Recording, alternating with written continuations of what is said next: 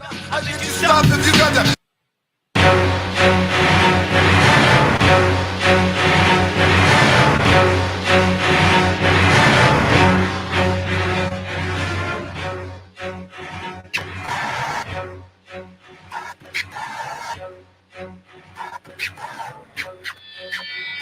Get on your feet. Now time is over with the quickness. Can I get a witness like Jehovah? Amen. Keep it up till I say when. Now I'm busting out the playpen. It's the era of Jake Rivera. Sparking revolutions like in Guantanamo. Like Pharaoh getting plagued from the hands of the creator. Locust devouring all the hocus pocus. Focus on the balls that the curious unload. Content under pressure. About to explode like the Flamingo. Mean and green, so check my signal. It's the skinny individual who did you well. I kid you not. I think you stop if you got that scheme. Cause my team bring the steam like I wonder from my oasis. And the race is right. Now it's time to take my place in the sun. You can't deny the force. You can't deny the force. You can't deny the force. You can't deny the force. You can't deny the force. You can't deny the force. You can't deny the force. You can't deny the force.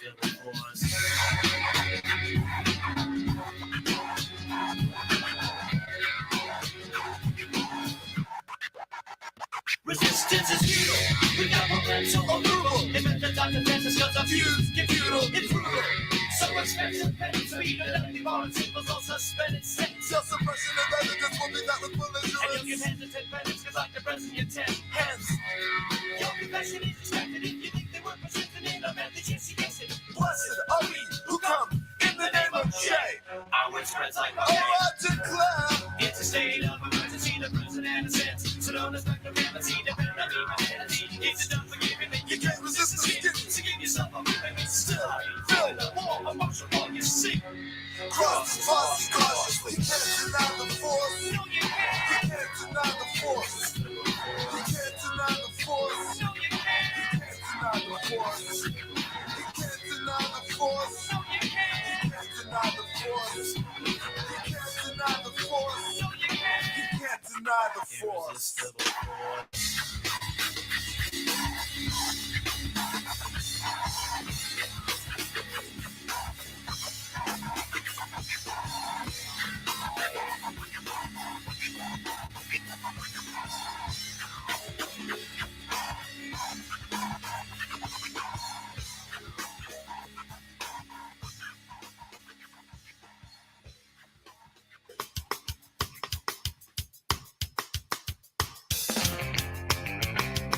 It's like we're back in the studio. Los Angeles, 1997. That's a good analogy. Brett Gurewitz behind the controls. This is Brett.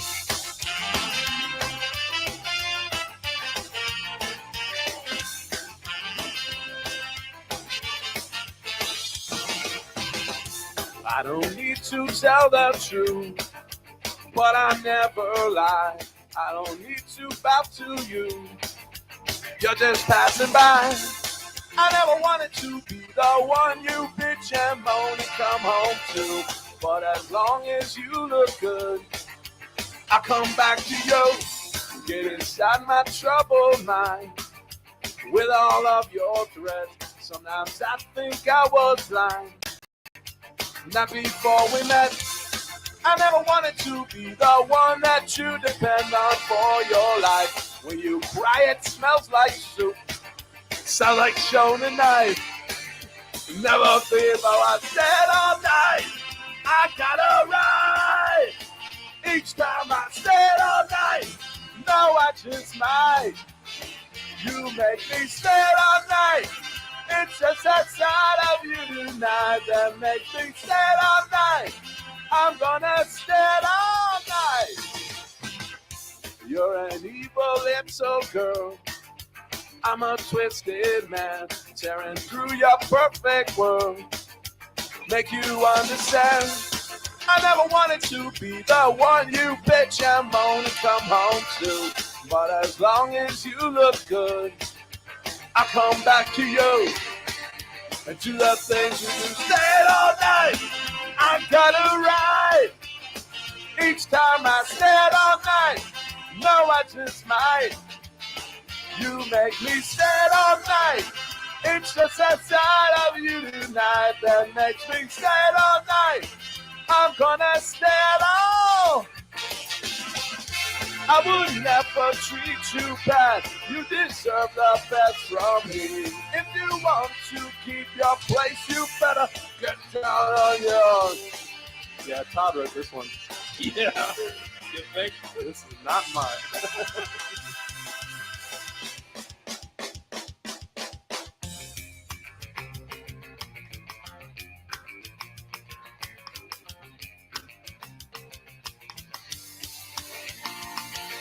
Stand all night, I got a right.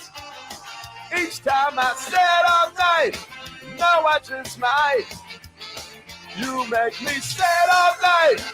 It's just that side of you tonight that makes me stand all night.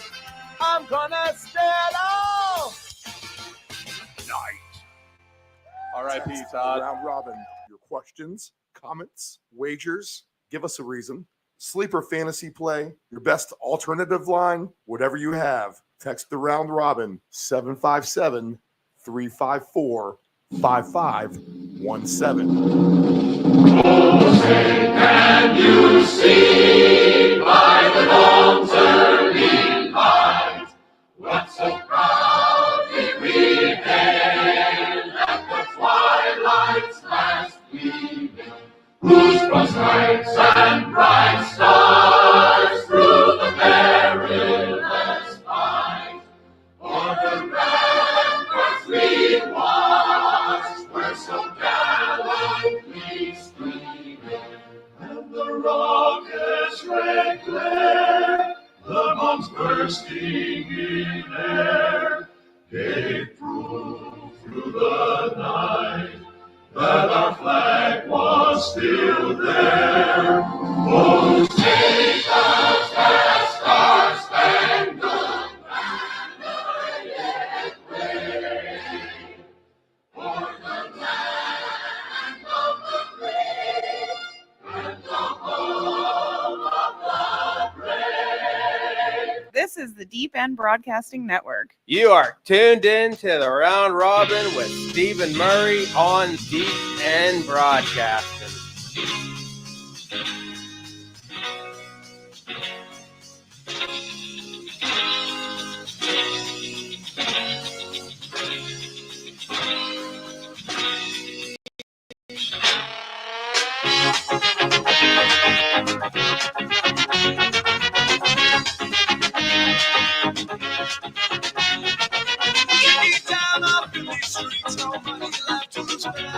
Still singing Bible night before my praises on the bed.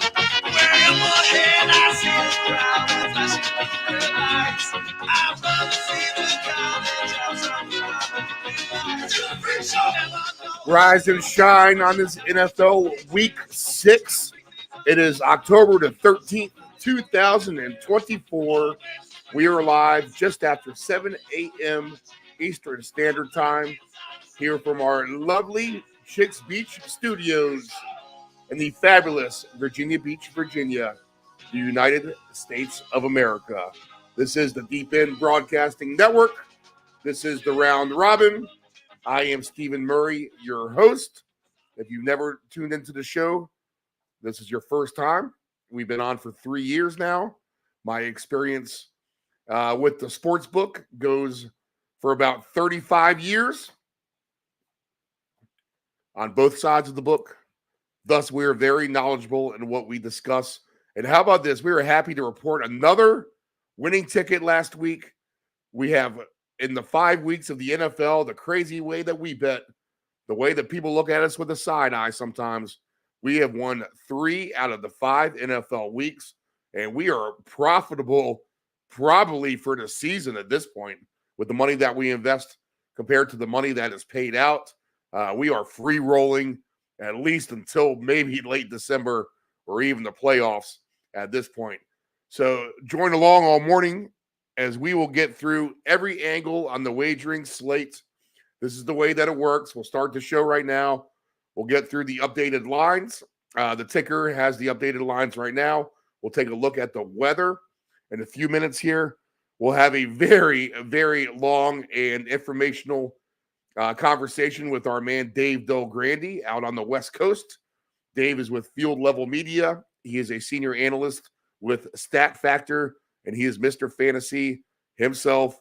But we have a 2-hour and 38-minute conversation about NFL Week 6 and a few other hot topics, recapping what's happened so far here in the NFL. After that, we'll hit the Survivor Pool. We'll get Nephew Dave in here. We'll get the Ant-Man also to chime in, and we'll take a look at all the games one by one.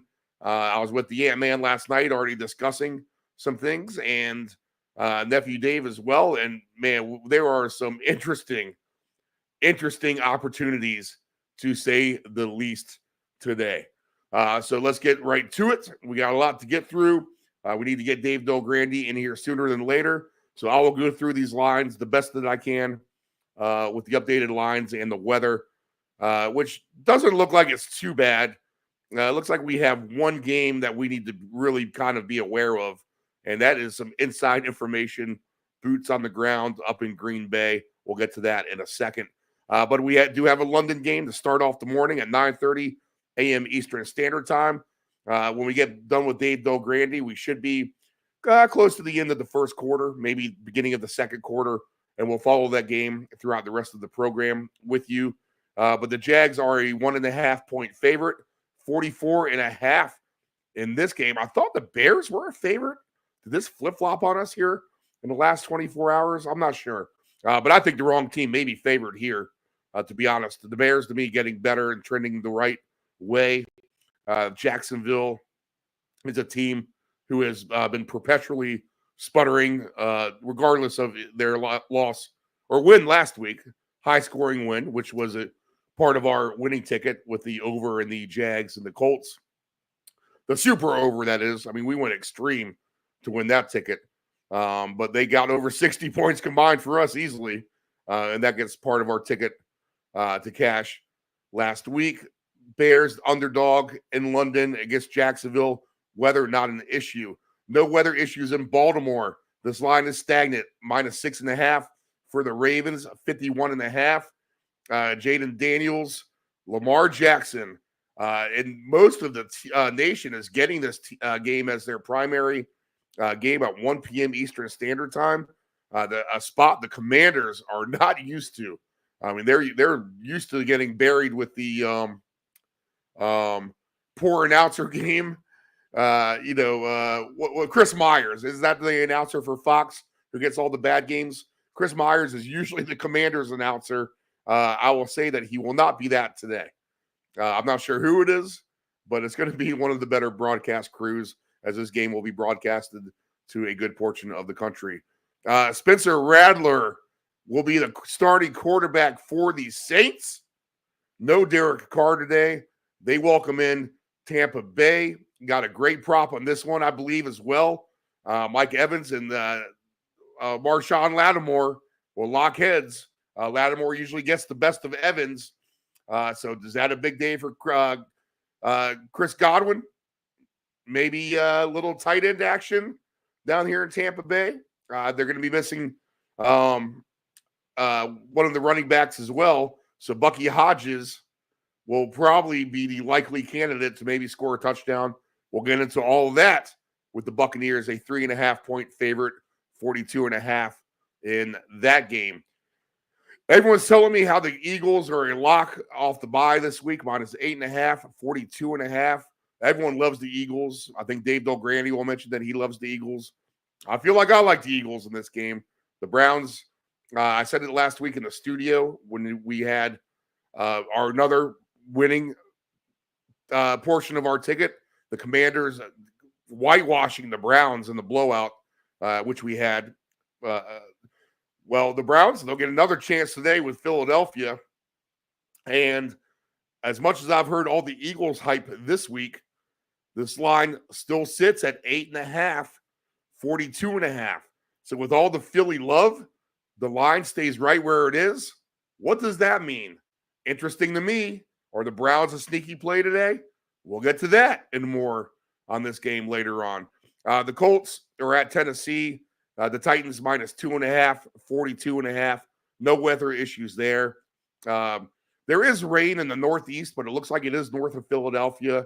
So I don't think we need to worry about rain in Philly today. Rain looks like it will set in to Foxborough later in the afternoon. The Patriots a 6.5-point underdog to Houston, over under 37.5. In that game, Drake May will get the start at quarterback for New England, and his rushing props are available all the way up to 100 yards. Interesting, huh? Interesting. Drake May rushing props.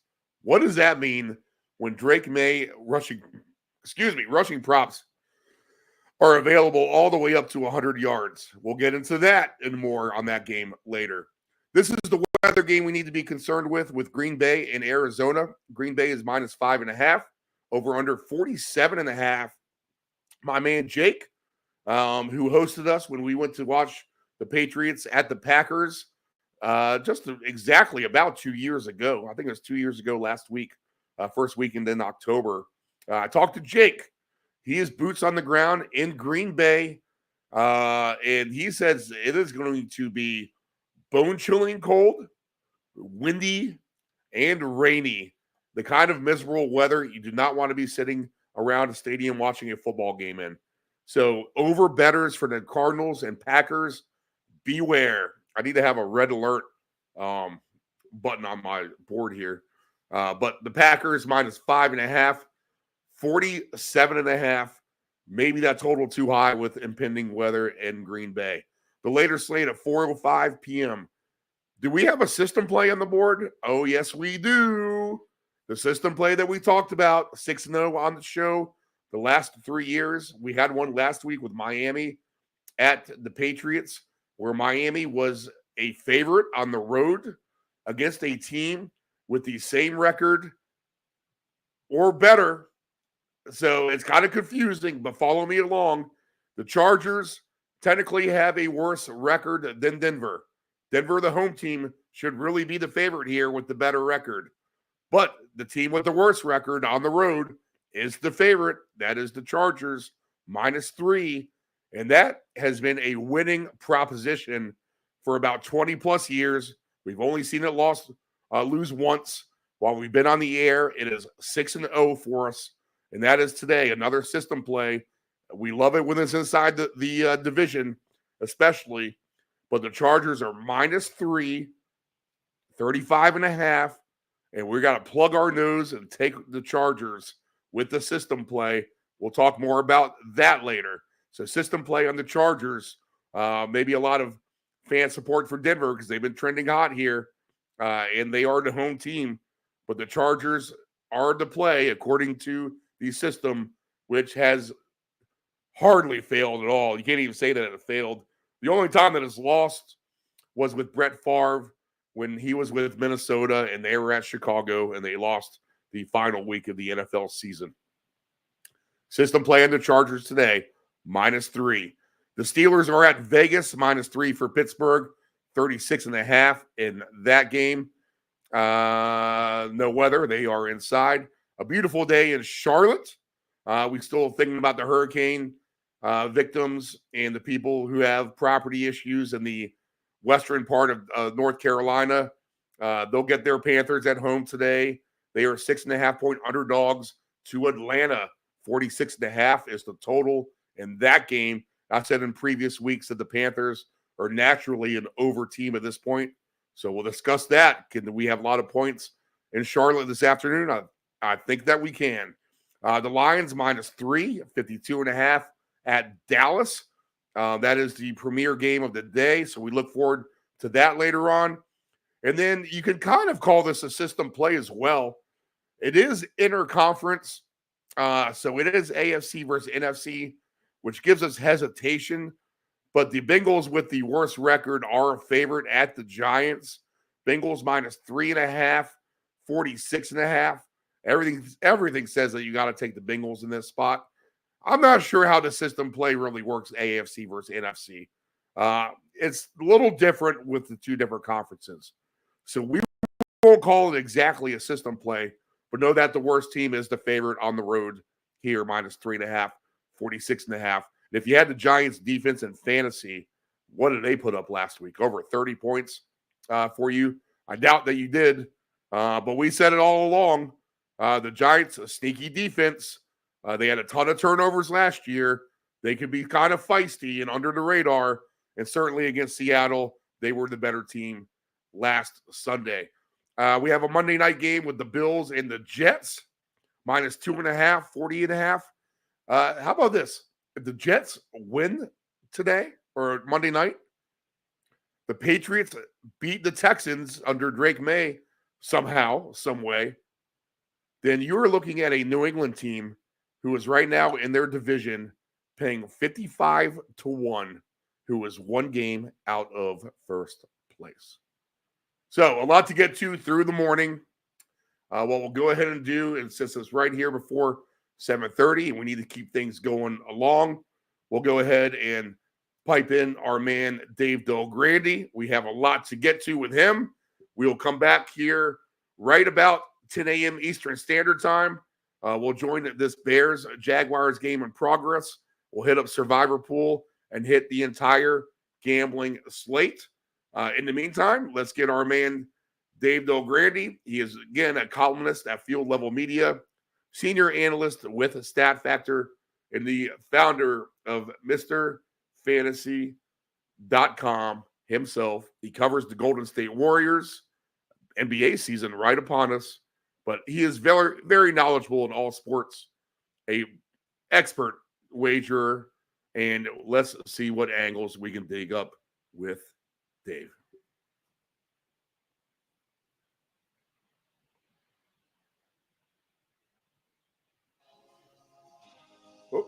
Let's play Mr. Conspiracy, Mr. Negativity. I'll play this role. And then you can tell me how far off I am or maybe how close I am. And then these topics of subject, what we'll do is we'll kind of parlay this into a little bit of fantasy stuff. And then we'll do a little bit more on some other football stuff. We'll go through our games and we'll get back to fantasy. Let's see if we can do all that. All right, so thought number one, and we'll go with the Jets head coach, Robert Saleh. I think there's a little bit more to the story. Obviously, people are trying to make light of the phone call with the owner, Thompson, and Aaron Rodgers. And did Aaron Rodgers have anything to do about this or not? I'm going to take a look at it from a completely different angle in the sense that I don't think this was going to get prettier for Saleh no matter what. I think it only gets uglier for him. I think I said it last week. I wouldn't be surprised within 3 weeks if he were to be fired. And lo and behold, this happens after their loss last week to Minnesota. I think he knew this was inevitable, and perhaps he takes the easy way out in a sense that, and I'm not going to try to make this show political, but he did wear the Lebanese flag in his press conference before the game. I think that's going to rub some people the wrong way. It's going to definitely rub that community up there that way in the Northeast the wrong way as well. The fact that he did that, I think, was probably icing on the cake for the owner to make that call overall. So in a way, I think Saleh fell on the sword knowing that sooner or later his job was doomed. Maybe let me just go ahead and get out of this thing now. What do you think? Wow. I find that hard to believe. I don't think, first off, I don't think based on its merit that this was justified. I think the Jets are still potentially a very good team. You would say, well, then this is justified because this might help them move in a better direction. But when, you know me, I don't like defensive-minded coaches. Right. Yep. I think it's very hard for them to succeed. Now, some like Belichick, every Pittsburgh coach in recent history, they have found a way to make it succeed. And that's fine. And when you do, congratulations. The problem is, as Belichick saw, when things start going south, then people realize, man, this team is boring. And most defensive-minded, coaches coach boring teams because that's the way they think, you can win. And like I said, some are successful doing it. But when you don't win and you're boring, that's the worst combination in the world. Right. Yeah. And this is, this is where the Jets have been, obviously, over the years. And this is where they are this year. And so what do? They get rid of their boring coach and they bring in a defensive-minded coach. Right. But exactly what is this supposed to accomplish? I mean, your defense has played very well for the most part. And so your problem is not defense. Your problem is offense. You need to do something to get your offense moving in a better direction. And so change your offensive coordinator, which, they did. All right, that's a good idea. Why not just, bring in an offensive-minded head coach, keep your defensive system the way it is, and then you've got a better chance to succeed, in my mind. The reason I still think that they're going to be fine is it all revolves around Rodgers. I mean, we know this. He's 40 years old. He didn't play last year. He's still trying to figure out exactly, who these guys are, who he's playing with. For God knows what reason, they can't get Hall as involved as he was last year. I would have thought Hall would be a great tag team guy with Rodgers, the way Rodgers throws the ball to backs. That hasn't worked yet. That doesn't mean it won't work. And he's gotten Wilson going, which is good. He's got a tight end going, which is good. Their receivers are getting healthier. All they basically needed was to get Hall going, and I think their offense will be good enough to win that division. So I just don't get it. When teams get rid of their coach and they don't have an answer.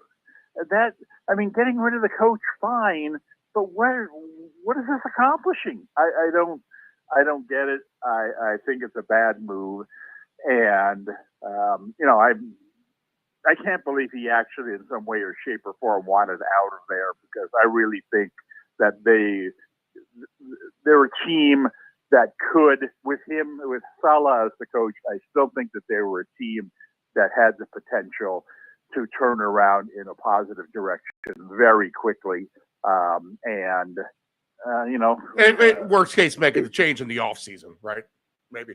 Well, and sometimes you have to make the change in season. I mean, if there's problems between the coach and the players, you can tell when the wheels have fallen off. Right. And there's bickering, and the guys they want out, and they're talking the back. The usual stuff, the usual turmoil. When that happens during the regular season, then you have no choice. And it's one of those things where, we don't think it's the coach's fault, but you can't change the players. So the only thing you can do is change the coach. I mean, when those things happen, fine, get rid of your coach. But these people, these decision makers in pro sports, they have to be prepared. I mean, they have to, be thinking to themselves, okay, if this ever happened to us, what would we do? What would be the first thing I would do is if the owner called me on Monday morning and said, you got to fire a coach, you got 24 hours. Okay, all right, I have a plan. I know what I would do.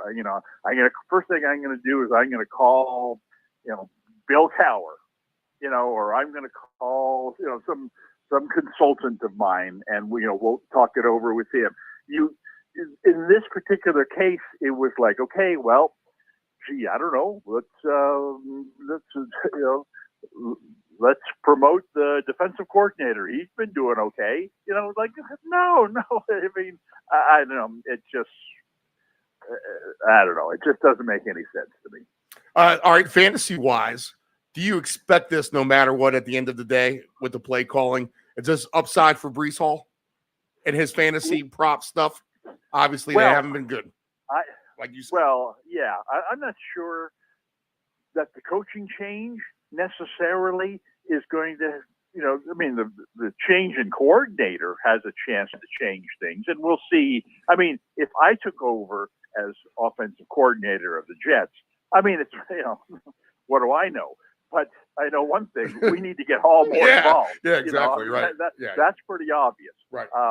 And even if the old coordinator were still there, he has to realize that something's wrong here with our offense. And I mean, you might look at it and say, well, it's Rodgers. He's not playing up to his old standards. I don't think that's the case. I mean, he's not as, clearly nobody is as good at 40 as they were at 30.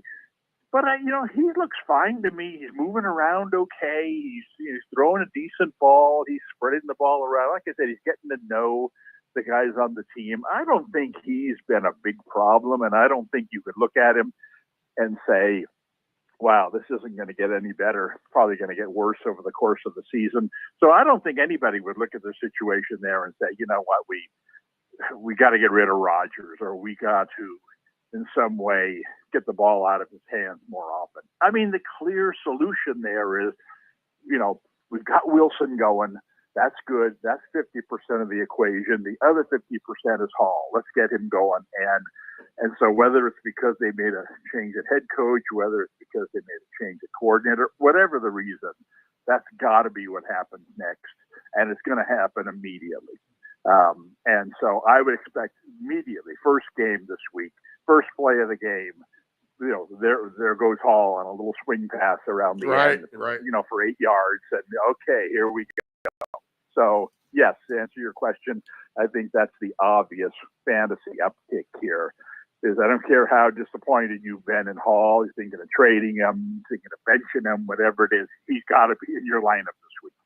Okay, all right. So actually, what we'll do, I feel like this is an impossible game to handicap, just because of the Josh Allen status, and that's going to be my next point of controversy here in a second. But all that aside, do we put Breece Hall to the side for now for a ticket later? Oh, absolutely. Okay. I mean, I've identified 3 guys this week who absolutely, positively have to be on any kind of ticket, and he's one of them. Okay, all right. So star by Breece Hall, that answers that. Okay, next topic. Same game though, and it is Josh Allen. And I want to use words. I'm trying to think of a good phrase that sums up the protocols of dissecting the concussion. How good or bad is your concussion? The whole process is behind it. How NFL teams handle it integrity-wise, et cetera, et cetera. I'm trying to think of a good catchphrase. Concussional murder comes to mind. Concussion integrity, something like that. I'll think of a better term. Obviously, concussional murder is a little bit over the top. But they've used sudden death overtime in the past. Obviously, you don't hear that word anymore. That's a whole nother discussion in itself. But when I see Josh Allen hitting the ground where it looks like he's obviously knocked out cold, he has that little wrist bend thing kind of going on too. Goes on the sidelines, gets a little smelling salts, gets kind of pushed back out there. We've seen it before where we've questioned him playing with concussion. Are the Bills, in a sense, if he gets back out there on this field this week, are they committing such a crime as something we could call concussional murder or bad integrity, whatever we want to discuss that process, give it a good term at the end of the day. And if he takes another hit, I can't imagine that being good PR at all either, considering all the Tua stuff, and we'll get hit to him in a minute as well. Josh Allen, did he get back onto the field a little too fast last week? Well, to me, this is an NFL problem more than it is, a media issue, people like us talking back and forth. I mean, you got to know that this is topic number one in the NFL these days. And what are we going to do about that? Because you're right. This is a potential public relations nightmare. And how long before somebody actually dies on the field? I mean, I'm sorry to have to go to that extreme. I've seen a rugby teammate die in front of me on the field. To be honest, and that's kind of you hear about it every summer or early fall in high school football or junior college football that a guy has died in the heat at practice or whatever, and then they take big steps. Well, you know what? You're no longer going to be able to practice between 1 and 3 p.m. and only 3 days a week and no hitting. I mean, that's kind of what it takes in these big money leagues in order to make change. But that said, I still got to believe that NFL headquarters, this is a major issue. And call me naive, but I got to believe that they've taken steps to do what they can to make sure that the decision on whether a guy plays or not is not made by the player, is not made by the coach, is not even made by their own team doctor, but rather it's almost like the NFL has their own medical staff that says, no, you know what, we're going to come into town, we're going to take a look at your guy, and we're going to make sure that he's okay. Or at least at the very least, they're going to look at your team doctor and his history and say, you know what, this guy's trustworthy, he's made the calls before, we can trust him when he says that Allen or Tua are ready to come back. Because that's the level at which decisions like this need to be made. So I believe that when a player is put back on the field, whether it's 2 plays later or whether it's 4 weeks later, I believe that it's actually being made by a real unbiased professional. Like I said, I don't think that was the case necessarily 5 years ago, but I do think it's the case today.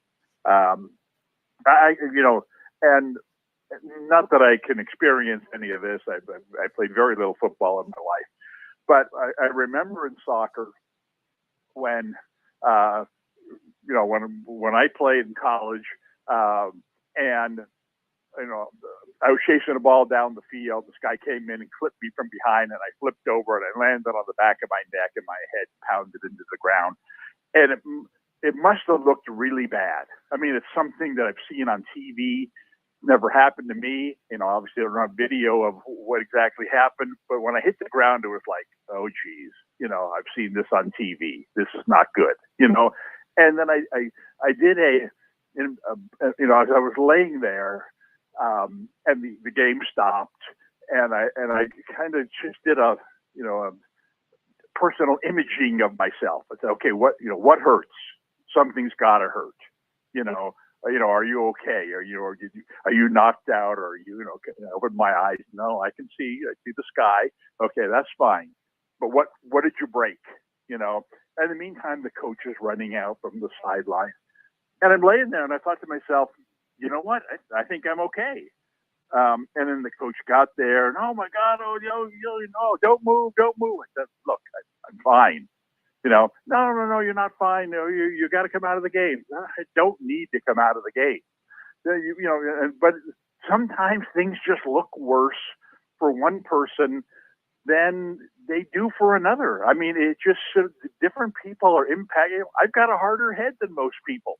Maybe. Right. You just don't know. And I get back to the hit on Tua.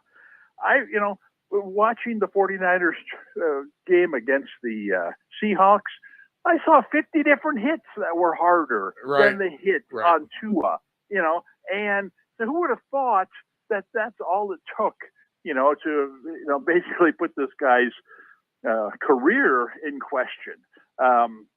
When this happens all the time in the NFL, and these guys bounce right back up, and it's very.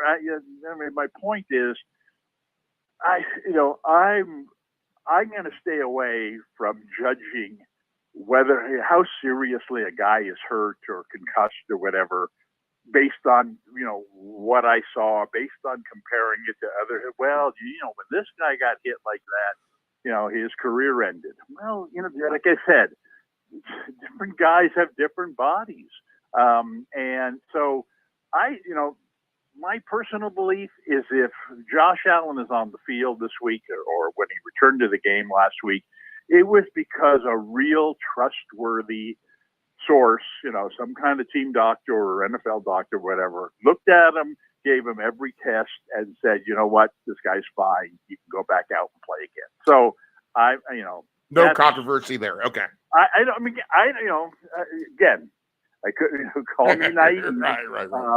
But it's just a lot of times in sports, one bad incident outweighs the 100 other similar situations where there was no issue. I mean, how many guys in your average NFL game go into under the hood or whatever you want to call it and get checked out for a possible concussion? It has to be 3 or 4 per game minimum. I mean, maybe closer to 10. That we just don't see it all the time. And then these guys, for the most part, all get cleared, they come back and they play in the game, but we never really hear about it again. Or they're held out the rest of the game. And then, how many guys this week, are coming back from concussion that they didn't play last week? Some key players. Some of them aren't even cleared yet.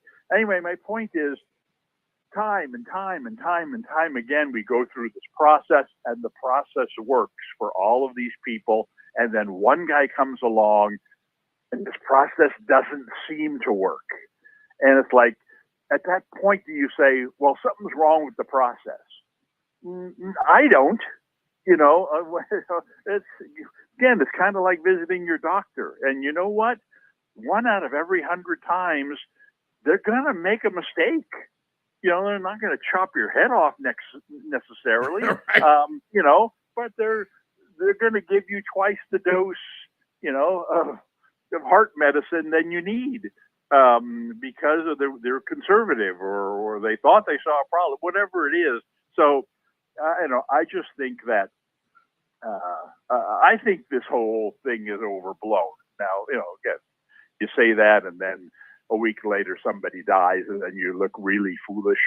But I just, like I said, I just see this happening so many times in every single game that's played where they made the right decision to let him keep playing, or they made a good decision to not allow him to keep playing. And it just, you never hear about these decisions. It's only the one where, oh my God, the whole world could see that he shouldn't have been able to come back in the game, and they let him back in the game and he got hurt again. All right, you know what? They screwed that one up. What about the 99 they got right?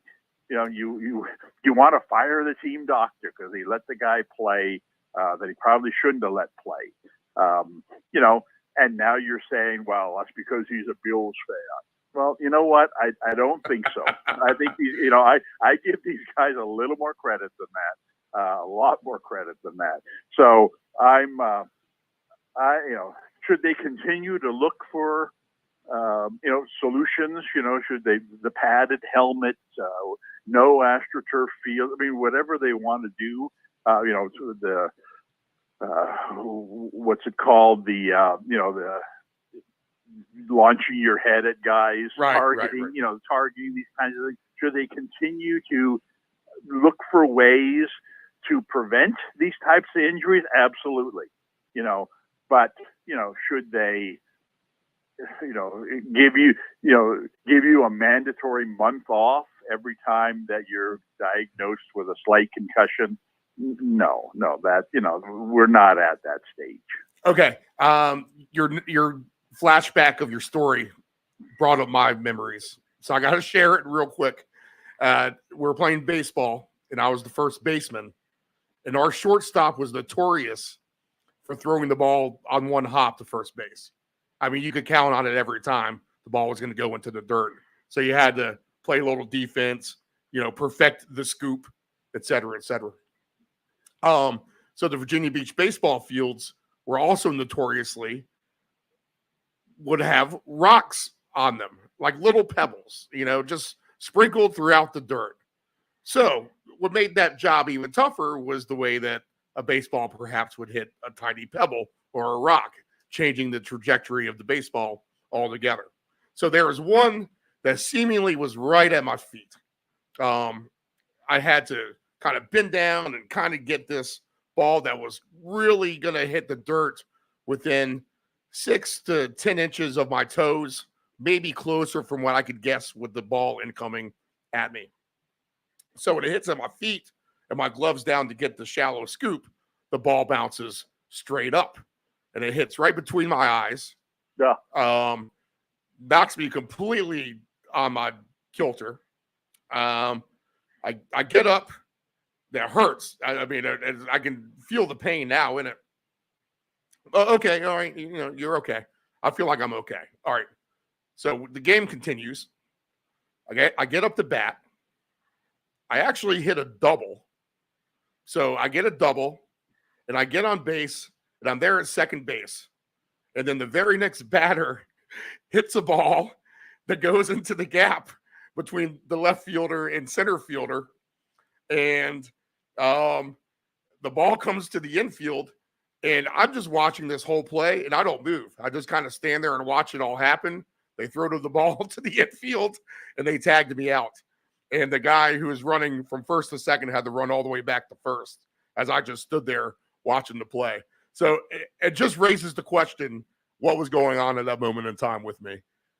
Looking back at it now, that would have been over 30 years ago at this point. So the concussion process was not anything on the radar at that point. I figured I had to share that story. Well, my story was from 50 years ago. I mean, exactly 50 years ago. I was a high school senior, 1975. So, yeah. But, I'm pretty sure concussions then and concussions today are pretty similar.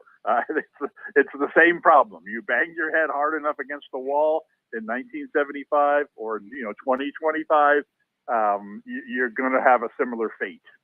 Okay, so let's talk about Tua just one more time. In this instance, he gets cleared by the neutral doctors. He's good to go. He's been seen a million times. Okay, he can get back out there for week 8.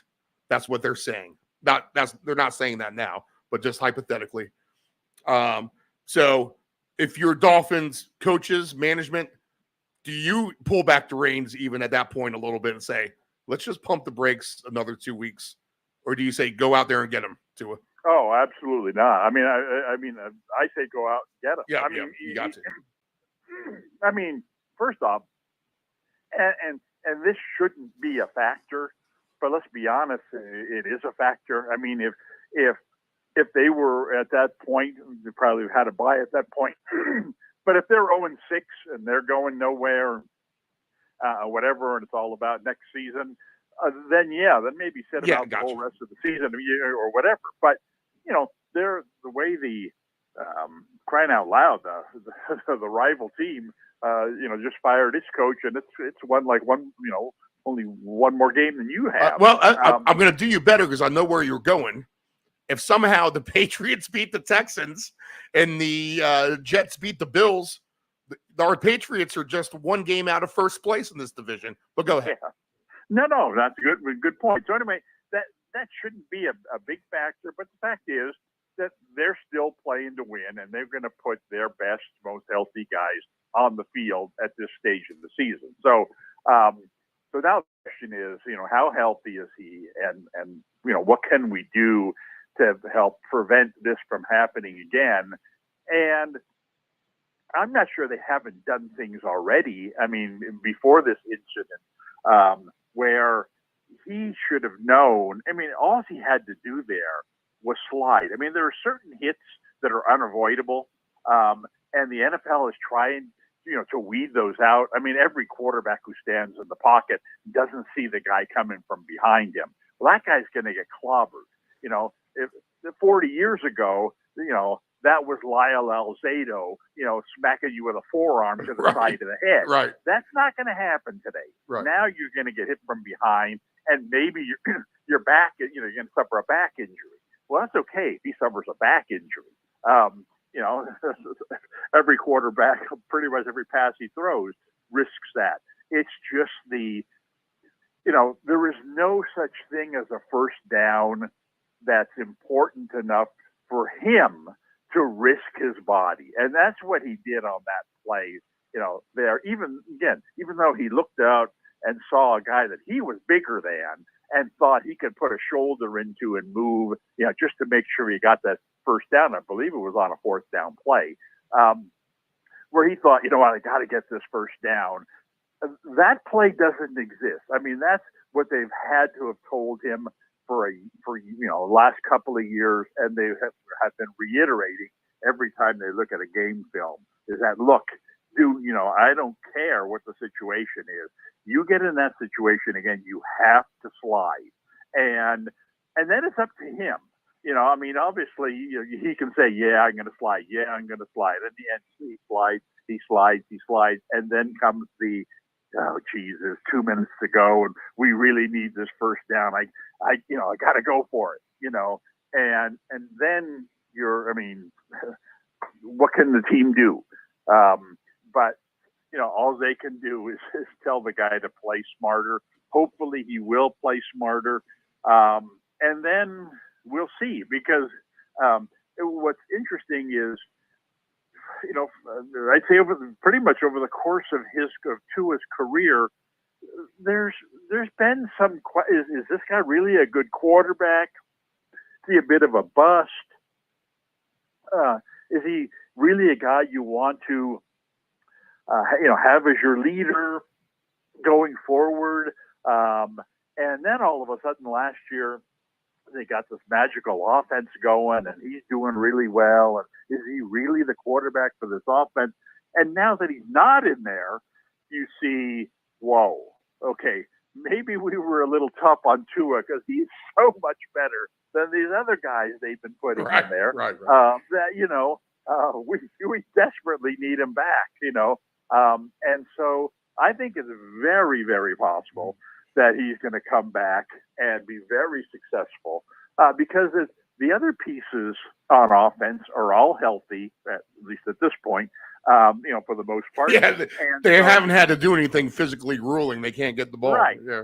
And so it's not like, there are certain situations where, like the Rams, for example. If he were returning to the Rams team right now and saying, well, when Tua comes back, we're going to turn things around. Well, then you look and you say, well, we ain't turning things around until we get Kupp and Nakua back in the lineup. Right. And yeah, it'll be nice to get Tua back in there. We got other problems. Miami's not like that. I mean, Miami has some defensive issues. They always have defensive issues. But they've got Hill, they've got Waddle, they got HM, they got Mostert back. They're ready to explode offensively, if and when Tua comes back and gets into form.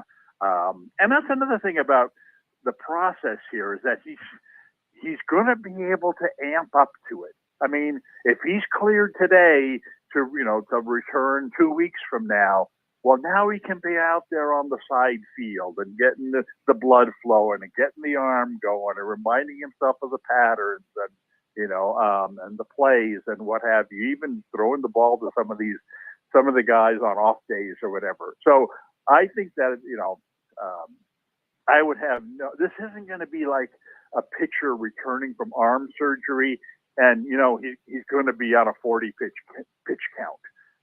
No, he ain't going to be on a pitch count that first game. I mean, yeah, maybe they'll try to run the ball more often. And heck, that may be a strategy in all games moving forward. But, when push comes to shove in that first game, and the other team stopping the Miami running game, I don't think there's going to be any hesitation to have him start winging it. And then, we'll see what happens. Okay. Conspiracy number 3. Oh, let's see if we can get you to bite on this one. All right. And talking about the wheels falling off, like you just said a few minutes ago, I think this fits perfectly into that category. And we're going to go to the Cleveland Browns. And Obviously, a lot was made about Deshaun Watson walking off the field, perhaps when Cleveland could have gone for it on the fourth down when they're getting blown out at Washington. And we'll talk more Washington stuff later, but man, my fantasy team is very happy at the moment with that quarterback. So Deshaun Watson, and I turned to the guys in the sports lounge last week, and Deshaun Watson is completely giving me the vibes of an Albert Hainsworth type of player. Someone who seemingly is just quitting on their team, got the big money, just doesn't care at this point. Obviously, he's facing more legal issues off the field. Some people will even argue at this point that he probably shouldn't even be playing. That's a whole nother topic in itself for sure. But Deshaun Watson overall, just what the heck has happened to him? And do you get the feeling that he's just kind of checked out overall maybe at this point? It just seems that way. Well, yes, it does seem that way, and I don't know enough about the situation to definitively say one way or the other. But I will say this, and that is that they're a bad offensive team, and they've got one good receiver. They have a real good running back who obviously got hurt about a year ago. And hasn't played since. So they've got no running game. And they've got one receiver. And he's not the most level-headed guy in the world either. And I just think this whole situation is weighing on a lot of people and not just the quarterback. Now, is the quarterback a part of this problem? I think he is. I mean, ever since he came back from a suspension, I expected him to be better. He doesn't, for whatever reason, you're right. He doesn't seem to be the same quarterback that he was 4 or 5 years ago. And it's head scratching. It's like, yeah, of course he's not the same. He had a major knee surgery or he had back. No, he had nothing. He just, was resting. And he should be physically as good as he was before, but he's not running the ball like he used to run the ball. It looks like he's protecting himself in some way. But again, like I said, a part of that is I just think there's too much of a burden placed on him that, all right, we gave you all this money. Now go out there with one wide receiver. Even the star tight end has been hurt. And on top of everything else, Cleveland last year, and even the year before, was trending upward because of their defense. They were going to be this team that played really well defensively, take the pressure off the quarterback. Let's run the ball, punt the ball, let our defense win or lose some games. But their defense quietly has gone in the tank, and there's no. I don't know what there's no explanation for that. I mean, it just speaks to an entire situation where I'm not sure anybody's trying on that team anymore. Right. And that's what we talked about before. That's where you've got to look at. All right, this is embarrassing. We got a lot better personnel than this. Sorry that we have to scapegoat somebody. Well, we got to change coaches. We got to bring somebody in here to provide us a spark. And midway through the season, who are we going to get? And I mean, if it were me, I would go out there and I would hire, the Cliff Kingsbury type of guy from somewhere, somehow, and just bring him in. Say, hey, look, no guarantees past this season. We're going to give you a shot to be our head coach. We need to turn things around offensively. We need to get Deshaun going, or we're going to have to make major changes. I mean, just roll the dice on some offensive guru, the Mouse Davis of today's era, and just say, all right, look, let's wake up our offense, prove that these guys are really capable next season. turning things around. And then, heck, maybe we'll give you, keep you here next year, or, whatever. Anyway, just try to do something for the rest of this season that indicates that Deshaun Watson really does, have life still in him, that, Amari Cooper does still want to be here, that, Nick Chubb, can return from his knee injury, and even in a lost season, they need to demonstrate, they need to play better offensively, because if they do play better offensively, then that'll give the defense more energy, and I think the defense can get better. So even if they finish this season 4-13, well, if they've become a top 5 or top 10 offensive team by the end of the season, where now you look at it and you say, well, we can win with Deshaun Watson. He's rejuvenated. We can win with Amari Cooper. Let's go out. Let's draft one of these young wide receivers and give us a real passing threat. We got Nick Chubb back and he's healthy now. Now all of a sudden, we've got our offensive pieces and we've got some offensive momentum, and we know we've got good defensive personnel. So this is where you've got to make a coaching change. I mean, you can't have these questions in week 17. It's okay to have them in week 6, because we can do something over the course of the next 11 weeks to answer some of these questions, and now's the time. All right.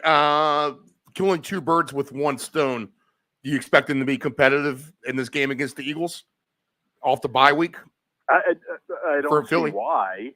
I mean, yeah. I don't, Amari Cooper's on my bench fantasy. I have plenty of good options, but I benched him last week, and that was the right call. Well, I think Amari Cooper and Devontae Adams are, very, very similar situations. I think they're guys who, right now. Can he get traded for too? Go ahead. I add all that in what you're going to say. I know they're playing for a trade. Right. And I think they would be an excellent guys to pick up for another team, because there's nothing wrong with them physically. And in fact, I've said this a lot about Devontae Adams ever since he got to the Raiders. In a terrible situation offensively. They are worse now than it's been in the last 2 years. But he's had a good attitude for the most part. He isn't a guy who's not, holding out from camp, not hustling, not doing his thing. And he's healthy.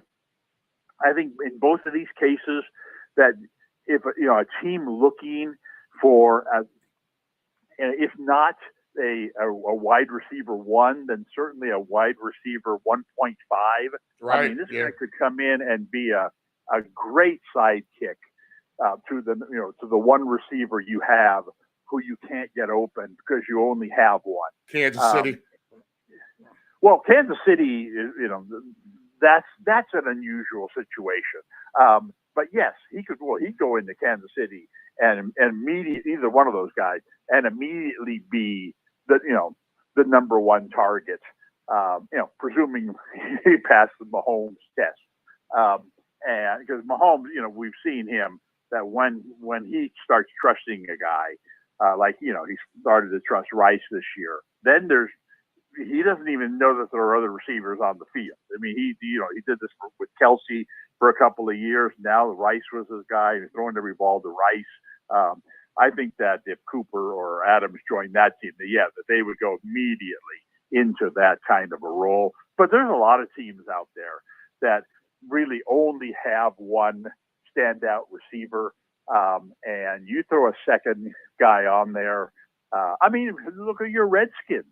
If Redskins, the Commanders, if you throw either one of these guys onto that team, and all of a sudden now McLaurin becomes a number 2 guy, it opens up a whole new world in your passing game. And there's like I said, there are a lot of teams. Heck, there are some teams out there that don't have any top, number one receivers. But the ones that just have the one guy who you feel sorry for the guy because you kind of look at the Falcons that they've got Drake London, who's a really good receiver, but he's only going to be as good as his sidekick is. Now, fortunately for them, Mooney seems to be progressing into a decent number two receiver, but you put Devontae Adams onto that team, and now you're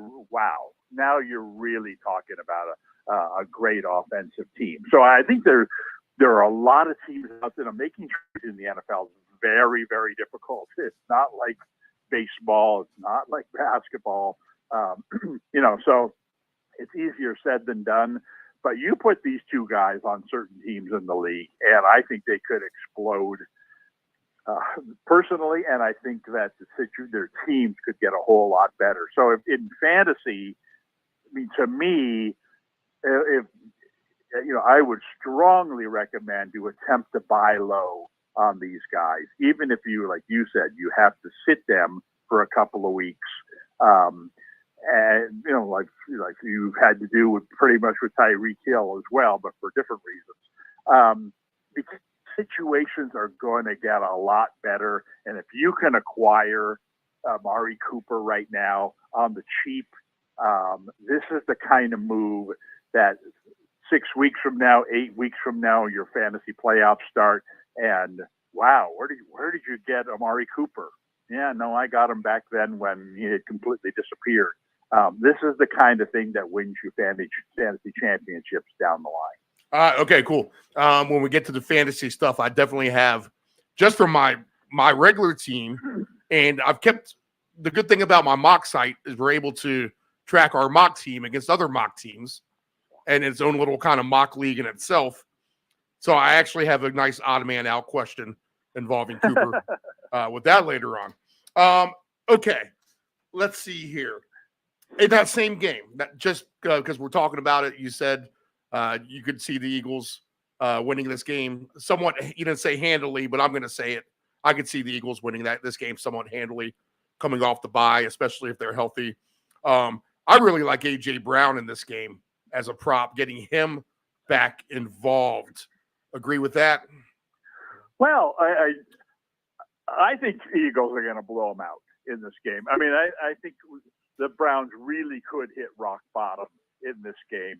And next week by this time, we're going to be talking about, we talked about them possibly getting rid of their coach or whatever. Right. He's going to be gone. Their quarterback. Right. Well, it just happened. Right. I think this could be a real one-sided game. And if that's the case, then it's got to be Barkley who you look at, because there's really, you've got these two receivers, and both Smith and Brown are expected back this week. You've got these two guys both coming off of injuries. There's really no reason to get them overly involved in a game that you have in hand by halftime. I can see Barkley getting, carry after carry after carry against a demoralized defense and really having a monster game here. That would be my biggest concern about the receivers in this game, is that why are we throwing the ball? Look at the team on the other side of the field. They're completely defeated. Their offense is terrible. Their defense isn't even showing up anymore. Let's just run it up the middle time and time again and run out the clock and win 31-3 and move on. So that's my concern about either of their receivers in this game. Is Barkley one of your star players with Breece Hall? He wasn't, actually. Okay. I still respect the Cleveland defense enough that he's not. That just tells you how much I think about my top three guys for this week. Okay. He's definitely, he would definitely be on a top 6 list, but just not one of my top 3. Okay, 10-4. All right, we'll get to our slate of games after this. In terms of Dave Del Grande, expectations of your own, or maybe not expectations, because there is a lot of unknown. We talked about that with a lot of these teams in September. It's kind of the wait and see approach. But on things you thought that could happen team-wise, teams that could excel, teams that could be bad. In your mind, who's your A-plus team for doing really well? Someone who you're like, oh man, I wasn't thinking this team would be this good. And who's the team on the opposite of the flip side of that, expecting to be a lot better, and you're like, wow, this is terrible so far? Who are those two teams? Well, I think there are more on the doing terrible side, obviously, than Miami's on their list, right? Yeah, right. I mean, the Rams, but again, a lot of these are caused by injuries that you hope, aren't a problem anymore 2-4 weeks from now, because with the parity in the league, all of a sudden you start looking at, well, we used to say, yeah, you get to 11 wins, you're going to get in the playoffs. Now it's more like 10. Now it's more, you get to 9 wins and win a tiebreaker for the last spot. In some of these divisions, even the NFC West, where there are no teams over 500 at this point, right? And so to me, you obviously Washington is a team that's is as good a story as any in terms of really putting themselves back on the map. But a team that I think, hold on, I think that a team that people thought would be on the rise. It didn't start out this way, but I think is making progress week by week. Chicago. They're in a tough division. Is Chicago? Yeah. I mean, they're really, they've quietly, they're playing very good defense, which nobody talks about. But at the same time, they've got their weapons healthy. The quarterback is progressing week by week. They're starting to run the ball better. They've, like I said, they've got these 3 wideouts that we all saw at the beginning of the year. Could they all coexist? They got a tight end who wants the ball too. They got a back who can catch the ball. I mean, how is this going to work? And it looks to me like it's working very well these last couple of weeks.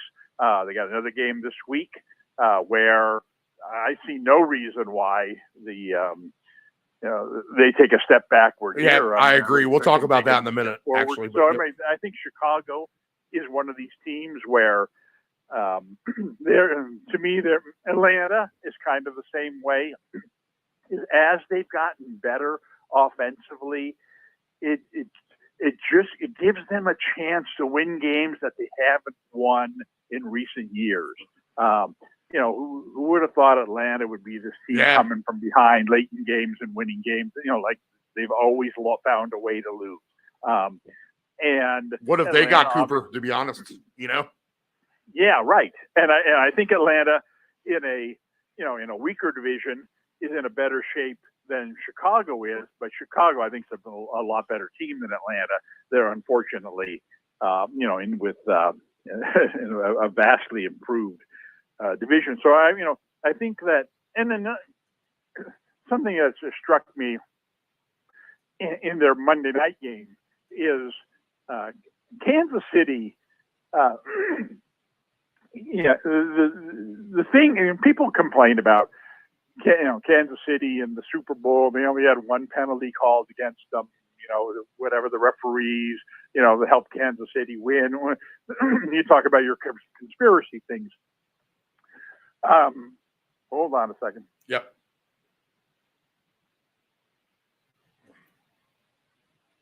Sorry about that. I got a frog in my throat this morning. No, you're good. Let me know if you need a break, and I can call you. The Kansas City, the game that they just played against the Saints, they must have had 20 penalties. I mean, every single time they did something right, they get a holding. They get it's remarkable that they are, I don't mean this literally, but they're the biggest cheaters in the world. They get a penalty on every play. Yeah. And yet they're able to they're so good, they're able to overcome it. Well, come playoff time, They don't call that many penalties. Heck, you get to the Super Bowl, they don't call any penalties. No wonder they win all the time. It's because they, this way that they play, and they're holding all the time, and whatever it is. I mean, it was remarkable that the game against the Saints, how many penalties they have, how many times they, first and 18 now, and 2 plays later, they get a first down. But I just think that they to me look like, well, how are you going to stop this team? How are you going to beat this team that can't even beat themselves in the regular season with all these penalties? And now when you take these penalties away in the off season, who's going to possibly beat them? So they're another team that, everybody knows Kansas City's a good team, but I really think they're better than the second best team, far more than I would have thought at this point. Okay. Going the other direction very quickly, you mentioned, I think Houston has been a big disappointment. We talked about Cleveland already, and obviously Miami, these teams not nearly being as good as they have been. I didn't expect Philadelphia to be very good this year, and I don't think they are very good this year, but they're still teetering on, are they any good? Are they not any good? Baltimore is another team that it's early in the season. These games really don't matter that much. They're going to make the playoffs. They're going to have one of the better records. But it just seems that what's happened to their defense? And they're just not as good defensively as, I think they've been in the past. And which means, come playoff time, I don't see how, this team playing this kind of defense is going to be successful against some of the top teams in the AFC. And so to me, they've been disappointing. Cincinnati is a team that obviously hasn't done well, but I don't think we've heard the last of them. I think that they're a team, and Miami could become this team. I think Cincinnati has found themselves, and is trending in the right direction. I think we'll especially with Cleveland not having fallen out of the picture. I think Pittsburgh is a mirage. One of these weeks they'll play somebody decent. That's certainly not happening this week again. They did play Dallas, another team that's, is Dallas any good or not any good? And then they finally, they found a way to lose that game. So I all that said, I think that this is why, with a lot of these teams where you would have thought going in, these are, you can write these teams into the bracket right now. These teams are going to make the playoffs. Even San Francisco, you kind of put in that, in that mode. I mean, I think they're fine, but they're 3-3. There's hope for teams to be able to turn it around, who have not started well. The Cincinnati, Miami, the Rams, these kinds of teams that still have a pulse. I think that the door is open for these teams to move up the ladder, because the top teams, so many of them have dropped back to the pack. So, and in the end, what's that going to mean? It's just going to mean more parity. There's going to be, going into the final 2 weeks of the season, there are going to be, 10 teams with 8 wins and 10 teams with 9 wins, and every one of them playing a must-win game, and the last 2 weeks of the season, just like the NFL wants. All right, let's see here. I think I know where you go with this real quick, and I know you hate divisional odds, but let me just throw all the last place teams out to you. The Bears are 16-1, Rams 13-1. These are to win the division, currently last place. Panthers 31-1, Giants 20-1, Raiders 50-1, Cleveland Browns 37-1, Tennessee Titans 14-1. You have a free play. Who's your team? The Bears? Well, I think their competition's the hardest of them all. I think the Bears are the best of those teams by far. I think to me, a team that I'm very curious to see moving forward is Tennessee, because the door is wide open in that division. Indy's is struggling. Houston is struggling.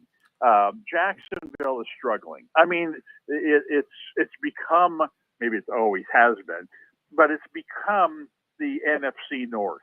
And that's a division, or even the NFC South, that's a division where 9-8 could very well win that division. Heck, 8-9 could win you a tiebreaker for the division title at the end. I think Tennessee can get there. I think that the quarterback, most people would say, has been a disappointment so far, but they're a team kind of like Chicago with a young quarterback that's trying to figure themselves out, and they need a better running game. They've had their best running game of the season against Miami, it was Miami, mind you, but that's trending in a good direction. They've got Hopkins back and healthy, which he wasn't at the beginning of the year. They're not even using Ridley hardly at all. But like I've mentioned before, to have two really good wideouts is really can get your offense rolling in a good direction. So I think they've got the firepower on the outside. They're below average in their running game, but capable at times there with a couple different guys, with Pollard and with Spears, and with a young quarterback who I think can progress, especially with the quality of his receivers and kind of a new scheme on offense. I think Tennessee can get to 8 wins, can get to 9 wins, and if so, of all the teams you mentioned there at those odds, that would be my team. Okay. All right. Good to know. Actually, so I did a blanket random ticket because it was so cheap on all the last place teams last year to win their division this year. And I think like the $12.50 ticket is paying out, and this is the one that pays out over $900,000. But at this point in the season, it's giving me a significant actual payout if I want to take the option. It's not much on paper, but it's like 7 or 8 times the money, which tells me I'm on the right track potentially anyway. So that's actually kind of interesting how some of these bad teams have done well so far. Okay, if I were to pick one of that group myself, Tennessee's definitely on that list. They probably would have to be it. But it's even crazy to say. Somehow if the Patriots are bad, but even at 55-1, somehow Drake May comes out and becomes some kind of unknown superstar. Again, they could be one game back at the end of the week, playing 55-1. All right, let's get to the fun games. What we'll do now is we'll go through our list. We'll look at the early slate. And actually, we'll go ahead and throw the Bears game in this too, because you mentioned that as well. I think the Bears can be we'll talk about that first. I think the Bears can be very successful, like you said. This could be a breakout game for Odunze. DJ Moore's been on fire. Fantastic call last week by you with DeAndre Swift. Who's your favorite Bear this week? Is it a green light for the whole team? The Jacksonville defense has given up 140 yards to 3 different receivers in recent weeks. So they are bad. And it looks like weather should be okay. Chicago able to put up a lot of points here? They should be. The problem with Chicago, from a fantasy perspective, is they just have too many weapons. It's hard to identify. Moore is their focus guy, and I think when push comes to shove, you would always expect him to have the best game. But they can be choosy with the way they attempt to attack you, because like you said, I mean, they've got a possession receiver who's really good. They've got a deep threat that's really good. They got a back now that's who is running the ball well. We know he catches the ball well. What I've mentioned this before, and it seems to be headed in a good direction, and it would be a direction that I would head in this week as well, is Williams. We've seen this trending in the NFL. These quarterbacks, even Brock Purdy, is running the ball way more than he's ever run the ball before. It's what quarterbacks are doing these days. Right. And some of them have never been runners before, but they're running effectively, and some have been runners before and maybe have, for whatever reason, been cautioned, be careful with your running. We don't want you getting hurt. You're the franchise, whatever. And I think that was probably the case with Williams to start his career, but now we're starting to see him the ball well. He had a nice running game last week. Their offense 2 weeks in a row has been very, very good. And you look at Jacksonville's numbers, and they don't allow a whole lot of rushing yards to quarterbacks. Well, they've played Flacco and Stroud the last 2 weeks. Of course, they haven't. Their numbers aren't high in terms of how much they've allowed to quarterbacks. Even still, Flacco averaged 8 yards a carry and Stroud averaged 6 yards a carry against them. I think Williams, like I said, he's whether it's the team or whether it's himself, has given himself more of a green light. I think the strongest play in this game is going to be Williams over his rushing total. 18.5 yards. So that's easy enough. That's one of my top 3 plays this week. Oh, okay. Not your top 3 players, but top 3 picks. Yes. Okay. Well, it's one in it's all in the same. One in the same. Okay. I just think that this team is really progressing offensively, and Jacksonville, they seem to be headed in a good direction offensively as well. I think this could be a very, very entertaining game. Right. In fact, how many weeks in a row have we looked at the morning schedule, the West Coast morning schedule, and said, oh, man, where's the entertaining game in there? Let's have a hard time picking it. We never agree on it. Right. This week, right. There's like 6 of them. I mean, the matchups are great this week, I think, for a lot of points to be scored. This one's as good as any. I think both these teams are really in a nice gear offensively. Lo and behold, I talked about last week, you're never really sure what the weather's going to be like in the games in England. Sure enough, it rained last week, but didn't really impact the game that much. So, be careful there. But,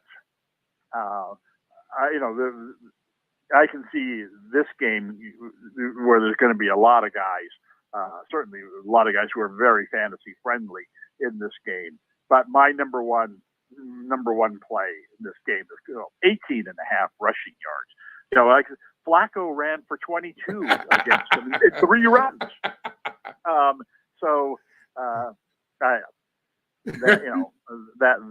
That one. Okay. Put a W by that one already. Oh, okay. And we do have a new category on the gambling menu. We can take team alternate total over or under points, actually. So you get 4-1 on either of these teams to score 30. That's interesting. Yeah. Yes. I think that, and it's hard to ever predict an NFL game. Very, very few where you would say, well, both teams are going to go over 30 in this game. But I do think both teams have that potential in this game. And you can split. Worst comes to worst as a win. You play them both, and one of them gets there at 4-1. Well, you've doubled your money. So, that's intriguing. This is a game that qualifies. All right, 44.5 is the baseline over under in that game. All right, so we'll throw Williams over 18.5 on a ticket. Let me do that now. And then Breece Hall. What do you want to do with him? Receiving? Well, that's the last game on the ticket. Okay. All right. Yeah. All right. So we'll get to that. Let's not get ahead of ourselves here. Caleb Williams rushing over 18.5. All right. The other fun game I'm going to look at on the early slate. Actually, I think I said it last week. I think there's potential for a lot of these. You touched on one already. I think the Colts and Titans can definitely be a higher scoring game. We do have weather in Green Bay, so I'll hold off on that. 47.5. They're actually expecting wind and rain for that game right now as we speak. So we'll see how that gets closer to kickoff. Maybe you like that anyway in that regard. I don't think I trust the Cardinals running around in the rain right now. But we'll get to that if you like. I'm going to say Tennessee and the Colts. The Colts have a terrible secondary. They do have Flacco. Like you said, the Tennessee quarterback has potential here to have a big game against this Colts secondary. So 42.5 is probably too low for me. And I think even at 51.5, I think we can see a lot of points in this Washington Baltimore game. I thought the Ravens were naturally an over team last week. That's one we disagreed on. They got over they got 78 points combined, actually. And then the Commanders have been a delight. I've had them every week since week 1. So they've done me well here. I could see an over game in both of those. Agree? Yeah, I think the biggest concern about the Indy game is Indy's injuries. You know, it is a big difference if Richardson plays or doesn't play. And last I saw, he's still questionable. You know, is Taylor playing? Last I saw, he's still questionable. Downs even got hurt last week, has a toe injury. You know, he's questionable. So and Pittman is definitely out. I mean, so it's possible that almost all their offensive weapons are going to be missing in this game. It's also possible that they're all going to be back except for Pittman. I mean, that is a big concern there because I really think Indy should be able to put up big numbers against Tennessee's defense. That said, I think Tennessee's offense, is running on, high gear. I mean, the game last week against Miami, they didn't even try throwing the ball because they didn't have to. I mean, they just thought, you know what, this Miami defense is so bad, we just keep running the ball against them, and they ran successfully. And maybe that's given the running game a little more confidence. They've got their receivers healthy. I think the quarterback is back and healthy again. I think Tennessee is going to put up big numbers in this game. The question is whether Indy can match that. It's interesting, actually, when I look at these alternate total overs, and the spread's just 2.5. So that tells you that's a close game on paper, spread-wise. But if you look at the alternate totals, and I'm going to use the number 31 instead of 30 for the 4-1 odds. But you get 4-1 on Tennessee to get to 31 points, and it's almost plus. So it's 6 plus 6, 30 for the Colts to get to 31 points. So that's a little bit more of a discrepancy at the end of the day, actually, than what a 2.5 point spread would suggest. That's a good point. But I also think that has to do with the uncertainty of who's in there at quarterback. I think if the Colts were healthy and they got their running game going, with Richardson and with Taylor, I think this would have the potential to be a lot higher scoring. Now, Flacco's been certainly a way better passer. Yeah, that's what I'm saying. Should Richardson even get back on the field? You don't have Pittman in there. You might not have Downs in there. And what I found interesting is I want to say this was the last 3 games they played, but Indy has allowed 363 yards to Williams, quarterback Williams, 312 to Fields, and 371 to Lawrence. And I don't hear any all-pro names on that list. And Lawrence had been struggling. 371.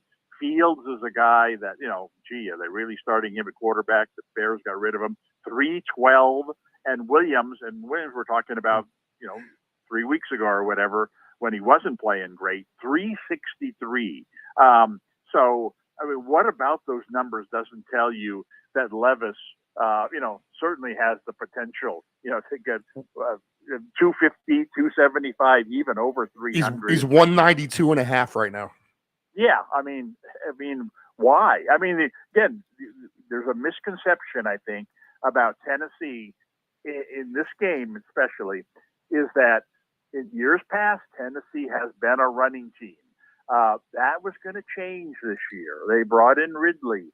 Levis, had coming off a nice finish to the season. They've got a new coordinator. They're going to be more of a passing team. And then, bang, you watched them last week. And I don't know what Levis's passing totals were last week. I don't even know if he got to 100.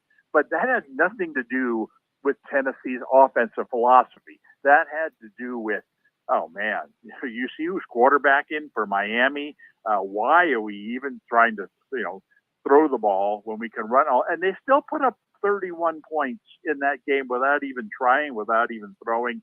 I just think that Indy is not that kind. They're not going to be able to run the ball, all day long against Indy in this game because Indy's been vulnerable to the pass. I think you're going to see a different type of attack in this game. I think Levis, that he's under 200, I think is a huge, huge mistake. All right, this Washington Ravens game. Let me ask you this, fantasy-wise, too. And I know you like to draft the quarterbacks late, but if you had to pick one quarterback and you had them all available, would that be Daniels right now? Wow. I mean, to answer your question, I would say no, just because we've seen this type of quarterback get injured a lot in the NFL. And, is he running too much? Is he big enough to play in this league? Can he sustain that one big hit that he's going to get? With someone like Hurts or someone like Jackson, who I think would probably be the other two guys on that list that you would consider as my quarterback. These guys have stood the test of time. These guys have run the ball. They've scored touchdowns, and they keep bouncing up and doing it again next week. I think that if I'm going to take a quarterback early, which you know me, I don't, I want someone who's been there, done that in terms of, you're not going to knock Hurts out of this game by hitting him hard.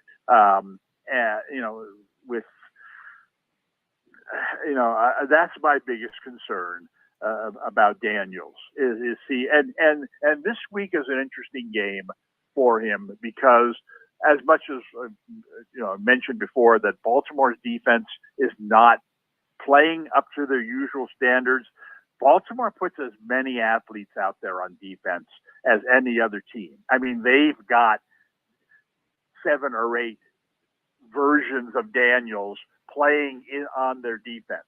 He's going to try to run around these guys, and they're going to beat them. They're going to beat him to every spot. I mean, this is going to be the ultimate test of, you think you're a good athlete? Well, you know what? Look in the mirror. We got 7 guys just like you coming after you. I'm not saying he can't be successful against that, but to me, I'd like to see him prove it this week against this type of defense, which has been vulnerable. And so it wouldn't shock me if it happened, but it also wouldn't shock me if he had his worst game this week. Derrick Henry minus 330 for an anytime touchdown. I said he was an auto play here a couple weeks ago, but now we're getting a little carried away, maybe. What's been interesting there is the fact that they're giving, we saw this the very first series of the season when they got down to the goal line in a situation where at least 50% of the time Jackson takes the handoff and he runs around the end. He scores one of his touchdowns. We saw that they handed the ball to Henry. Right. And he plunged it in. Yep. And it was like, oh, okay, well, of course they're going to do that. They want to make him happy. Welcome to the team. But guess what? Next time you come down here, you ain't getting the ball. It's going to be Jackson going around the end. But time and time and time again, even Philly has done this, a lot with Barkley. It's like, why are we risking our quarterback running the ball when we got this plow horse, ready to plunge it in for us every time? So I can understand where Henry has warranted that kind of a line is because he has become what Jackson was in the past. Is like there's no more. Well, there is some a little, but there is not nearly the same percentage of sharing the ball between the backs and the quarterbacks. Once they get down in the red zone, it's 80% of the time it's going to Henry. So yeah, I mean, it's very easy to project, especially in a game like this where you've got to believe that they're going to score a minimum of 3 touchdowns. More likely 4 touchdowns. If they score 4 touchdowns in this game, he's going to get 2 of them. Right. Plus 160 for 2 touchdowns for Henry. On the flip side, you can almost say the same thing about Robinson Jr. Now, Daniels is running the ball, and he is getting touchdowns, but Robinson Jr. is definitely getting fed near the goal line as well. He's plus 135 for a score. What's your best prop in this potentially fun game? What would you take if you have one pick here? I'll tell you. I'll tell you something that I tend to look for the things that are trending, things that you can still buy at a low price before they become more obvious to people. And to me, in this game, that's Andrews. I mean, Andrews got a reputation on opening night that, remember how likely in the first game caught all the passes, right. and they kept Andrews in the block against Kansas City. And oh my God, I wasted a 3rd-round pick on this tight end who's become a glorified offensive tackle. And he for several weeks he didn't do much. Well, now all of a sudden he's back in their offense. Last week he had his best game, and I think he's a weapon. I mean, they may have forgotten about him for a while, but this isn't a team that has so many weapons that they can afford to forget about, a star level tight end. I mean, we're kind of seeing that with Kansas City now. Now, granted, it's taken an injury for them to get to that mode, but for all the people who said, man, what's wrong with Kelsey? Oh man, he looks old. Doesn't have it anymore. Has nothing to know. 9 catches Monday night. Yeah. It's just a matter of being reminded that, hey, I know you're throwing the ball 15 times to Rice per game, but Kelsey's been open every single time on every one of those patterns. You might consider mixing him in a little. Well, now that they have to, bang, he's back to catching 5, 6, 7, 8 passes a game. And I think that's where Baltimore is headed. Baltimore is a lot better team when they get Andrews involved in their passing game. And this is a game where, like I said, they're projected, in my mind, to score probably in the 30s in this game. And if that's the case, I think he's going to be a part of that. And so I would look at, again, I would expect based on season totals that his receiving yards are very low. Yeah, take a guess. I'm going to say it's 28. 23 and a half. Yeah, well, see, that's my point. It is 23 and a half is, we're going to throw the ball to you a couple of times, and that's 1 catch maybe for him. Yeah, or probably 2 in his case. Right. But still, I mean, last week he was targeted 5 times, 55 yards, and if they were playing Pittsburgh this week, or even your boys New England, I mean, a good defensive team. All right, you know what? Maybe not the best week for offensive explosion for Baltimore, but they're playing Washington. I mean, Washington is better defensively than they were last year, which isn't really saying much. But Washington's competitive because they can match points with you. Right. And against Baltimore's defense, maybe they have that. This game, I mentioned it before, there's a lot of fun games in the morning, and this is certainly one of them. And as this game gets up, kind of like who would have expected? Well, you did, not me. You expected what happened in the Baltimore-Cincinnati game last week. If that game can turn into 35-34 or whatever it is, well, this game certainly can. And you got to remember, too, the Commanders-Bengals game was a super over fiesta as well. So all these teams have that in common. Right. And so I just think that this is a buy, not, a BUY, not a BYE kind of game. And so rather than giving you 5 different things that I think are good in this game, I'll focus on one of them. And that's going to be Andrews over the 23.5. Right. And for you touchdown scorer players out there tuning in, he's plus 310 for a touchdown. And just for our own sneaky greediness on a greedy ticket, otherwise, our boy Noah Brown plus 410 as for a touchdown scorer, although he did not play last week. Yeah, and he's still injured. I don't know if he's out, but I don't think he's certainly not up to speed. Is your layup? Do you like Robinson to score for the Commanders at least one? Well, like you said, it's their most logical way of scoring, just because it's been happening a lot. I would expect them to have to pass the ball, to move the ball effectively, try to match points with in a high scoring game. But even he catches balls too. Eckler's back, which takes away a little bit. He's catching balls now. He's running some. So yeah, if I had to pick one from Washington, he would be the guy. But I like I said, I'm in a prove it to me phase with Daniels this week. Okay. I want to see what he does against this kind of defense. I think he can do it, but I'm not sure, and so I'm not rolling the dice there. I'm going to go with one thing in this game, and that's Andrews. Okay. Have we talked about your funnest game on the early slate, or is there one that we haven't talked about? Well, no. We've hit on the Jacksonville and the Bears. Right. Now we've hit on Indy and Tennessee, mostly on the Tennessee side, and I think Washington, Baltimore. That's a very interesting game. The one game that I would caution, and you kind of already have, but for a different reason, is the Arizona Green Bay game.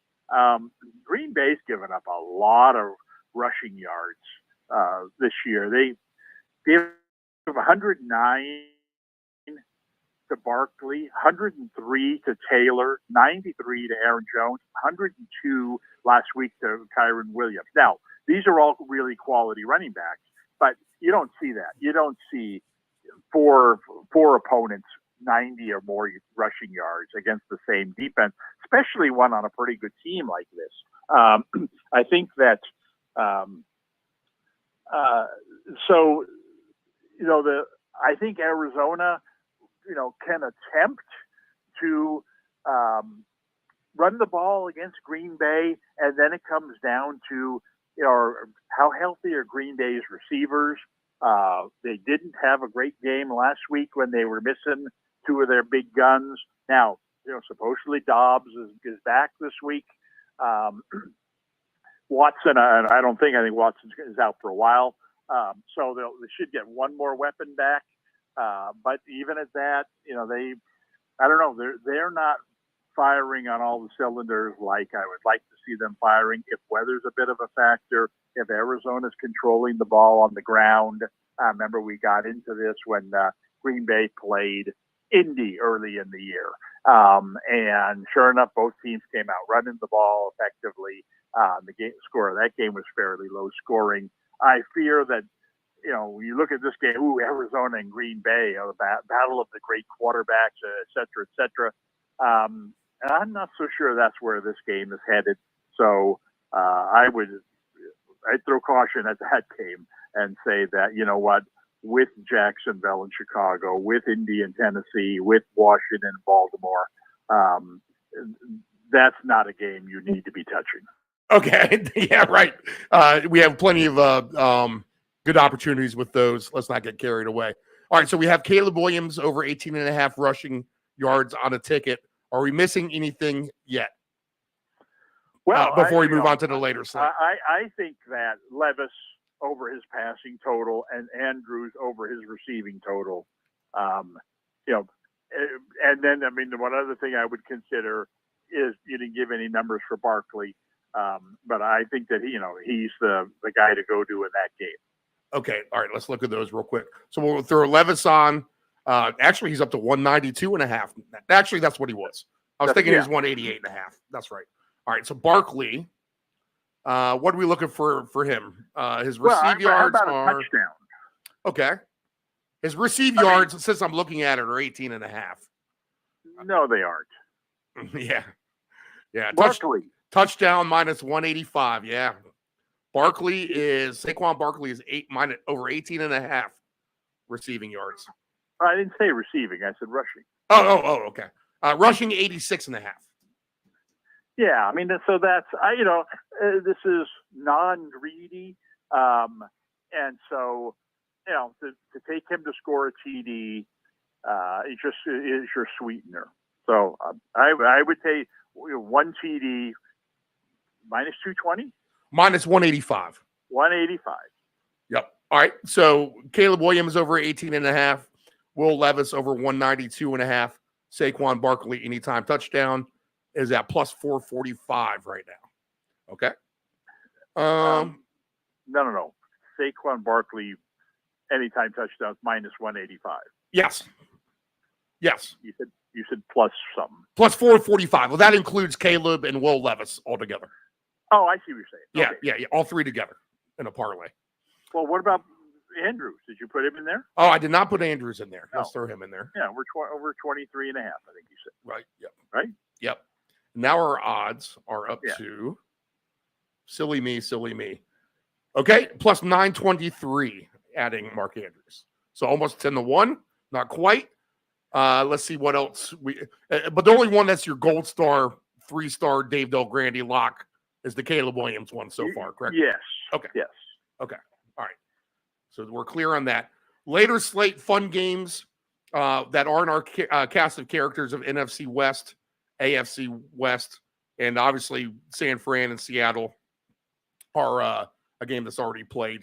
So we don't discuss them really. And you summed it up right. Just real quick on the 49ers, although they're 3-3, Tom Brady's first year when they beat the Rams in that Super Bowl, they were 5-5 before they ran off the rest of their wins, finishing the season 11-5 and then undefeated in the playoffs. So yes, a team that is 500 through 10 weeks can win a Super Bowl. Moral of that story, still lots of football to go. 49ers just fine at 3-3. Well, and they need McCaffrey back. Yeah, I mean, that would be that one other question. When do we get McCaffrey back? You're out there in San Fran. Is any daylight in the end of the tunnel to see him coming back?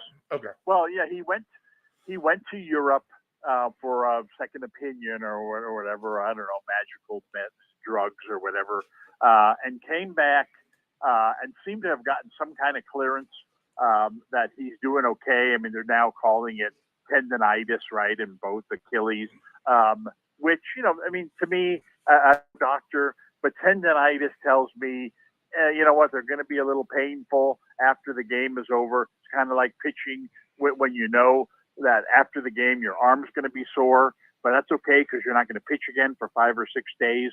So go out and knock yourself out and, deal with it. I think that's kind of the situation he's in. And I think he's been told that, look, I don't care how long you sit out, you're still going to wake up the next morning and, both your legs are going to feel like they're, being chopped off. But welcome to professional football. And so I think he realizes that he's out there now working on the side field. They have a bye this week. I think you're going to see his name in the headlines coming into that next game where they play Kansas City. Is he going to play? Is he not going to play? I'm guessing they'll probably fit him out one more game, although I think it's possible that he's coming back for that game. So anyway, to answer your question, I don't think it's going to be long before he comes back. Yeah, and Mason, he talked about the blue tent. Mason goes into it twice. And I'm kicking myself a little bit because I actually bet Kyle Juszczyk once Mason went out to be the second 49er touchdown scorer. I should have rebet that at halftime for an anytime touchdown scorer because he's probably paying pretty good odds when he scored late in the game at that point. knowing that he would probably get the ball maybe a little bit more with the Mason Yeah, injury. absolutely. Yeah. But the thing about the 49ers, and it just speaks to the quality of their offensive scheme, is, man, they just plug another running back in there. Right. I mean, this is a third string. I mean, they're running out the clock. First off, I thought when Seattle tightened up that game at the end, and the 49ers, you kind of knew, well, they're going to have to try to run out the clock. It's like you realize you have your third and fourth string running backs available to you. How are you going to run out the clock? Not only because the quality you would expect won't be that great, but you got to worry about fumbling. I mean, the last thing you need right now is to hand the ball to your fourth string running back and he fumbles.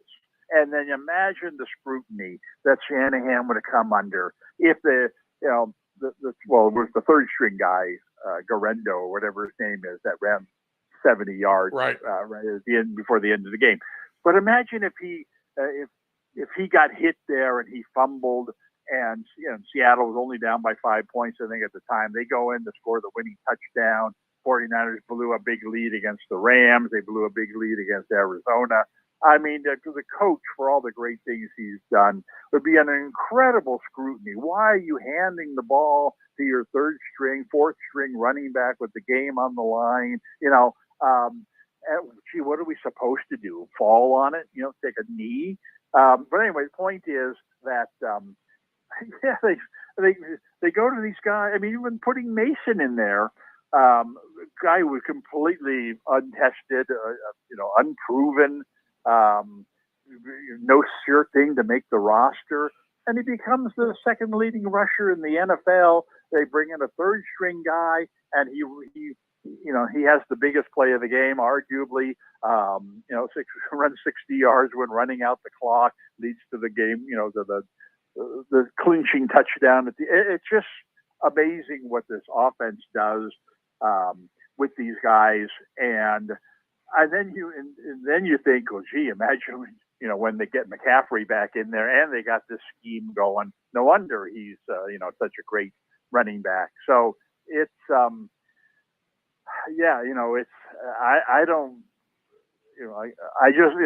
I see them as the top team, definitely in the NFC, even at 3-3. Even they could have been 2-4 with one bad break in that game Thursday night. Do you think they should have ran the ball a little bit more in the third quarter? It seemed like they were more devoted to the pass. I'm like, what are you doing? I think you can still get yards on the ground here. It seemed to me they abandoned the run a little bit. Well, again, only the coach knows how much he trusts. You got a third string running back. You got a fourth, the Taylor they brought in, fourth string running back. And so you don't, that your team is built. Your coach is a passing game guru. Not that he doesn't have a great running game usually, but you got all your weapons. You got Ayuk, you got Kittle, you got Samuel. Heck, you even have Jennings out there. Why are we handing the ball to our fourth string running back when we could be passing for 10, 15 yards at a time? We got the $60 million quarterback back there. Why is he handing the ball off? So, it's kind of like the way the game is played these days for some of these teams, where there's no risk involved when I'm throwing the ball 10 yards over the middle to wide open receivers. It's not like we're going to have passes intercepted or whatever. It's just an extension of a draw play, and so I'm not surprised that they threw the ball as much as they did. Okay, the later games that are not NFC West, AFC West, that can be potential fun games. Let's see, we have the Lions and Cowboys, which is all the way up to 52.5 for a line.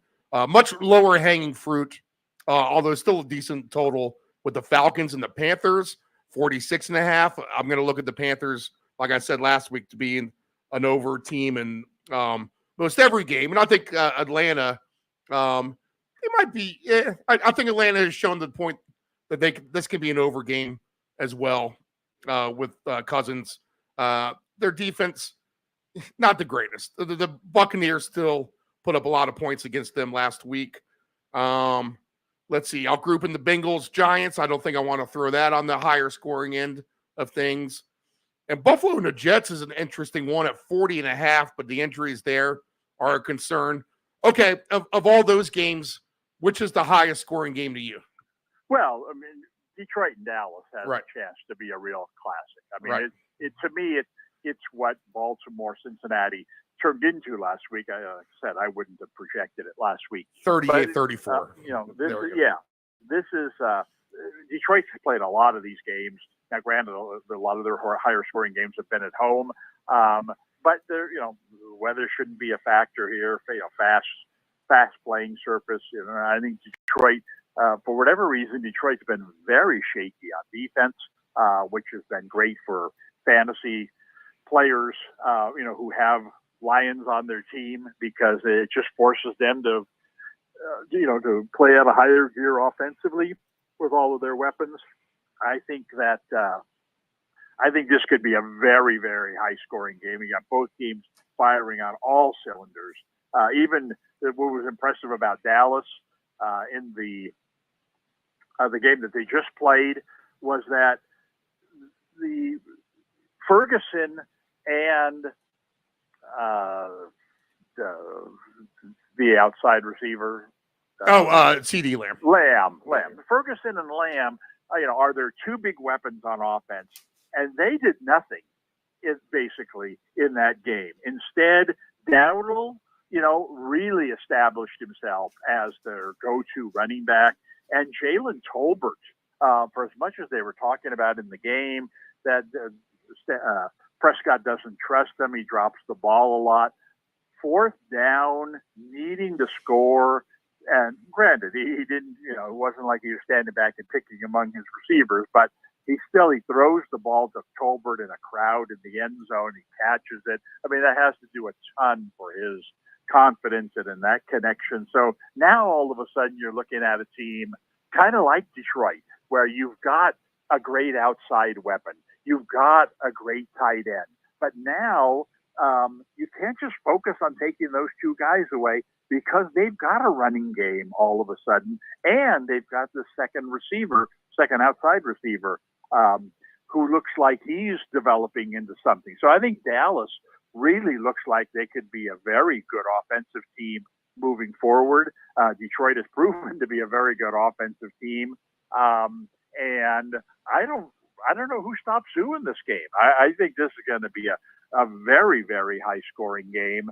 And the only problem on our end is trying to project, who are going to be the big number offensive stars.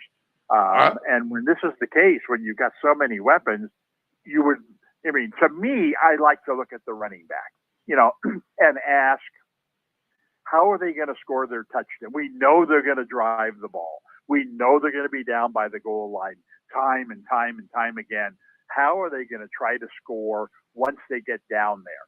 And in both of these cases, you have quarterbacks who aren't going to run the ball in, or certainly aren't very often, right? So you don't have to worry about, is he going to hand to Barkley, or is Hurts going to run around the end? Are they going to hand to Henry, or is Jackson going to run around the end? This kind of thing. They got to hand to Robinson, or is Daniels going to run? You don't have to worry about that with either of these teams. I mean, it's why I want to say Montgomery scored a touchdown in every game this year. And Dowdle, to me, has established himself as the guy who's going to get the ball down by the goal line when Dallas gets down there 5 or 6 times every game. So I would take. I think Dowdle's going to have a real big game here.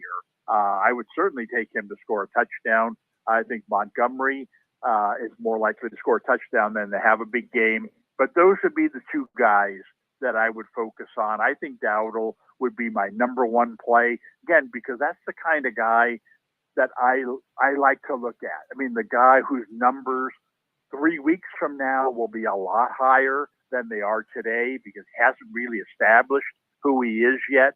But he had a monster game, lesser monster game, but a really big game, 20 carries last game. Not that he's going to carry the ball 20 times this game, but it just demonstrates that Elliott is completely out of the picture there. And so, good team with a single running back who becomes the bell cow. I'll buy in on that anytime, and especially one where I think I'm not, I don't know what any of his numbers here, but I'm going to guess his numbers are lesser than what you might expect. I think you'll guess. I think you're going to be right when you guess his rushing total. What do you think his rushing total is? I'll get to the touchdowns in a second. 55. 41 and a half. 41 and a half for Rico Dowdle. 20 carries last week. Right. And I don't have a receiving prop. He catches the ball too. No receiving prop. Against a team that's pretty good defensively last week, and 20 carries, but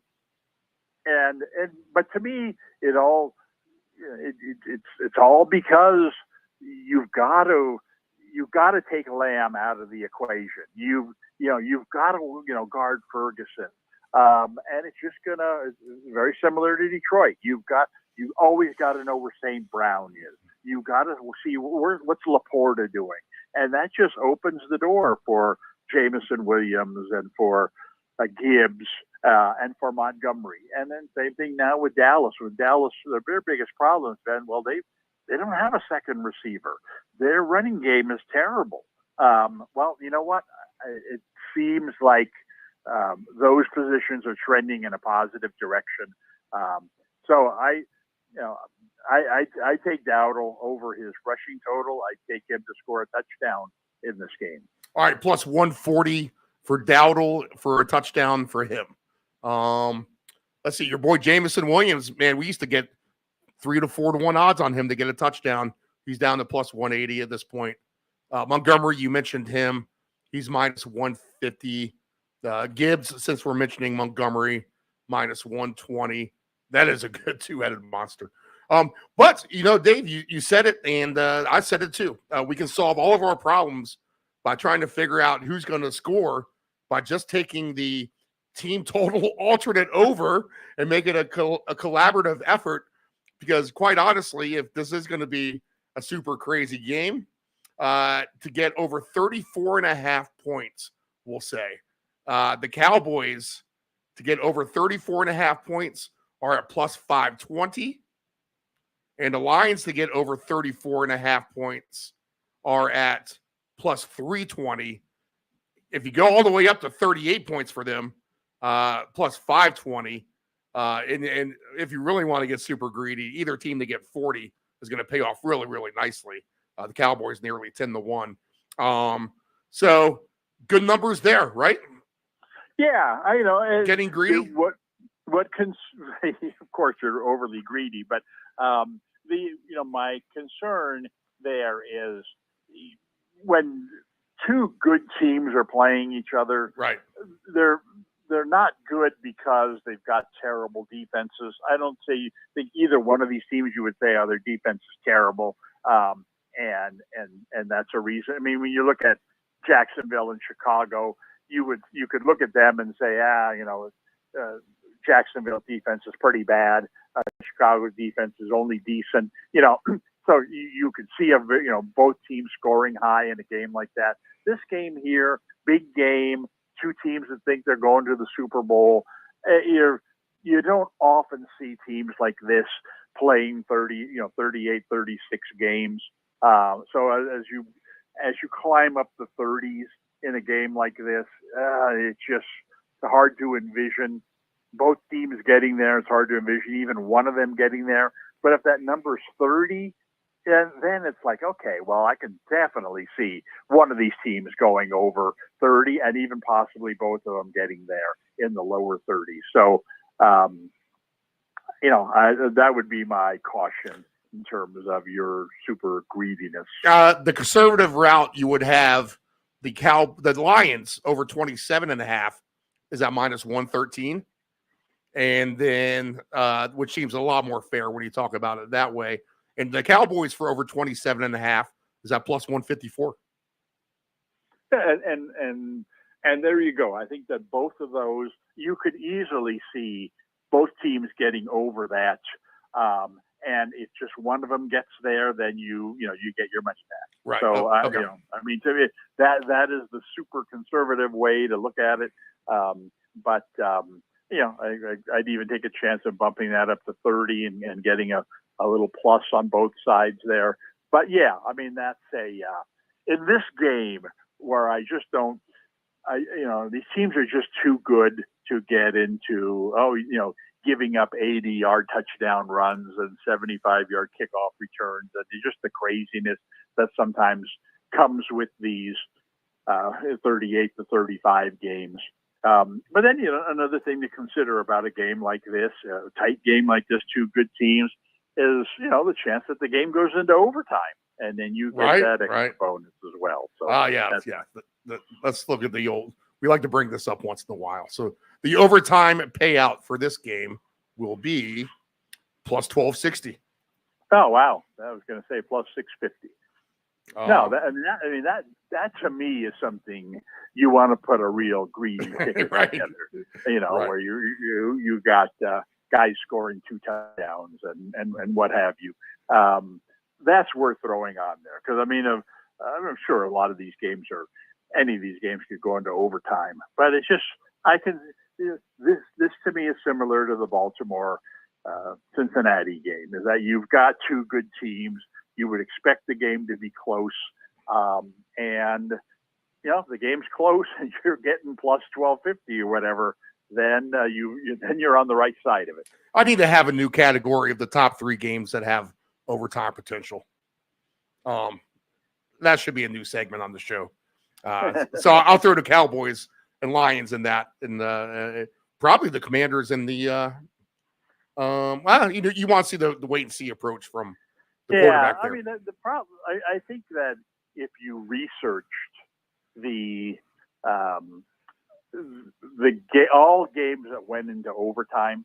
It would be easy enough to research for this year. Right. There's only been a handful of them. Right. But if you looked at those games and the games that went into overtime, I think you'd become convinced that it's totally unpredictable. Right. Because sometimes it's two really good teams and sometimes it's two really bad teams. Right. And you would expect it in this game. The line was only 1.5. But you wouldn't have expected it in this game where the line was set. I mean, I don't know. I mean, maybe there is a trend, but I'd be surprised if there were one. Okay. All right. Let's see here. Any good props on the other fun game? Go ahead. To me, I take Dowdle either over his rushing total or, for one touchdown. We'll throw the touchdown on there as plus money for the ticket. Yeah. I think both of them are.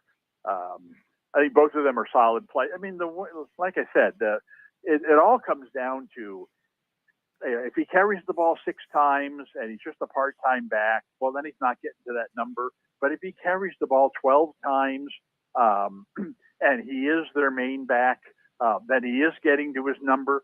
Last week he carried 20 times. And it wasn't because they were way ahead. Heck, they were losing quite a bit in that game. 20 times, and his total's in the 40s. That to me is a bit head scratching. That to me says, well, we're not convinced yet that he's really become their guy. And maybe he hasn't, but it sure seems to me like he has. And that's, as I've talked about before, I'd rather be on the side. You know what? I think I can see the trend in this particular case going in a certain direction, and I'll buy low on it. And I think this is a very low buy low. So I think that rushing total is based on on splits, carries and splits that are 4 or 5 weeks old. Not on what I've seen more recently. All right. Let's see here. On a greedy ticket, figure 3.5 yards a carry. If he gets 20 carries again, that's 70 yards. So plus 340. Good greed on that. I'd go for the touchdowns. Right. Like I said, in a game like this, and I can see both teams scoring 4 touchdowns in this game. Certainly 3 minimum. How are they going to get them? Well, down by the goal line, it's going to be Montgomery, and down by the goal line, it's going to be Dowdle. I think that both of those guys, it could be 2 touchdown scorers in this game. So, and Dowdle would be a lot more greedier than that. 10-1 Montgomery would be. Yep, 10-1 for Dowdle, 4-1 for Montgomery. 2 touchdowns. Yes. Yeah, that's a good greedy play. Okay. 10-1 on 2 touchdowns. All right. Anything? Is that 5-star? We have Caleb Williams. No, okay. no, 5 stars yet. 5 star. We're still missing 2. So I think you can put Dowdle 2 TDs on the greedy and the rushing total on the non-greedy. Okay. Do you share any? The other game that from the afternoon that I think has an obvious play, maybe the most obvious play of all the games, and you kind of touched on it a little bit in going over them briefly, is Robinson for the Falcons. Right, now, okay. he is to the Falcons what Hall is to the Jets, except that the Falcons are winning, so that it hasn't gotten the headlines yet. Right. But you would say that Robinson has been a big disappointment, especially if you've played fantasy and you made him the number 2 pick of the draft. He's done okay. He just hasn't been this explosive. I compared him to O.J. Simpson in something that I wrote earlier this year. He hasn't been the big play guy, the guy catching 8, 9, 10 passes a game. They're spreading the ball around a lot more, but there's really no reason for them to spread the ball around a lot more because he is their number one, by far their number 1 offensive talent. Now, Drake London has developed into a pretty solid receiver, very solid, I guess you would say, but they don't have, Mooney is their number 2 receiver. He's very inconsistent. Their tight end, my least favorite player in the league, is living down to his, my level of expectations for him. He doesn't really do much. They don't really have a second back that they use. The quarterback never runs. I mean, how is this team doing it? I think that the way they're going to get better offensively is by using Robinson more. They've got to find a way, a breakout type of game for him to gather some momentum to now all of a sudden get the opponent saying, wow, now they got Robinson going, they got London going, Mooney's catching the ball, heck, even Pitts caught one. This is a team we really need to worry about. Well, that's not where the Falcons are right now, and they need a big breakout game from Robinson, and lo and behold, here come the Panthers. Right. And what a perfect opponent, perfect time. Right. The Panthers, they've allowed huge games already to Kamara, to Dobbins, to Chase Brown, right. And then last week to Swift. I mean, I don't hear any Robinsons on that list. Maybe Kamara you would compare slightly, but Dobbins, Chase Brown and Swift have had monster games against Carolina. I just think that this is a perfect time for Atlanta to say, all right, you know what, you're going for 150 yards this week. We're throwing you the ball. We're getting you 2 or 3 scores. He's play number 1 on my list this week for man. I sure hope I'm not going against him in fantasy because this would be my pick in fantasy for the highest scoring player of the week, and it's very rarely a running back. Almost always these days it's a receiver because of the pass catching. But he's, I don't know. He just looks to me like everything is pointing to explosion this week. Minus 185 for a touchdown for him. Rushing prop wise, he's at 65.5, and his receiving yards are at 24.5. So what's your best formula there? I would take the rushing yards just because I don't like the price on the touchdown. I think on a greedy ticket, heck, I consider taking 3 TDs if they even allowed that. Oh yeah, they do. On a greedy ticket. Yeah. And I think the receiving yards, he has, for whatever reason, he hasn't been catching a lot of passes this year. And so I'm less confident that he'll have his breakout game as a receiver than I am that it'll come as in a game where Atlanta could get a lead, and, keep handing him the ball, 15, 18 times. And like I said, and again, if I were going for a greedy ticket, I could certainly see him going over 100 yards. I'd look at him at over 120. I think that he could be a really big numbers guy this week, and kind of get a pinball effect there. But in terms of just the single, what do I want on this ticket? I would take the rushing total. Okay, his rushing number 65.5. We'll just mention those numbers since he brought it up. 100 yards is plus 320. 125 yards is plus 800. And actually, you're kind of right about the receiving. You are right about the receiving.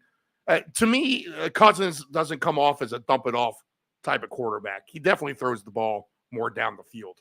It seems like to me, anyway. I could be wrong on that. Well, he's not a quarterback who scrambles, right. And that should be a perfect match for a quarterback who throws the ball to the backs, because he's going to be standing in the pocket and he's going to be surrounded by guys. He's not going to try to get out of there by running the ball. And so what you do at that point is you find your nearest receiver and you say, hey, look, you take the ball and take the punishment. I don't want to take the punishment. That should similar to Rodgers, and Hall, that should be the game plan. Is like, look, we're going to use, it's just even you're starting to see Mahomes does this a lot to pad his stats. The little, I'll flip it forward 1 yard to you so it counts as passing rather than handing the ball to you, where it counts as rushing, because I want to get stats as well. And that's really, what Rodgers has made his career out of, is just, you're going to come after me? Well, great. I'm just going to fling it to my back over your head and let him run for 8 yards. It's just like we do in a running game. So I think that that should be the type of quarterback Cousins is. Maybe, as he starts developing more into, all right, now I see what I'm surrounded by here. And while it's fun throwing the ball down to the field to some of these speedy guys, it's a lot less punishment if I just flip it out to Robinson and let him run with it. So, maybe that's a light that goes off this week. And so I want to see that before I start counting on that. That's why I think that the rushing total is much more predictable this week. 2 touchdowns is at 4-1. 3 touchdowns, 16-1 for Bijan Robinson. All right. Let's get to our cast of characters. Actually, the Monday night game, we'll skip to that because we talked about Breece Hall. What's the prop you like with him? Well, I think the concern about him would be, is he big enough to be a running back, a between the tackles kind of guy? And I think he's much more likely to be used running around the end, flipping the ball out to him, like I mentioned, that Rodgers is so good at. Plus, I noticed that the Bills have allowed the most receptions to running backs in the league. Interesting. So far, again, it's kind of a small sample size, but we're 5 weeks into it. And why is this happening? I don't know, but I'll tell you what, they haven't seen a pass catching back as good as Hall before. The new coordinator, the new coordinator comes in and his number one goal here is we got to get Hall more involved. And so I think he's much more likely to catch passes than he is to run the ball, although I presume his running totals this year are going to be high. This week are going to be higher than any other game. This is not an easy opponent by any means. This isn't Robinson going against Carolina where you can kind of dictate, all right, we're going to give him the ball 15 to 18 times and see what he can do with it, try to get him on track. That's not going to work with Hall. It's much more likely, when they go over the game plan and they tell, Rodgers, hey, look, I want you to get the ball to him in the flat 10 different times in this game. And other teams have done it successfully against Buffalo. That's going to be our game plan this week with him. And Rodgers is going to say, okay, hey, nobody does that better than me. So I think that his top play in this game has got to be either his number of catches or his passing totals. All right. What are they? So off the board are his receiving yards. I only have 2 players on the board right now. That's Wilson and Lazard. Brees Hall, I do have rushing 53.5, and I do have a touchdown at plus 105. Yeah, see, I don't think either one of those are necessarily his specialty. Right. And I can see him scoring a touchdown, but it's as likely going to happen through the air as it is right. Running between the tackles. So I would hold out and look for number of catches. Right. I mean, if it's 5.5 or below, figure of 6 is a little bit of plus money. I would think, just from recent weeks with him. Yeah. Yes. If it's 5.5 catches or below, I think that's a nice play. And in terms of I have no idea what kind of receiving totals they would put on him, but it's got to be 35 or less, I would guess. And I think that to me, I think both of those are very, very strong plays. All right. So the Brees Hall, to be determined, receptions or receiving yards. Caleb Williams over 18.5 rushing yards, and Bijan Robinson over 65.5 rushing yards. Those are your top 3 overall plays you can put on one ticket, right? Yeah, I mean, even 4 if you count both of the catches. Okay. Yes. So I mean, I don't know, did it allow you to parlay those? Yes. You can certainly do that. But I would say, that on the super conservative, a play, ticket for the Grand Slam. Williams over his rushing, Robinson over his rushing, Hall over his receiving, and Hall over his catches. That's your Grand Slam. It ain't going to pay a huge price, but where else can you get? And, you'll get something decent anyway. If you think that's the layup. And then Caleb with his rushing, Will Levis over passing, Barkley anytime touchdown, Mark Andrews over 23.5 receive yards, Rico Dowdle anytime touchdown, and the same at Bijan rushing yards. All those 1, 2, 3, 4, 5, 6 plays is up to 46-1. So that's pretty good. Yeah, I mean, I even throw Montgomery even at minus 150 as a sweetener in there. He scored a touchdown every game so far. I don't see how, he doesn't find the end zone in a 32-31 game. He's a lot, they do give the ball to Gibbs a lot, but he is a lot like Henry in the sense that when they get right there, he's going to get one. Well, exactly. And like I said, when you don't have to worry that's going to be the quarterback taking away whatever it is, 6, 8 touchdowns, basically one every other week from the plow horse running back. It just, you don't have to worry about that. All right. And so it's no surprise to hear that Montgomery has scored a touchdown in every game. And it's not because Detroit has scored 50 points every game or whatever. It's just that they get down there, and the one constant is we'll plow it in with Montgomery if we can. And in most times they can. All right, 2 games left on the slate. I have a feeling these could go pretty fast, to be honest. They have to do with our AFC West teams. We have a division matchup here. And this is the system play, Dave, which this started, I've talked about this before, and I first took notice of this with the Chargers and Broncos. I think it was probably 2003, 2004, something like that. It was back in the Drew Brees Charger days, LaDainian Tomlinson. I can't remember who the quarterback of the Broncos were. But for whatever reason, it made zero sense that the Broncos had the worst record.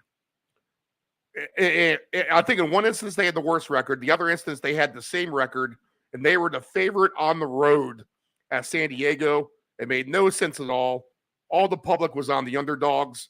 I went ahead and bit with the favorite, who easily covered. And ever since then, I've only seen this lose once. We're 6-0 on the last 3 seasons, including last week when Miami flipped to a favorite at New England. It is the team on the road with the same record or worse is the favorite over the home team. And we have that scenario here with the Chargers and the Broncos. And I don't know why the Chargers are a 3-point favorite here. The total is just 35.5. I like the way Denver has been trending. I'm going to assume Denver is going to be the public play here with the Chargers coming off the bye week. But we do have an experienced Justin Herbert over Bo Nix, who's still a rookie. And maybe at the end of the day, that's why the Chargers are a favorite here. It makes no sense to me that Denver is actually the underdog, winning convincingly like we thought they would last week at home. So I'm going to plug my nose here. I'm going to take the system play because that's what it is. And I'm going to take the Chargers laying the points here.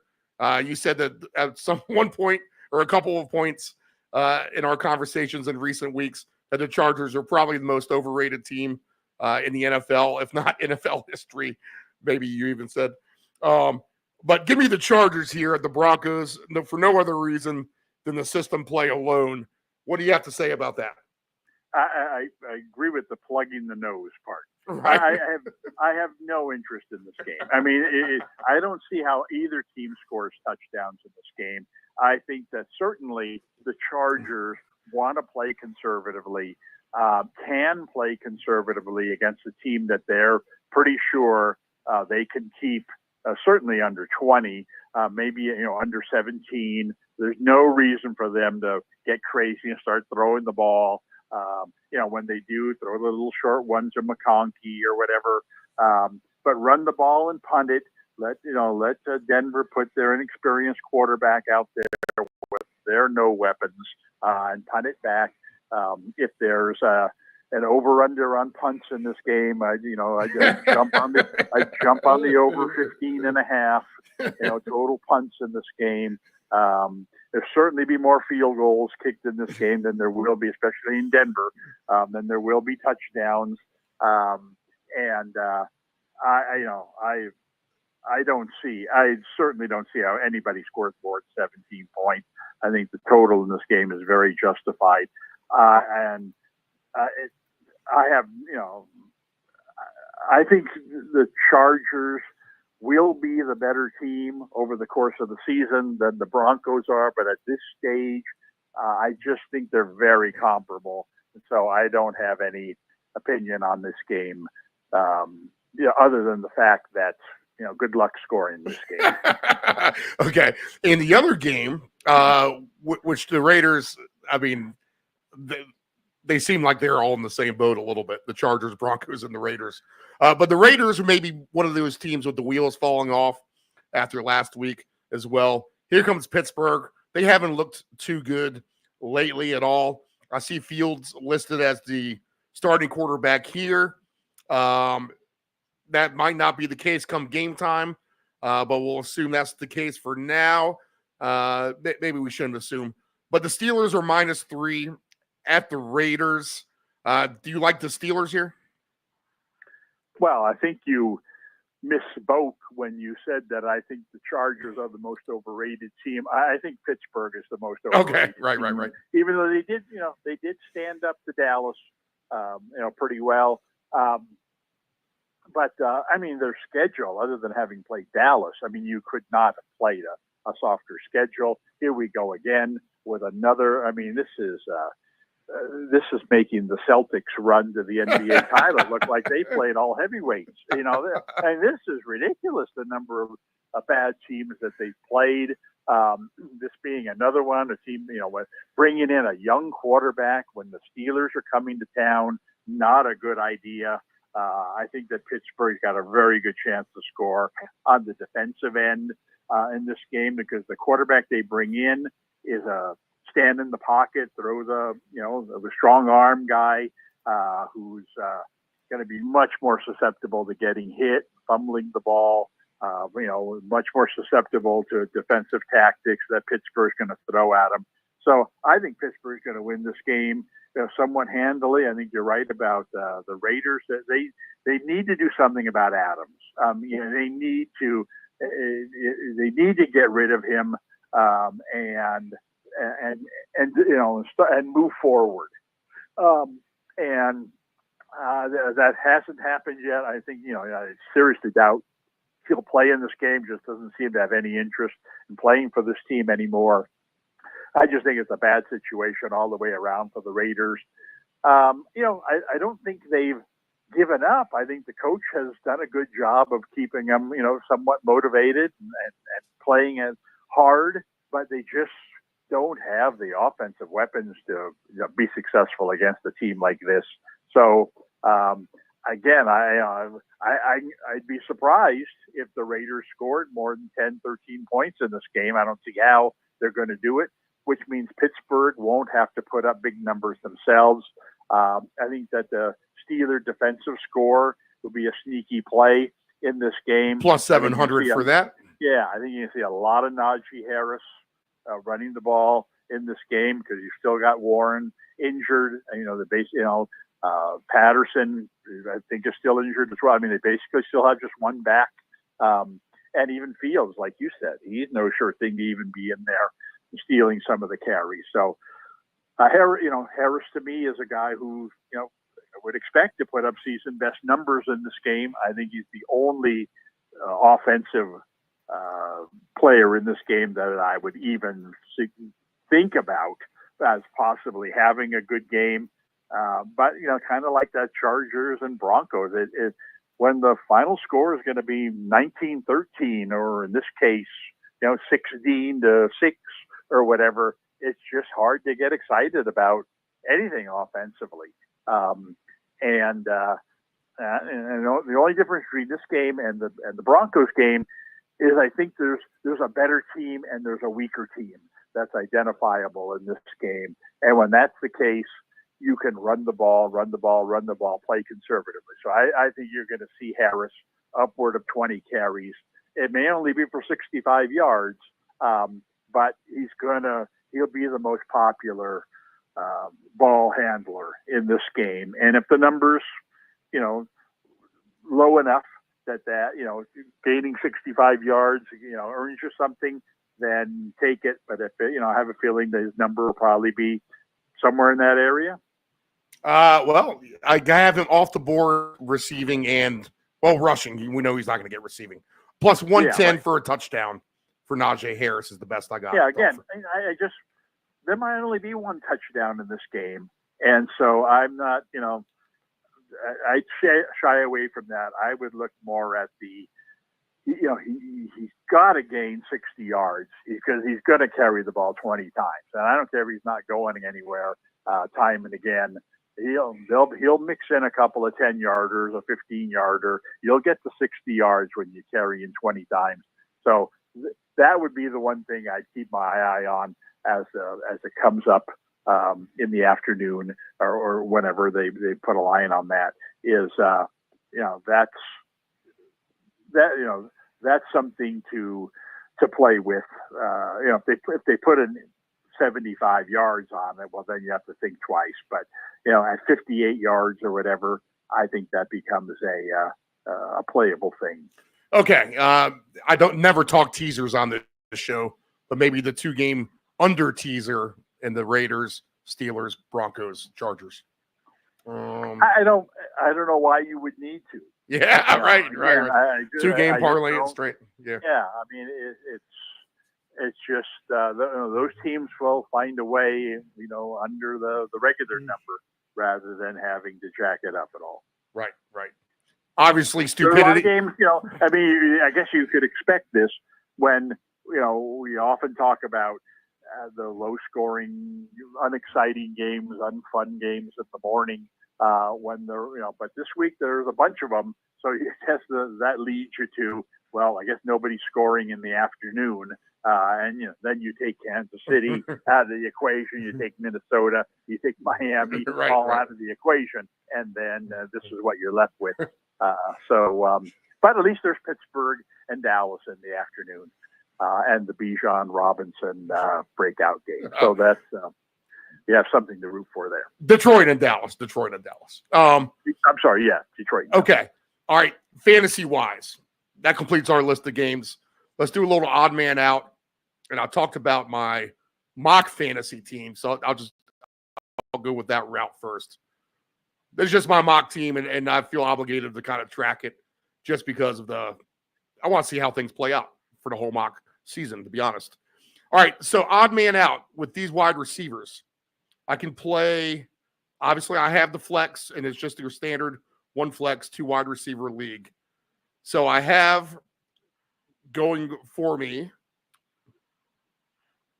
well, we're going to figure out who I have going for me, but the options are Diggs, Garrett Wilson, Terry McLaurin.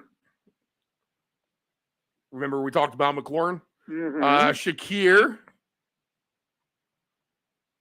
and DJ Moore. Yes, I knew I was missing someone. So Diggs, Garrett Wilson, DJ Moore, McLaurin, and Shakir. Obviously, Shakir is questionable, so he's probably the odd man out. So that leaves McLaurin, DJ Moore, Diggs, or Garrett Wilson. I need to drop one. Which one are you dropping? Now, that's a tough call there between those. I want to say Diggs, to be honest, but now with Nico out, maybe his production goes up. Exactly. Yeah. And against New England, and I mean, not the ideal matchup, but you're right. They're still going to throw the ball, and it just means more passes for Diggs, more passes for Dell. I think Dell could be a nice sleeper play this week. So, I'd want him in there. I'd want Moore in there. I mean, McLaurin. I just, in a game where they could be behind a lot, Baltimore's given up big numbers in the passing game. I think that, Washington, McLaurin could easily see 10 targets in that game. The guy I'd be most concerned about is Wilson. Like I said, I think the emphasis there is going to be toward Hall. I think Buffalo and the Jets, rivalry game. I don't think anything's necessarily going to come easily in that game. I can see that game being a little bit on the low scoring side. I even talked about this earlier when talking about, well, do you want Hall to get a touchdown? I don't see where touchdowns are going to come from in this game necessarily. And Wilson, you could argue, is your best receiver. It's hard to sit him down. But we've kind of seen that this season where the more you've played Tyreek Hill, the worse your team's done. And your options are good. I'm certainly you can't sit Moore.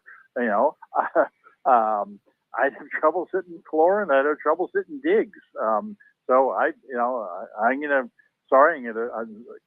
take one of your attacks here. Be a little greedy, a little bold. But I'll sit Wilson in this game. Interesting. In this matchup. Okay. All right. On my regular team, which I'm 4-1, I'm happy to report, and winning in dominating fashion too, by the way, leading the way with Jaden Daniels at quarterback here. Let's see. Kenneth Walker got me almost 21 points on Thursday night, so I'm going to be happy with that. But my options here for receiver, I have Brian Thomas Jr., who I put in the game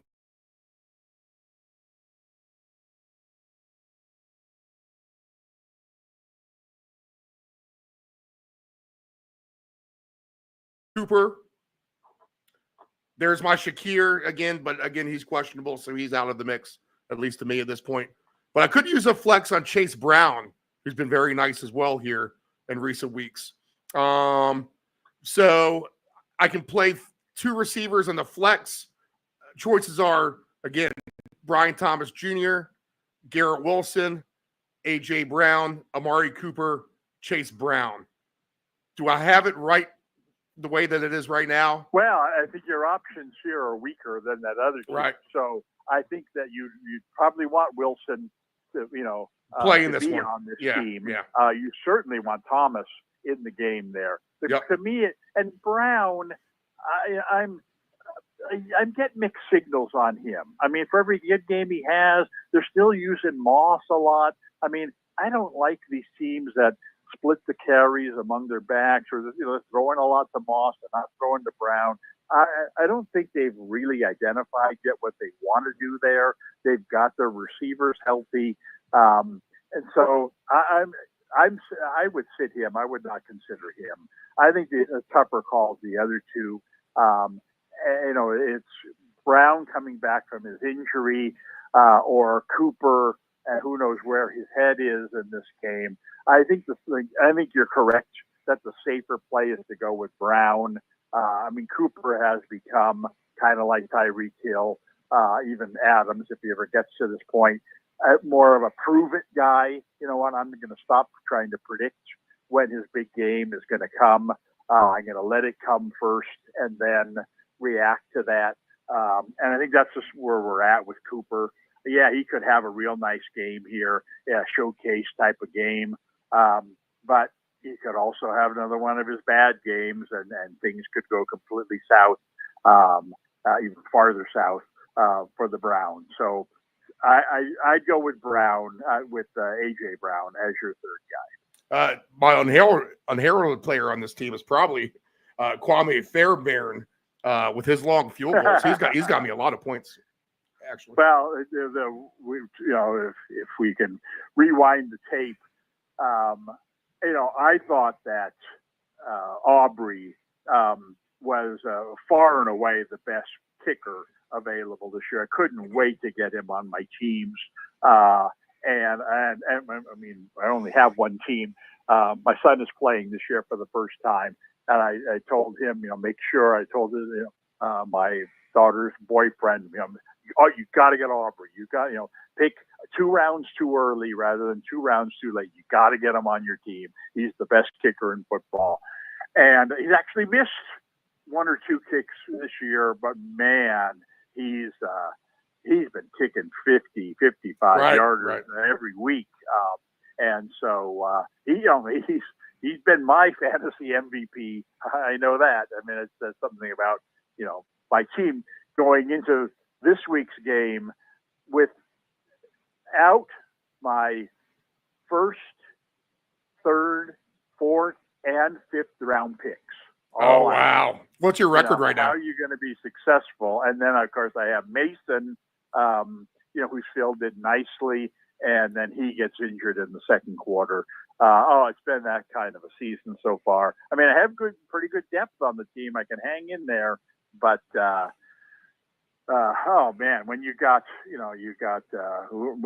Tyreek Hill, who's on a bye, Kupp, who's injured, Rice, who's injured, and Achane, who's on a bye. So I got 2 guys on a bye, 2 guys who's injured. That gives me Gibbs and a collection of no names. But I do like you. I do have Brian Thomas, who I got no problem putting him in the lineup, and Mason same way. I got no problem filling in with those guys.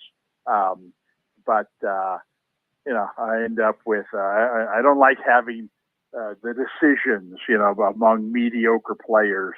Who do I play? In fact, I made a trade. I acquired Amari Cooper.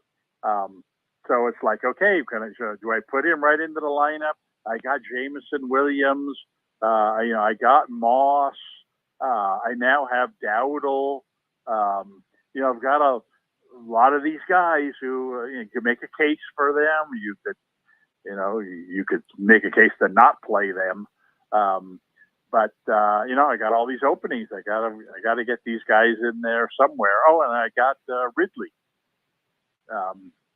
So there's some good matchups there. I like Dowdle this week. I think Ridley's going to have a really nice game, but just a guy like him hasn't done much.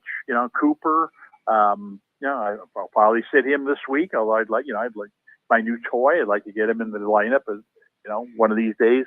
I hate when you have the weekly. You got five mediocre guys. You got 2 spots open. What do? You tend to make the wrong choice. So that's what happens when you got mediocre guys who are inconsistent. So I can't wait to get Kupp back. I can't wait for Tua to come back and wake up the Dolphins, because my team is completely tied to the Dolphins. I mean, when you use Hill, your first and third picks on Hill and Achane, and you see where the Dolphins season's gone, well, kind of tells you where my season, 2-3, and not off to a stellar start based on Mason's injury against the Seattle. So need a win. We'll see. Actually, I see Ridley and Hopkins available on my waiver wires for receivers.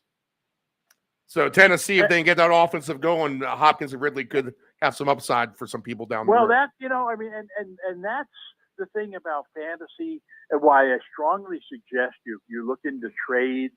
I mean, I trade. I mean, one of the things that I like to do and helped me win last year is to make when Jefferson got hurt last year. Jefferson had been the number 1 pick in the draft, and at about this point of the season, when it was clear he had just gotten hurt, he wasn't going to play for a while, and I had these 3 guys who were all drafted as non-starters, but were all in the top 10 at their positions, for the first 5 or 6 weeks of the season. And so I basically offered all of my depth in order to get Jefferson while he was hurt and his stock was down. And the guy took it. And then the very next week I played him, and he played all 3 guys against me, and I lost.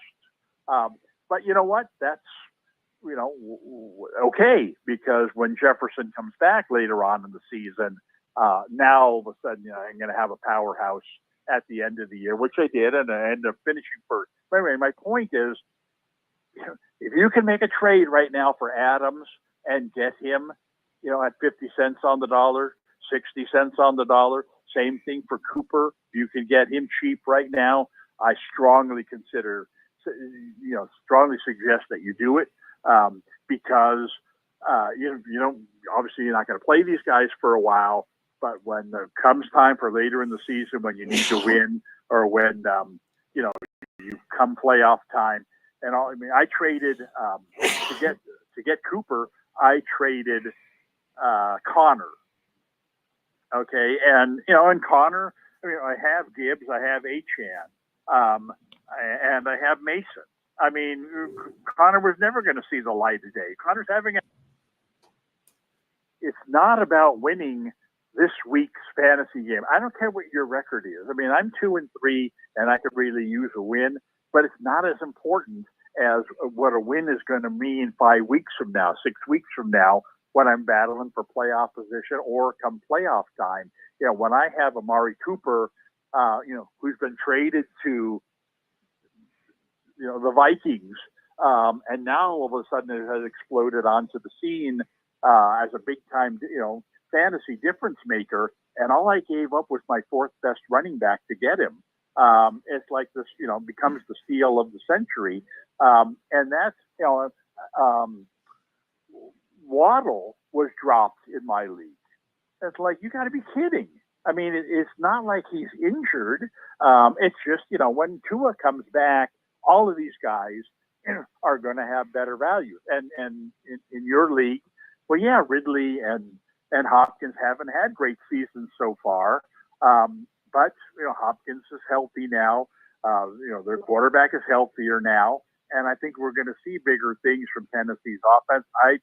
Those kinds of guys I'd love to pick up and just stash them. Like I said, you don't need to play them. I'm not picking you up to win week 6. I'm picking you up to win week 12. And so the rosters are pretty big. You've got places to store some of these guys. I'd love to have a couple of these guys on my team. Like I said, last year I sat on, Jefferson for, 6 weeks, 7 weeks in a row, where he didn't play. I treaded water, and then he came back, and then lo and behold, he had some big games down the stretch. And then when I got to the playoffs and teams looked at my team, it's like, how in the world did you get Jefferson? You've got McCaffrey, and well, that's because, I picked him up, when the other team was, going to cut him or was going to, didn't want him anymore. So anyway, my point is, keep an eye on your waiver wire. Be looking at these kinds of trades to make, because you can make your team a lot better right now in terms of its long-term possibilities by making a key move right now. Yeah, and if anyone really needs a quarterback, I see Caleb Williams available for this week. There's probably worse options, right? Oh, absolutely, especially when, there are a lot of teams, myself included, who don't draft backup quarterbacks. Right. And so you're the team that, has Mahomes, and, he's off this week, and you need to pick up a guy. Williams is the perfect guy to pick up. I don't think many teams would have Darnold as a starting quarterback right now. I don't know. But and in Miami, Tua hasn't been your starting quarterback, obviously. Stafford, probably not a fantasy starter. So we're probably only talking about, the team that has Mahomes out there looking, or, maybe your quarterback has gotten hurt. Maybe you're just tired of Watson or, whoever has been your quarterback and hasn't been doing so well. Then, Carr got injured. Now, again, I don't think he's been anybody's starting quarterback.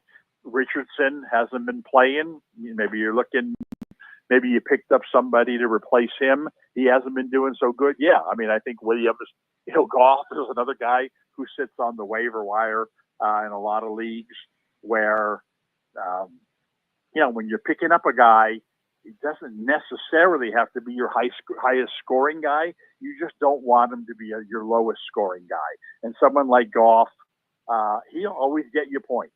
They score a lot of points. He'll throw his 2 touchdown passes and 220 yards, and next thing you know, he's gotten you 14 points. And that's good. That keeps you in the game. That's probably more than Geno Smith scored in the game. Although he got some big numbers late in that 49er game. But for a long time in that game, if you had him as your quarterback and he's throwing 2 interceptions and no touchdowns, that's the kind of guy you want to avoid.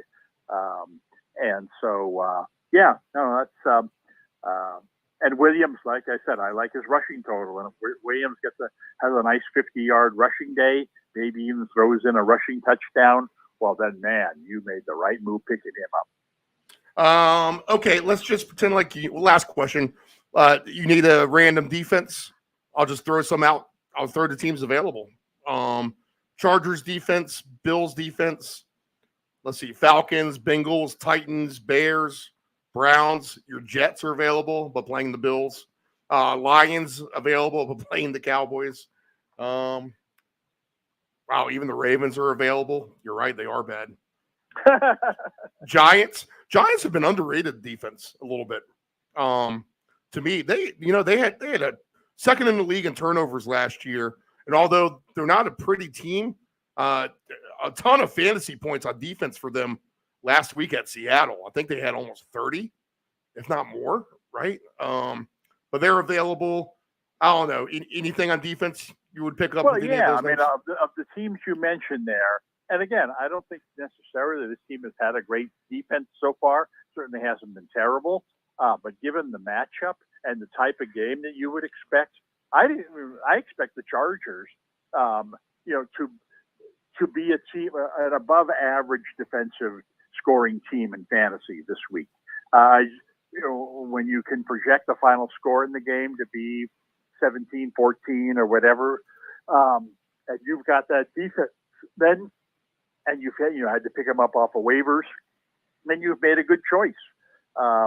You're going to, You're going against a rookie quarterback, so you know the possibility is always going to be there for that rookie mistake that turns into your touchdown.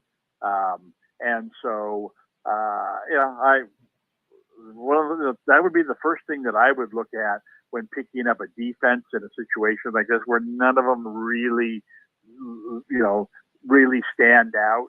Is, well, project what the final score is going to be in this game, and in this particular game, I think you would project the score to be one of the 3 lowest in the league.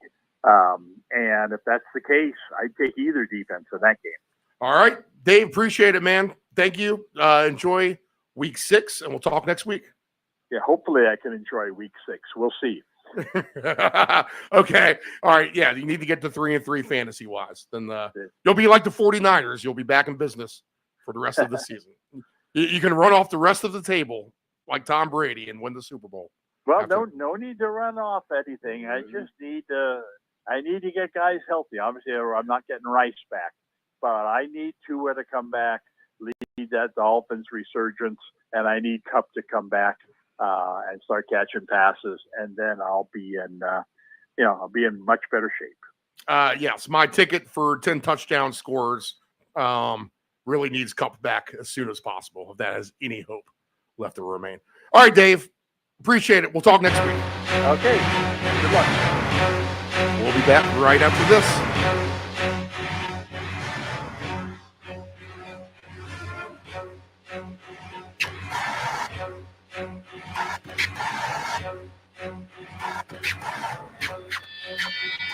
Get on your feet.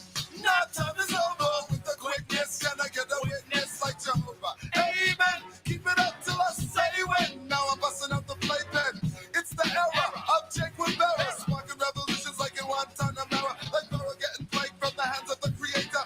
Locust devouring all the hocus pocus. Focus on the most like the curious unload. Contents under pressure. About to explode like the Farino. Mean and green, so check my signal. It's the skinny individual who did you well. I kid you not. I think you stop if you got that scheme. Cause my team bring the steam like a wonder from my oasis. And the race is right. Now it's time to take my place in the sun. You can't deny the force. You can't deny the force. You can't deny the force. You can't deny the force. You can't deny the force. You can't deny the force.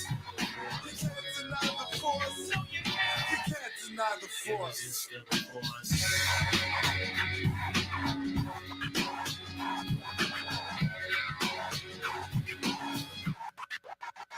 Resistance is futile. We got momentum approval. And the doctor dances cause our views get futile. It's brutal. So expensive pennies speed. Electric ball symbols all suspended sentence. Self-suppression and evidence will be that with belligerence. And you can hesitate penance cause like the president 10 hands.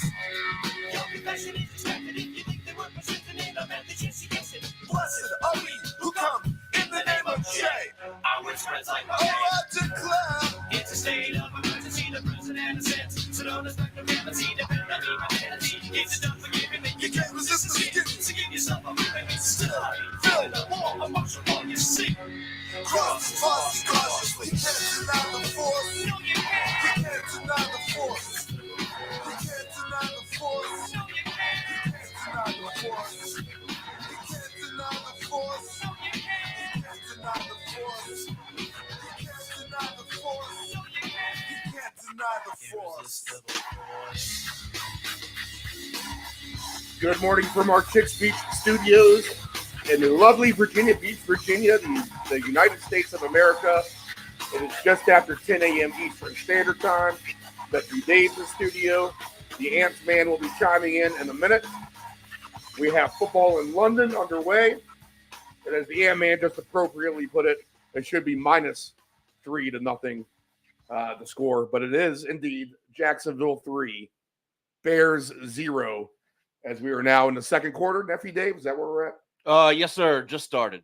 So if you woke up looking for a shootout, you're not getting it in this game. Live total right now, 36.5. The Jags -2.5 on the live line. All right, let's go quickly through the games. We'll update the spreads as we go. Let's see if we've had any movement in the last 2.5 hours since we last looked at the live lines. And we'll go pick a survivor pick along the way as well. Most survivor pools are either finished or close to finished. Regardless, just a handful of people remaining in whatever survivor pool that you may be in. I'm still in one with one other young lady. We've picked the same team twice the last couple of weeks. I know she's used the Texans, so that's a tempting one for me. But do I smell a rat in New England? Perhaps I do. Baltimore and the Commanders, first game on the board. Line 6.5, 51.5. So it is not budged. Good morning, nephew Dave. Morning, sir. Doing well. How about your Commanders in the survivor scenario? Stay away from it. Yeah, not in the survivor scenario. Plenty of other things once we get to that game. But it's a true test for the boys in Washington today. So survivor, Steve, I just don't think you can do it. And the Bears do have the ball. We'll see if they can get something going on here in the second quarter here. Looks like DeAndre Swift's going to get the ball a decent amount today. He's been handed off the ball a few times in the first quarter and takes another rush here. Tampa Bay and the Saints. Spencer Rattler in at quarterback for the Saints. Buccaneers are 3.5, 42.5. I'm semi-tempted to use the Buccaneers in a survivor potentially if you have them free. I think they're a good team. I like going against quarterbacks who haven't played before. But since this is a heated division rivalry, I'll stay away. Survivor for you, Dave? No, you put that pretty well, Steve. I think it is a possibility just because of the quarterback situation in New Orleans. But again, divisional games, not the best key for survivor. I looked at the stats for survivor in the big Circa Casino contest that they have that pays out $14 million. About half of the picks are on Philadelphia today, minus 8.5, 41.5. For that reason alone, I will not take Philadelphia because we know how that's been going this season. And quite frankly, there's been a lot of Philadelphia hype all week. I think everyone thinks that they're going to kill the Browns. Well, if that's the case, why is that line just sitting at 8.5 still? And how come it hasn't creeped up? So something's weird with this game as well. It is the NFL, week 6. Upside down things happen all the time. I mean, am I an idiot to think that Cleveland could potentially ruin a day for survivor picks for the people who have Philadelphia, Dave? Steve, it is one of those situations where Philly should absolutely pound them. But again, we've seen some funny things happen already this year. So if you have them, you probably would take them. But you never know, Steve. Tennessee is 2.5, 42.5, home against the Colts. A few people on the Titans in that same contest as well. I like the Titans today, but I don't think I like them good enough for survivor. Thoughts there? No survivor there. That'll be maybe a semi-interesting game. Houston minus 6.5, 37.5 at New England. Tempted to take Houston, like I said. I've switched off of it for now. I may switch back. What are your thoughts on that? So Steve, I am in I got one pool with 12 guys left. So we are getting down to the nitty-gritty there, and Houston is one of 2 survivor picks for me. I know you probably don't like to hear that, but can't argue it. You can't argue it. This should be a game that, they win. So again, 12 guys left. I took Houston, so I will be on the Houston train today. And here goes Roshan Johnson to run it down the field just for you DeAndre Swift lovers. We'll see who gets in the end zone potentially here for the Bears. Hopefully they start passing it a little bit here soon, at least. Or if they're going to run the ball, maybe it'll be Caleb. As they go to the end zone, Cole Kmet is going to get into the end zone. He gets in. Wow. On the score. I need him for some yards, so that'll work out as a piece of that. So the Bears on the board, a Cole Kmet touchdown. Nice play. Nice play by the Bears. Extra point pending, 11:07 left, first half, 6-3. Green Bay, weather potential up there. We talked to our boys on the ground up there, my man Jake. He said bone-chilling cold weather, a lot of wind, and precipitation definitely possible.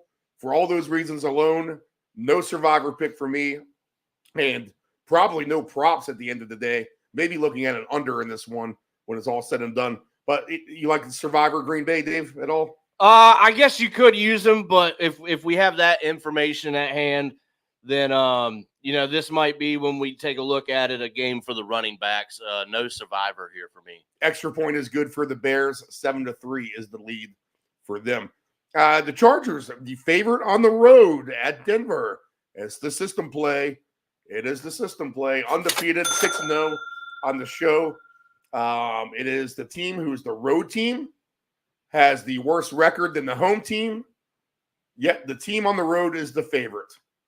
We've been following that on the show the last few years. We had a winner last week with Miami. It works best when it's in the division. It's fine when it's in the conference. When it's AFC versus NFC, it's a little different. And we actually have that going on in the night game tonight with Cincinnati being a favorite over the Giants with only one win by the Bengals. But it's a plug your nose game. I mean, you're not taking any survivor here, right? Absolutely not. I took the Steelers for now over the Raiders. Steelers -3, 36.5. I may pick off of that, but I'm going to make an argument for the Steelers here. So yeah, Steve. But that is my other survivor as well. So I have Houston and Pittsburgh today. They should be lined up in a decent spot here, I would think. I think Atlanta is another possibility at Carolina. Atlanta -6.5, 46.5. None of these lines have changed much here this morning. Now that I'm thinking about it, I'm trying to identify the line changes, and I'm just not seeing it at all. But survivor potential there, Dave, for you? Maybe with Atlanta. Again, it is a divisional game. Panthers are going to, hopefully make them work for it. So if you have the Falcons, you feel comfortable. Could be a spot for them, but I think myself, I would maybe lay off of it, actually. Detroit and Dallas, probably no survivor for the most part, correct? No. Bengals and Giants, I don't know how you trust the Bengals. No, there's just no way. And the Giants sneakily have some defense. So they could ruin the day for the Bengals there. And Buffalo and the Jets would be the final game. No survivor for me there. I think you could use Buffalo. Oh, interesting. If you have them available.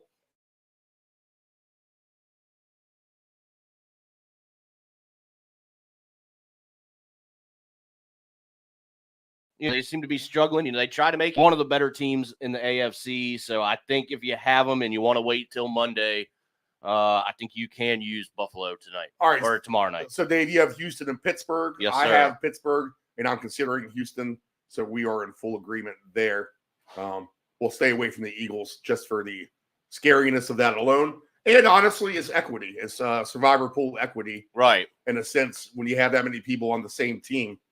That's how you're going to win survivors, to have all those people knocked out. So you want to go against the grain a little bit in that regard as well. Nice run back for Jacksonville. They're near midfield. We'll see what they do on this possession, as we do have Sunday football. We'll have Sunday football again next week, Dave. Right. My Patriots and the Jaguars live on the air next week. How about that? All right. All right, Dave, first game on the board. We'll go through the entire slate. The Ant-Man will be with us again here in a few minutes. And if you're new to the show, this is how it works. We're going to look at every game. We're going to look at every angle. We will break down the touchdown scores, 2 touchdown scores, look at some passing yards, look at some receiver yards.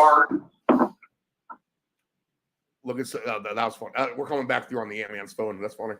We'll look at some receiver yards, running back receiving yards, quarterback rushing yards, touchdown scores, 2 touchdown scores, all that mess all together. Okay, Dave, first game on the board is the Ravens and the Commanders. This is the State of the Union for your Commanders, and a huge game. Washington Nation must be very happy with what they've seen so far. I'm very happy with them. I've had Washington every week on a bet, and that continues to cash. And that they were part of my winning ticket last week when they blew out Cleveland. So go ahead and break down your Commanders for me here in Week 6, going into a tough Baltimore environment. Yeah, Steve. So, again, you mentioned it. I think most of us are very happy with what we've seen so far. Jaden Daniels is coming along nicely. Offense seems to be clicking. 30 or more points in the last 3 games. So we know the offense can get it done. Defense is going to be the struggle here. I think both teams, not with great defenses. We are expecting points here, but Steve, this is the true test. Is Washington for real? We're going to find out today if they can hang with these tougher opponents. So we'll see what they do today, Steve. I think should they not end up winning, if they can at least cover, then that'll let us know that things are trending in the right direction. Tough environment to go to in Baltimore. But the Commanders 4-1, the Ravens 3-2. So why not Washington? We don't want to get too excited just yet, Washington fans. We've known for many, many years how that goes. So let's still keep our expectations a little bit tempered here. But, Steve, a big game, and we're going to find out what this team has today and if they can really be a possible contender coming out of the NFC. So big one, really excited for this game today. Over under 51.5. You would expect that to either get there or go over. So we'll see what happens, Steve. But this is a big game and a true road test today. What do you like prop-wise? Prop-wise, I have a couple things. I have Terry, I think. That is Terry McLaurin for, I think, 70. Brian Robinson Jr. is out today. I think this sets up very nice for McNichols. And something to point out there, I have him on an anytime touchdown ticket. And he has 3 touchdowns already, Steve, and he's not a starter. He's back there behind Robinson and Eckler, but he's still getting opportunities, and he's making the most of it. So you have to like what you see there. I'd give him another shot today, knowing that he's probably going to get the early down work. So, Steve, sign me up for some McNichols today, yardage, and I could definitely see him punching one in. And I believe we have the Ant-Man on the phone, correct, Antonio? Yep. Didn't you tell me you like a McNichols play last night? 7 carries for 44 yards and a score last week, and that's with Brian Robinson playing. I'm wondering if he's just going to take over the Brian Robinson role because Eckler's getting older. He's always been a scat back, third down back. He obviously did the full first, second, and third touchdown score or whatever with the. Sorry, I'm yawning. What is in this coffee that makes me yawn? Anyway, he did all that with the Chargers, but I really feel that McNichols is going to take the Brian Robinson role today. I see him as a scorer. Hopefully, once the Ravens are a stingy defense, but hoping this is going to be a shootout. The ball can be moved on the Ravens defense. I feel like they're naturally an over team. They played a lot of their games well over the total. And it looked like we just had a Travis Etienne fumble, but I guess they're going to call that an incomplete catch.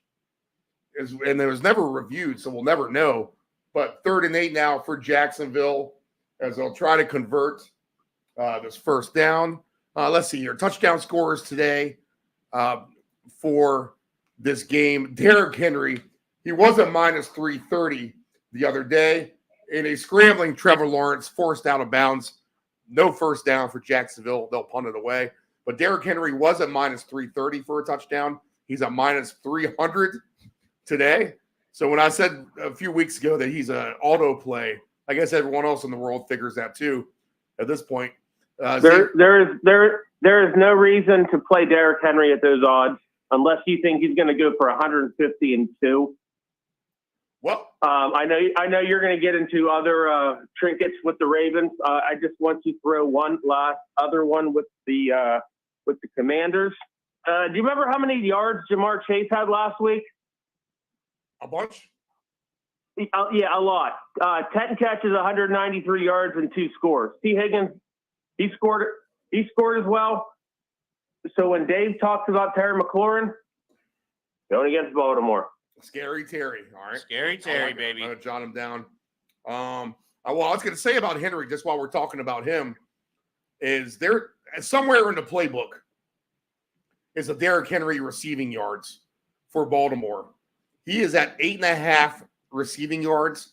You got to think there's got to be some play where they get him out in space and try to get the convoy down the sideline. At some point, that play is coming. Could it be this week against a trending better, I would say, Washington defense? It's not like the perception is your defense is bad, Dave. I'm not so sure it's not getting better, to be honest. But why not try to get Henry out in space? 8.5 is his receiving prop. And if you want an alternate over, you can climb the roof for Henry. 25 yards receiving. You got to think he gets the ball in space, he's going to be a load to take down. Plus 370 for 25 yards, plus 980 for 40 yards, and 15-1 for 50 yards. He's had receiving touchdowns longer than 50 yards before. So 15-1 is something that's going to be kind of interesting. And one of my tickets later on. Let's see, other props on this touchdown scorer wise. Actually, I'm on the receiving yards. Let's go ahead and take a look at that. I'll get back to the touchdowns in a second. McLaurin, you talked about him, 60.5. Zach Ertz, 33.5. Austin Eckler, just 21.5. Zay Flowers, 57.5. Mark Andrews, extremely low-hanging fruit. Dave Del Grande loves him. Everyone's been frustrated, but he has been getting the ball a little bit more. Just 25.5 for his receiving yards. Isaiah Likely is just 23.5. You have some really low numbers on some of these guys to where you can really put together a big payout ticket on some of these alternate overs. Justice Hill, 16.5 for his receiving yards. Rushing-wise, we'll look at Jaden Daniels, 44.5. Lamar Jackson's at 54.5. Henry's at 87.5. McNichols is only 26.5 rushing yards today. How about that? Do we get an alternate number on that? We do. So 50 yards for Jeremy McNichols is at plus 340. He's also for 70 yards at plus 820. I mean, how do you not play some of those type of numbers if somehow we think he might be getting the ball a lot today? Back to the touchdown scorers here. Anytime, McLaurin plus 165, Eckler plus 160, Jaden Daniels plus 150, Lamar's plus 145, Zay Flowers plus 130. We talked about Henry being a big favorite already. McNichols plus 210. That's a nice one, right? Yeah, it is. Likely 3-1. Zach Ertz plus 390. Mark Andrews 4-1 for a touchdown today. Wow. Passing yards wise, Lamar's 222.5. Jaden Daniels is 225.5. And 2 touchdown scores. Actually, let's look at the passing touchdowns for Lamar. 3 touchdowns for Lamar's plus 330 passing. Jaden Daniels, 3 touchdowns passing for him. 5-1. That's not a bad number, right? No, not at all. So we're going to have to take a look at that. I'm going to have to jot some of these down. And also to throw it out there, Steve, Isaiah Likely for 25-plus receiving yards is plus number. It's not very high. It's not in the 200s. I think it's like plus 115 or something. But for 25 yards and you want to bump up a parlay, I think you kind of have to throw that in there as well. 2 touchdown scores today. And Henry, let's just look at that for 3. It's only 7-1. I don't know how you play that for 3 touchdowns. 2 touchdown scores. Henry's plus 170. Zay Flowers plus 950. Lamar Jackson's 10-1. McLaurin 12-1. Jaden Daniels 11-1. Eckler 12-1. McNichols 16-1. Isaiah Likely 27-1. Justice Hill 29-1. Mark Andrews 41-1 today. Luke McCaffrey 55-1. Nelson Aguilar 65-1. Zach Ertz 45-1. There's Rashad Bateman. He always ruins everyone's plans. 32-1. We've been building a long shot ticket of 2 touchdown scores. We actually hit this ticket 2 weeks ago. We hit the 2-game parlays, and if Justin Jefferson would have gotten us a second touchdown, And yes, we put him on a long shot ticket just to be a ringer, just so we could figure that we might have almost a layup for one guy to be involved on the 2 touchdowns to get a parlay with a higher number.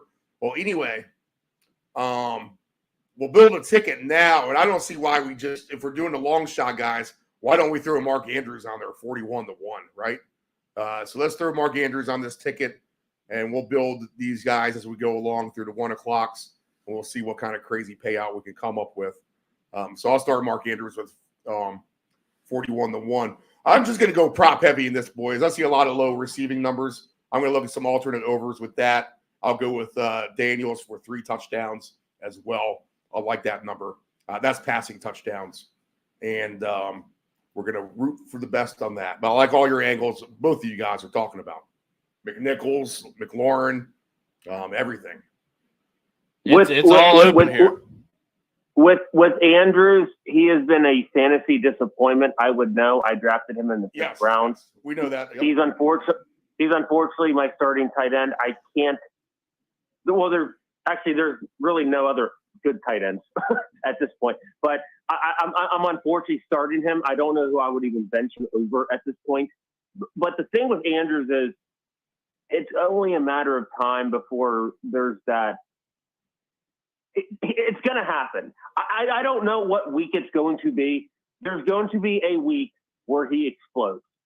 And then everyone's going to start him, and then he's going to suck for them. But it's a matter of predicting which week it's going to be. Why not this week? Why not this week? Next game on the board, Tampa Bay and New Orleans. Spencer Rattler in at quarterback for the Saints. They lose. Not super ugly on Monday night, but it wasn't pretty by any stretch of the imagination. Derek Carr banged up at the end of that game. Here comes Baker Mayfield. What we don't hear anymore, boys? We don't hear hate for Baker Mayfield like we used to, do we? Nope. We hear a lot more praises nowadays for him. And he's won a lot of people over, just being the guy that they said can't do anything. He sucks. He's terrible. And he's done all he's done is win football games. Now he brings Tampa Bay into New Orleans. They're a 3.5-point favorite, 42.5. I like the Buccaneers in this spot, to be honest. It's a divisional game, so I don't think I'll get alt line crazy. I'll probably leave it alone for the most part. Baker, to me, has been a decent little rusher. He can rush the ball when it gets down to it at times. He's just 12.5 for his rushing yards. So I will take a look at that over today as well. Baker Mayfield to get 13 yards. He likes to purposely drop back, fake the throw, and then run it when he sees the gap. And he's gone over that rushing prop many a times. So I'll go ahead and take that today. Spencer Rattler's rushing numbers 15.5. Bucky Irving is 62.5. Alvin Kamara 68.5. Passing prop wise, since we're talking about the quarterbacks, we'll start there with Baker. 3 touchdowns passing for him today is plus 430. You got to remember Mike Evans and Marshawn Lattimore have a history together, mainly with Lattimore being the better of the getting the better end of the deal. Although I think Evans scored on him last time out, or maybe 2 times out. 2 touchdowns for Baker's at plus 102.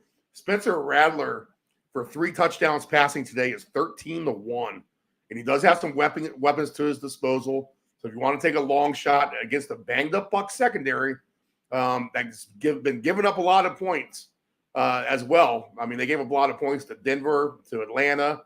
So the Bucs not trending the best on defense. Maybe Rattler gets involved. Plus 285 for Spencer Rattler for 2 touchdowns. To me, I think to me the Buccaneers win this game. Those Rattler props are interesting just because of how bad the Buccaneers defense has been. So maybe just on one of your tickets where you think, none of this can happen, but I'll take the 13-1 odds that maybe it can happen. Maybe you throw that number around in one of those bets. But interesting game to me. Yeah, man, I'll start with you. What do you like here? I'm looking for a bet for total amount of punches between Lattimore and Evans today, and I can't find it.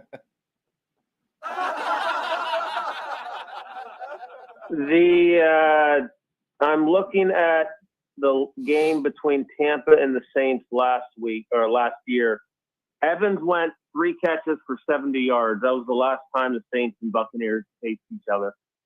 But if Lattimore's going to be covering him, why not with Godwin? Because Godwin got 3 for 81, and he also scored.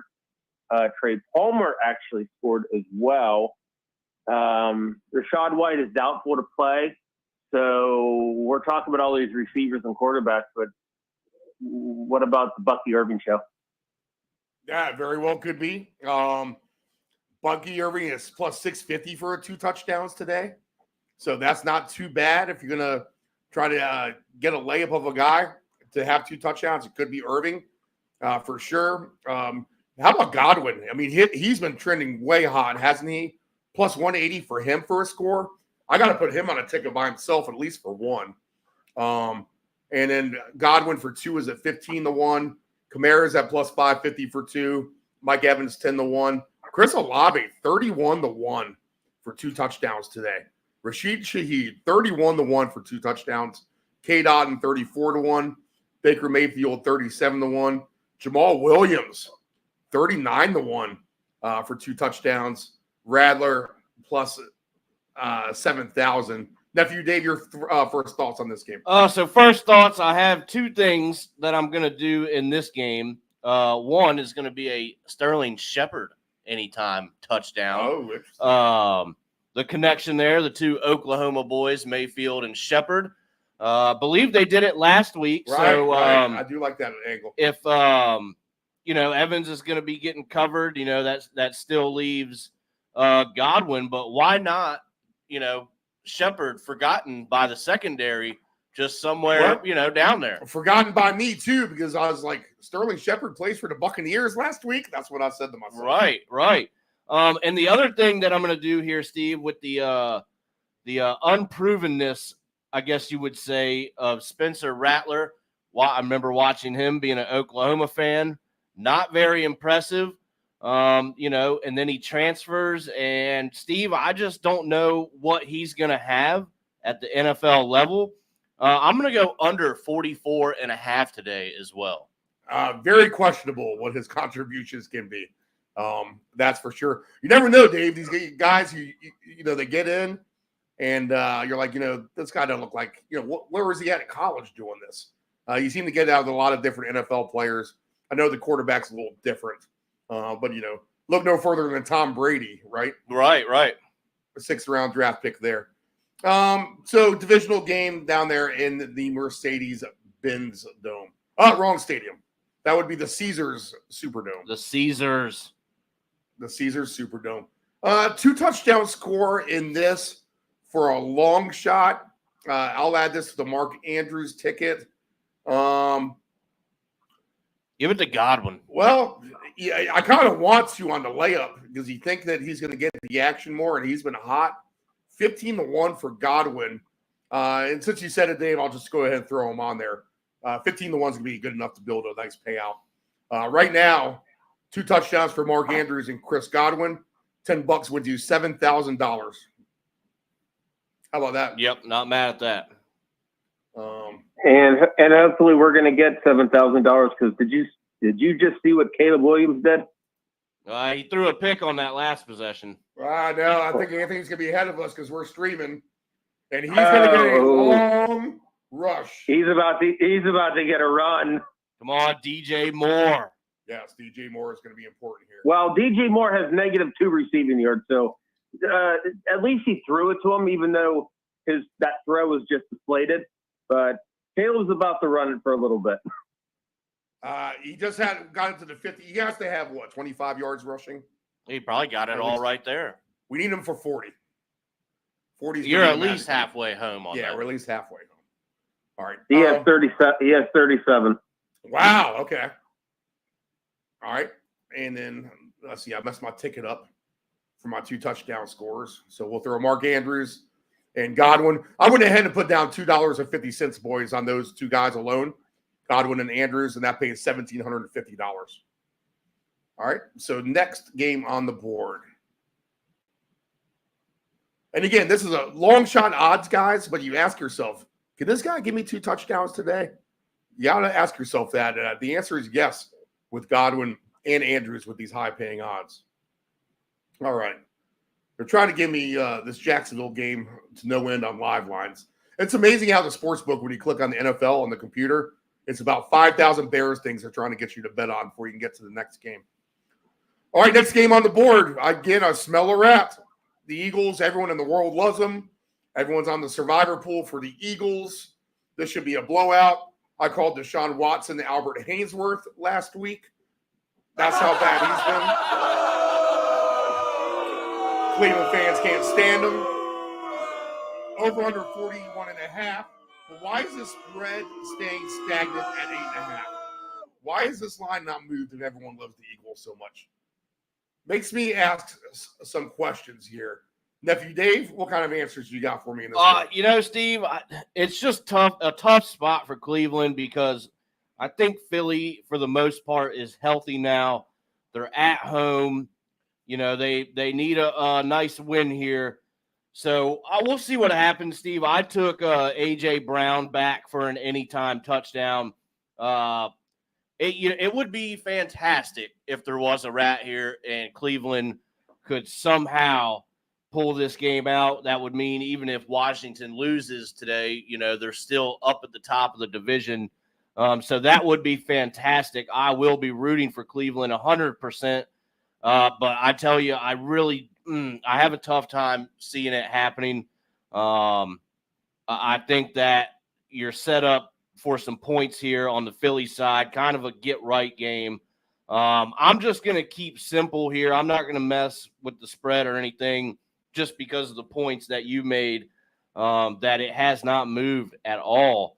So give me some A.J. Brown, and we'll take it from there. I think they get A.J. Brown back involved today. I mean, he hasn't played. He is a guy you need to keep happy. I think you get him the ball for sure. Jalen Hurts passing yards, 224.5. Deshaun Watson, 188.5. So there's some low-hanging fruit.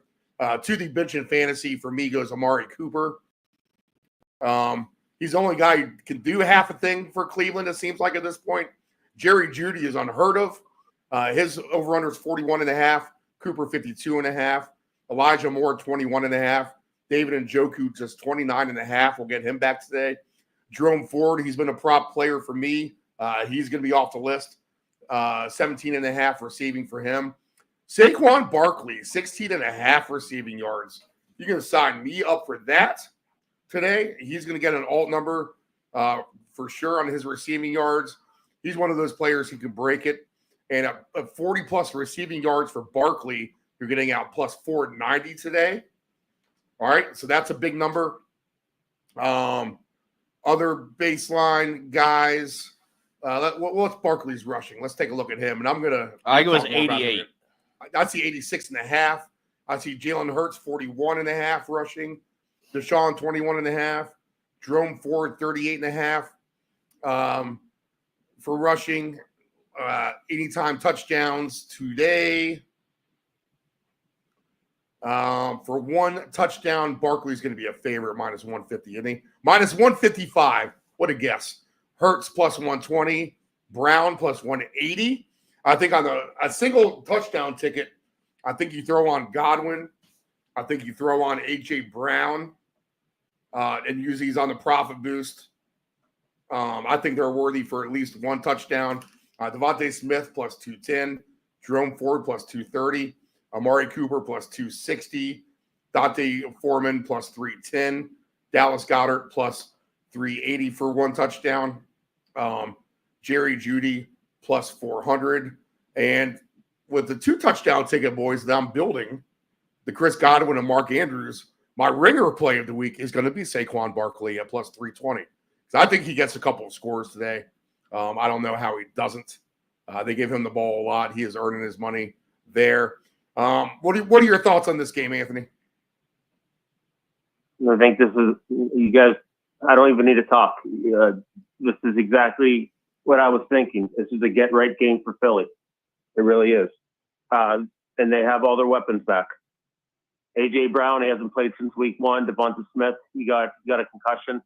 not last week, but the week before. They had a bye week last week. Gave them a little extra rest. Philadelphia is still a good team. I don't know if you know this or not. And Dave, I know you're a Washington fan, but Philly's still a pretty damn good team. No doubt. And that's probably why the line isn't moving. I'm actually surprised it hasn't gotten to maybe even 9, but 8.5. You said it's what, 8.5? Yes. That's a solid number because Cleveland's still going to try, even though Deshaun Watson stinks. But if 125 passing yards last week against Washington. Really? A.J. Brown, 110 yards in week 1. He has not played since. He's back. Devonta Smith is back. Saquon Barkley's back. I think this team's back. Get right game. What was the odds for Barkley for 2 touchdowns? Plus 320. Oof.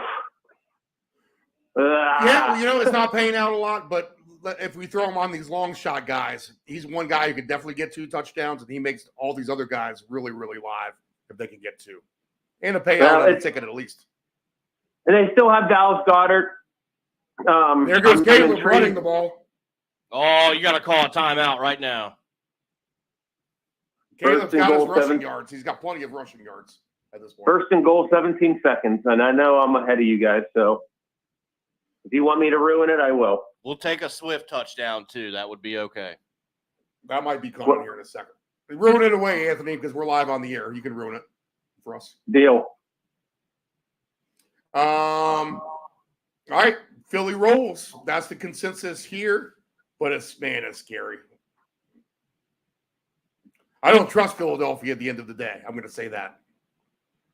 If you ask me if I trust Philadelphia or not, the way that their form was to end the season last year and up to date this year, the answer is no. I do not trust them. Tennessee and the Colts in Nashville. Caleb Williams, the Cole Kmet for his second score of the day. Wow. That does Why don't we nothing. have Cole Kmet on Although it's a Bears money line, so that's good. I have Cole Kmet on 2 touchdowns all the time, except I did not play this game heavily early. Tennessee minus 2.5, 42.5, again from Nashville. Anthony, I'll let you start. What do you think about this game? I actually walked away. Say that one more time. The Tennessee Colts game. So Richardson's back. Will Levis was dinged up, but he should be fine. Look, Tennessee. We talked about this in the offseason about how Tennessee is going to get their act together with all the weapons they have and how they really haven't impressed us too much. Is today going to be the day where we find out Tennessee is either better than we think or what we expected, or if they're just underwhelming? Yeah, they could go on the stink list fast, maybe. Yeah, that's the problem. And we bet Tennessee to I think they were 10-1 to win the division, which is still very possible. But they haven't really proven anything to us yet. They won a game, they lost a game. They played the Jets hard. They played all right. I'm waiting for the Will Levis blow up game, and they have the weapons to do it. I know Hopkins is, he's over 30 years old, but he's still electric. Calvin Ridley is, as long as he's not betting on the Titans, he's still pretty good. Tyler Boyd, offensive coordinator from, guy from Cincinnati, what's his name? Zach Taylor. They have a lot of weapons. Tony Pollard, Tajay Spears. Why can't Tennessee put it together? Can today be the day that they just blow the living smokes off the Colts? Because Anthony Richardson's back. Great. To be dead honest, I think they do better with Flacco as their quarterback. I do too. I agree. Why is Absolutely. he even coming back is my question. Why are they bringing this guy back in when Flacco's the better quarterback? And no Jonathan Taylor. Like the Colts, the Colts is like an enigma to me because Michael Pittman, there was a report on ESPN and NFL Network a couple of days ago that Michael Pittman was just about to go on the IR. Now he's playing and he's a full participant. So I don't know what they're saying in Indy, but all the Colts are healthy except Jonathan Taylor, which means I'm wondering is this going to be one of those sneaky over games? Is this going to be the 35-31 game? Is this going to be the sneaky over we're all overlooking? I kind of like everyone in this. I'm hoping for it. Oh, this is not a sneaky over to me. This is an over game. The Colts are an automatic over team, and Tennessee can get their gears going good. They put up 31 in Miami. So over for me. But, yeah, go ahead. No, I like this. I'm going to take Will Levis. What's his odds of getting 300 passing yards? It's going to be great. And I'll tell you what, before I get to that, our Caleb Williams live ticket for 40 yards rushing is home. He has 56. Cole Kmet has 43 yards. So that checks the box for him, 40 yards or more, unless he gets tackled for a loss at some point. And can we just get DJ Moore to somehow get 73 yards here in the second half on a long bomb or something like that? All it takes is one. All it takes is one pass. Well, it's going to be a nice little payout to start the morning. $10 to win, $675. DJ Moore can get 73 more receiving yards in this game. The Will Levis passing yards. Let's start there. His baseline is 192.5. And for Will Levis, and we're going to have to pump this through the roof myself later on today, his alternate passing yards for 300 is at plus 920. And for passing touchdowns for Levis today, 3 passing touchdowns is at plus 800 for Will Levis. So you're going to find me on some Levis stuff because I do like Tennessee in this game. I'll have him for 3 touchdowns somewhere. I'll have him for his yards somewhere. Anthony Richards passing touchdowns. 2 for him is plus 265. 3 for him is at 12-1. The Richardson baseline is 190.5. Receiving angles, we should get some low hangers here. Let's see here. DeAndre Hopkins 39.5. Ridley 47.5. Tajay Spears is an interesting one to me. 16.5. Pollard 17.5. There's Tyler Boyd. Is this a Tyler Boyd day, perhaps? A real bad secondary for the Colts. So a good third option for Levis today with Tyler Boyd. He has been getting targeted a little bit. So 23.5 for him. Okanakwo is at 17.5 for his receiving yards. Let's see. Tyler Boyd's alternate number, 50 yards for him, is at plus 390. So that's an interesting one for me. Touchdown scores. We'll go through these real quick. Pollard minus 105. Sermon plus 115. Richardson plus 150. Spears plus 195. Ridley plus 210. DeAndre Hopkins plus 280. Michael Pittman Jr. plus 330. Josh Downs plus 340. Will Levis plus 430. That might not be the worst anytime touchdown bet for a Levis to run one. There's Alec Pierce, who nephew Dave loves, at 5-1 for an anytime score for him. And he's a yardage guy too. Pierce can get some yards as well. And I don't see him listed on here, which is kind of – there's a lot of receivers not listed on this game, which is kind of depressing in that sense.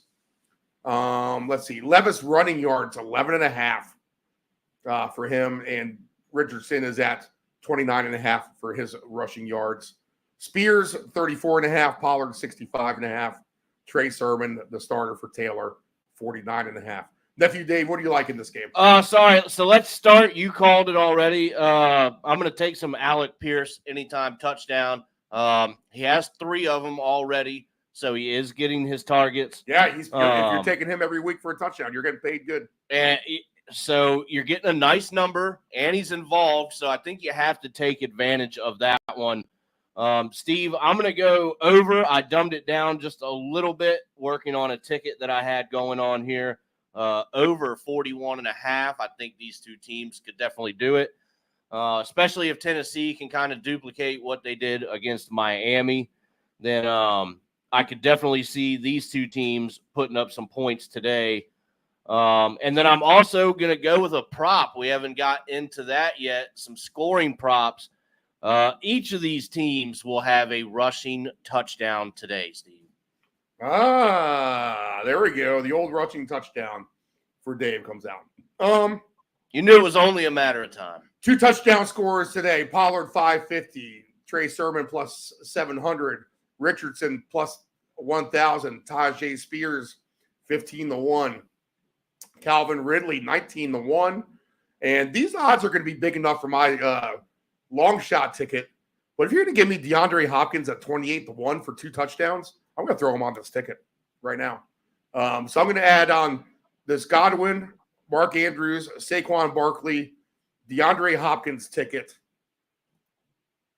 $1 for the 4 of these guys to get 2 touchdowns pays $85,000 right now.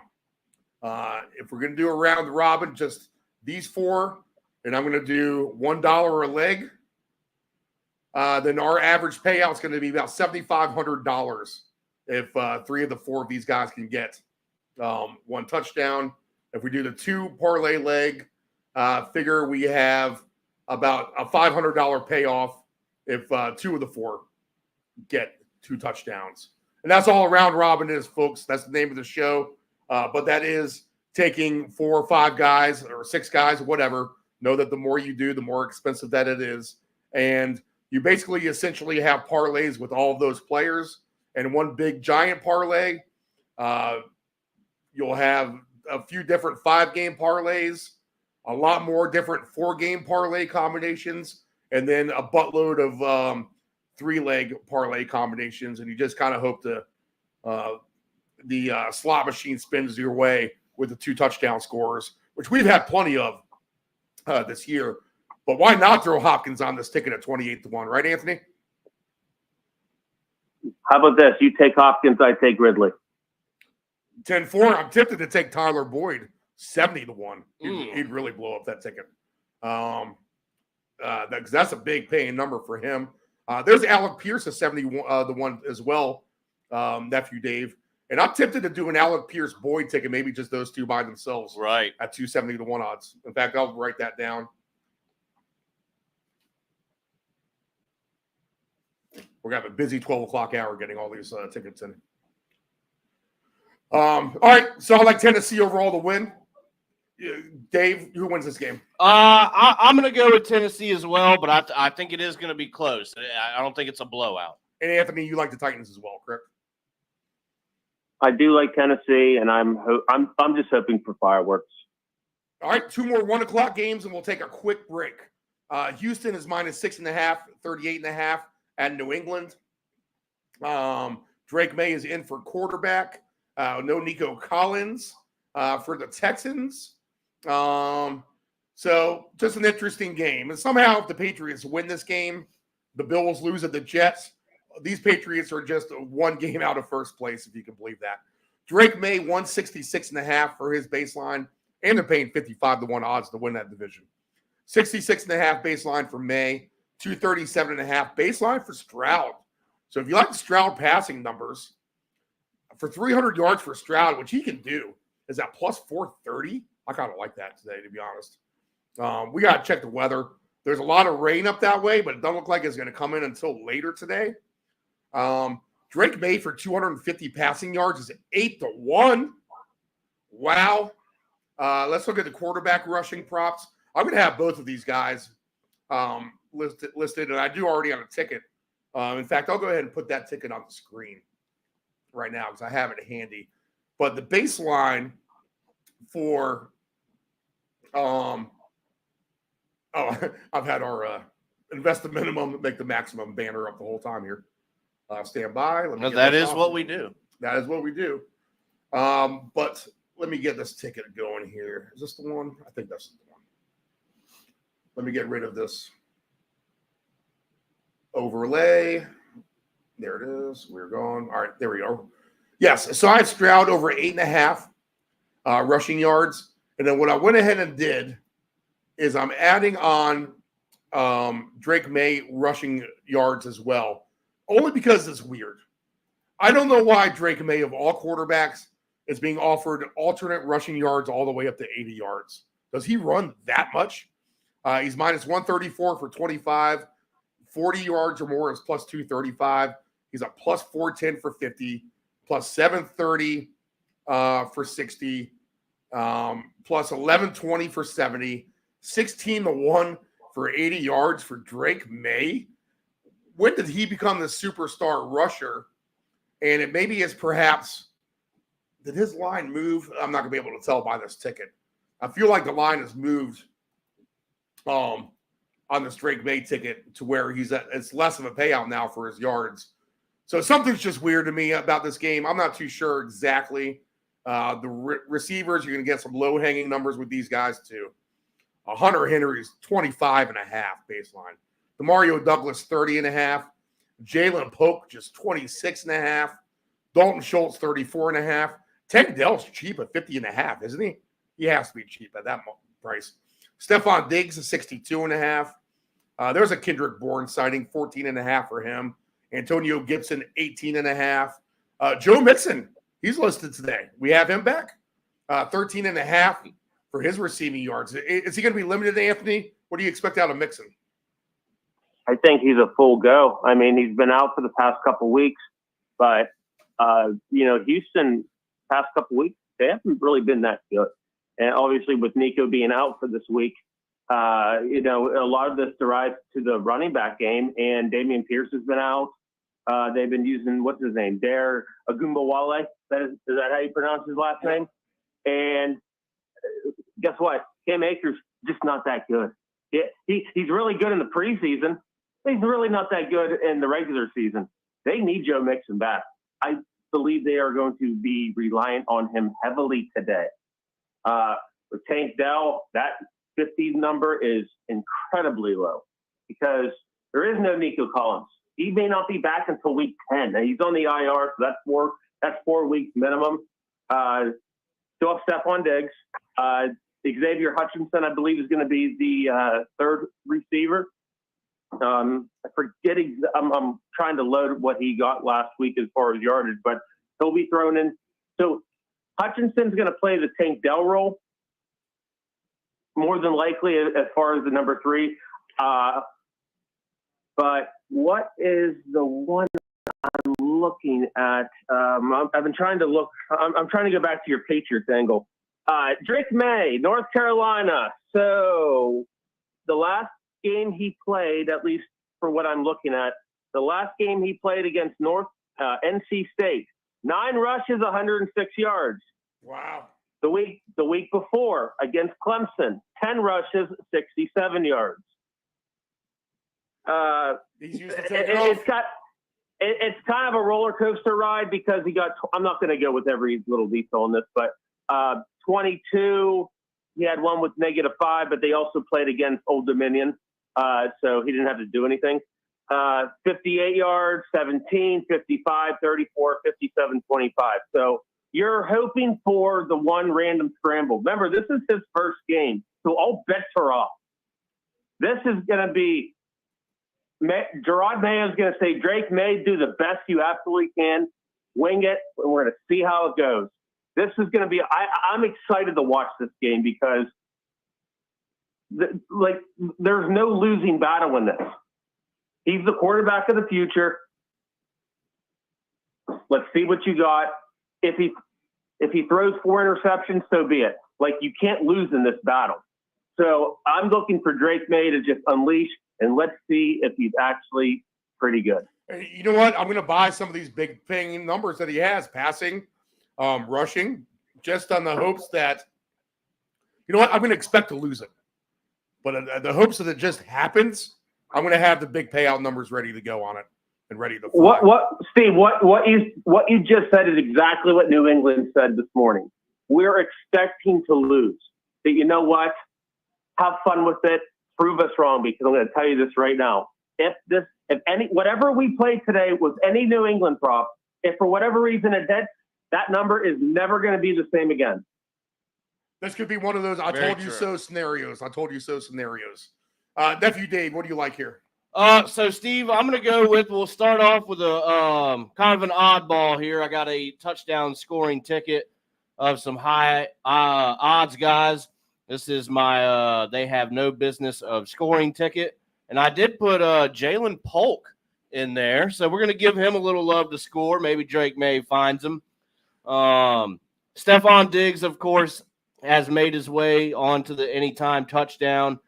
And then we're going to go with a Houston just straight up 6.5, right where the number is now.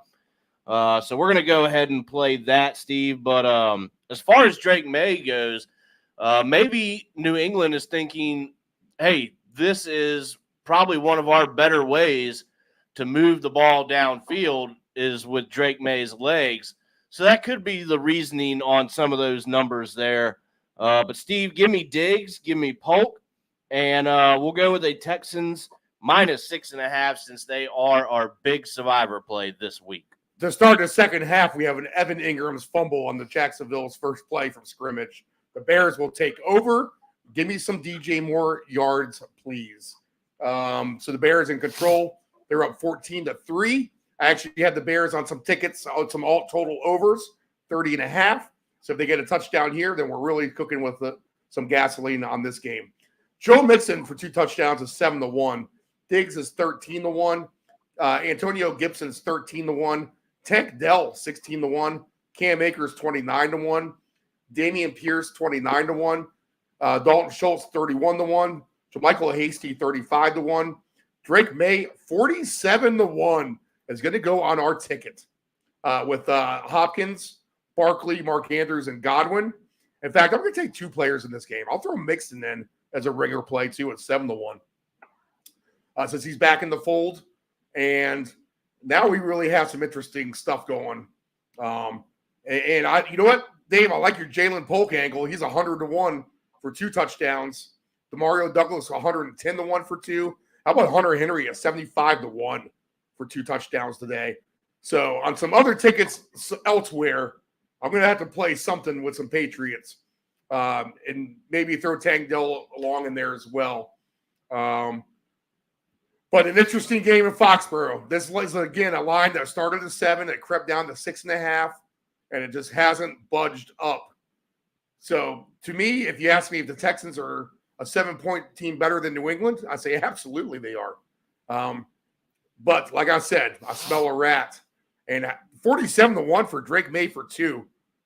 He's going to go on this ticket. I mean, that is a big payout considering what Anthony just mentioned with his rushing yards. All right, next game on the board.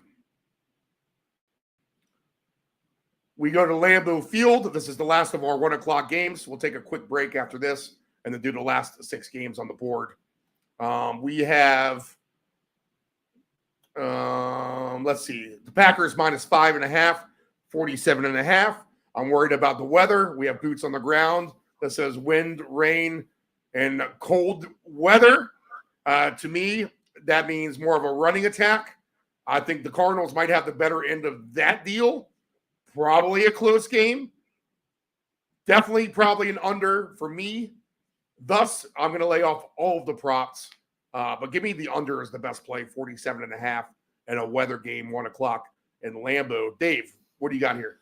So I took a shot here, Steve, looking at things last night, and I played one of those touchdown and field goal in each half.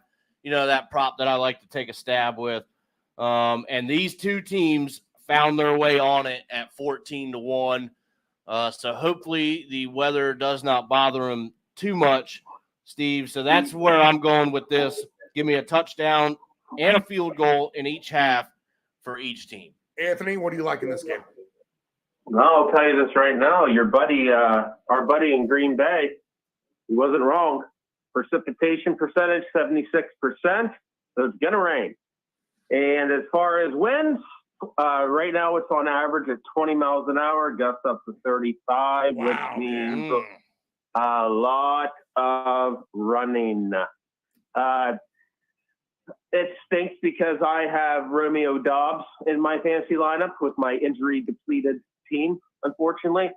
The only reason I bring him up is because he was suspended last week. He has been this squeaky wheel, so if he is going to be the one random scorer on the Packers team, he is who I vote for because we all know who Jaden Reed is. We all know who Josh Jacobs is. Dontavian Wicks, we understand, and Tucker Kraft. just absolutely balled out last week. I'm going to throw Romeo Doubs in just because I'm going to bet with my heart, not my head. So that's probably a stupid bet. With Arizona, you can't roll out Marvin Harrison or Trey McBride. But you know what? Is it just going to be a James Conner, Josh Jacobs week? Yeah, just 2 running backs, right? Right. Are they just going to run it? I mean, I'm bringing up all the people. I'm bringing up all the guys. I'm giving you all the random stupid stats. But are they just going to run the ball? It's just going to be raining and windy. Is it just going to be Josh Jacobs and James Conner all day? Probably so. Josh Jacobs plus 390 for 2. James Conner plus 650 for the 2. Jaden Reed 7-1. Harrison 11-1. Dobbs 18-1. Kraft 18-1. Christian Watson is back 18-1. Dontavian Wicks 18-1. I love Wicks. You can't bet it today. It's just not with that weather, not with the wind. Jordan Love loves the long ball. It's not like he's a short passing attack type of guy. So we will have some flailing footballs if that's the case. I see it on the ground. I don't want a 2 touchdown score from this game, but I'm going to take one anyway for this long shot ticket. And I'm just going to have to take another ringer play. And we'll take that with James Conner at plus 650 for 2 touchdowns. That's the better payout than Jacobs is. So we'll take him, and that will finalize this ticket. And I'll go over this in a second and before we take a quick break. Passing prop wise today, I'm going to bet a lot of unders here, guys. Jordan Love's 257.5, betting that under. Kyler Murray 213.5, betting that under. Receiving props. This is literally a same game parlay where you just bet all the unders and you try to cash home like we did on Sunday night, Anthony, but maybe better success here. Jaden Reed 63.5, betting it under. What is so odd about this, with everything we just said about the rain, is that the total was still 47.5. I know. Well, I don't think people are onto it. They could see Green Bay, Arizona. This is an over game, and then they're going to flip the TV screen on and see a snowstorm or a hailstorm or a frozen rainstorm or whatever. Well, one of the most important things to consider is, oh my God, is he in? Caleb West to throw to. What's that number? Is that Dune? Keenan Allen? He's still. What the hell is Keenan Allen doing on the field? All right, here's the flag. All right, I'll ramble for a minute until I tell you what the hell just happened. I think we're getting ready to watch what happened to you. It's against Chicago. I don't know what they did. They did something bad. Anyway, you look at these teams and you see what Green Bay did last week. You see what Arizona's been doing. It's a perfect on paper game. But one thing to think about with NFL is the rain doesn't ruin the game. I mean, people can play in the rain. These gloves are made to catch balls in wet environments. That's not a problem. It's the wind. Right. That's the problem. Absolutely. And now you mix rain. Now you mix wind with rain. That's where you get a problem. Now, that's what I'm looking at with AccuWeather right now. That's exactly what's happening. If the winds are at minimum 20 miles an hour, that ball is going to be moving. If you are looking at any passing props, typically they're not going to air it out too much. Now, it's not like it's going to be a hurricane. It's not like 20 miles an hour is insane, but it's still just enough to alter that ball. So if you're looking at really zigging, maybe the tight ends. This is where the tight ends really come to play. Tucker Kraft had a huge week last week. Trey McBride's back. He's fully healthy. So I understand where that over-under is still sticking around. Keenan Allen back in the end zone, as Anthony probably saw. So where his first touchdown doesn't count, his second one does.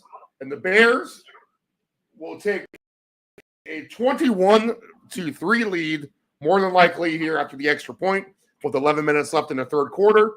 And we are well on our way to checking our first box of an alternate total over. Give me some DJ more yards, please. Just please. Steve, I don't know if you remember this or not from last night, but when we talked to my dad, We put him on speakerphone. We asked him about what he thought about this London game. Remember what he said? You like the Jaguars? I think the Jacksonville Jaguars are going to blow the living piss out of the Bears and make him come back to the United States. I cannot wait to call him and be like, Dad, what do you think about this?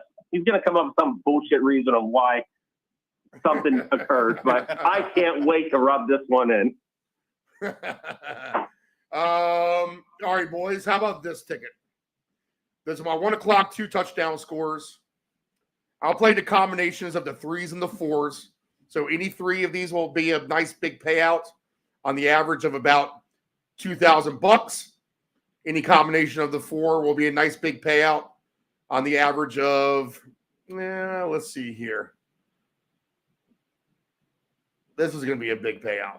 Let's see, 10, 100. Well, let's see. It's too hard to calculate, to be honest. $75,000. That sounds about right. 25, $50,000. Yeah, that's about right. Closer. So about $50,000 on the average if we get 4 of these. $2,300 on the average if we get 3 of these. 2 touchdowns each. Curtis Godwin, Mark Andrews, Saquon Barkley, DeAndre Hopkins, Drake May, Joe Mixon, James Conner. Not the worst ticket in the world. I'm going to dumb it down and play a combination of the 2s, 2-game parlays. I'll take some of the lower number guys out of here. I'll take like James Conner out to make it cheaper on me. These are all for 25 cents, 25-cent bets. So not too shabby at the end of the day here on this big long shot paying out ticket. I'll reuse this and do it with the 2s. Okay, so give me the under. Anything else on this game, boys? Nope. I said we're going to take a break, but we're good to go, right? Let's roll through these 4 o'clocks. Yeah, we can roll. Because I think we might actually go a little fast on a couple of these games. Because there are some El Stinko alerts out there, and we'll start with the Steelers and the Raiders. I like the Steelers and Survivor. I think they beat the Raiders. They'll win this game by maybe not super convincingly, but I think they covered a 3. 36.5 is a weird number. I expect it to probably be a lower scoring game. If I like any Steeler prop at all in this game, I'm going to avoid the quarterbacks. So Russell Wilson is active, correct? Yes. All right, and I don't see any. Yeah, I do have Justin Fields listed, 178.5 for his passing, 188.5 for Aiden O'Connell. I'm just too sketchy to play Fields in case Wilson does come in. Receiving yards, Freiermuth, 31.5. So I can probably take that over. He's been actually trending up. So that'd be a prop I'd look at with Freiermuth. Pickens is at 48.5. Brock Bowers, 51.5. He may be a good prop, too, if O'Connell seems to like him. We don't know about that chemistry amongst those 2 yet, but maybe that will develop into something decent. Calvin Austin, a third, 17.5. Van Jefferson, 19.5. Does he do anything? Van Jefferson. Anyway, lower scoring game for me. I won't get too crazy. Give me some Pat Freiermuth. Antonio, this is your Steelers, close to your hometown of Newcastle, PA. So what do you got here?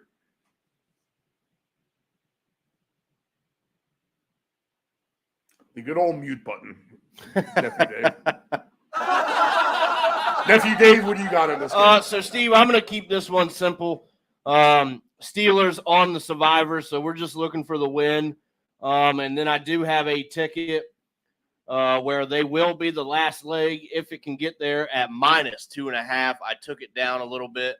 I'm with you. I think they do enough to get it done, but I'm not expecting a blowout here. So give me the Steelers -2.5 and a straight-up win would keep us alive for next week in Survivor. All right, I'll text Anthony about that. I was peeing. Oh, okay. All right. What do you like in the Steeler game, Anthony? I don't like George Pickens, and I know he's kind of a wild card, but I'm just wondering if Fields is like, oh shit, Russell Wilson's active. I better set my game up. and just balls out. And they're going against the Raiders, which is a completely depleted team. No Devontae Adams, no Jacoby Myers. I like the Brock Bowers number, and I think Trey Tucker is their number one receiver. You know who that is? Yep. I don't. Aiden never mind, you O'Connell's do. their starting quarterback too. Yeah, the guy from Super Troopers. Yeah. Yeah, that guy. So the Raiders have no one. I don't even know who their starting running back is. Is it Madison, the backup? The It is, backup I believe. for the Vikings last year. Do they still have Amir Abdullah? Yeah, he might see some. He might see a little bit of a share in the backfield today.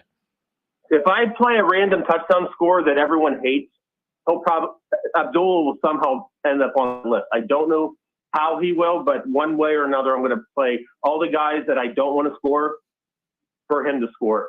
Steve, I like your Freiermuth angle. I don't know why. I just like picking for an anytime score today. Let's see here.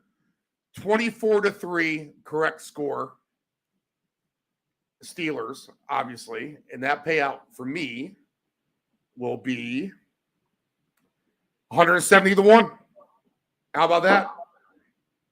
Steve, you guys were talking about Survivor before I hopped on. Which team do you feel more confident in playing, Pittsburgh or Philly? Pittsburgh for sure. Pittsburgh. Okay. Over under. I'm going to set this number at 2.5. We'll have a little in-game bet when 4 o'clock rolls around. Over under 2.5. The amount of times they talk about the immaculate reception.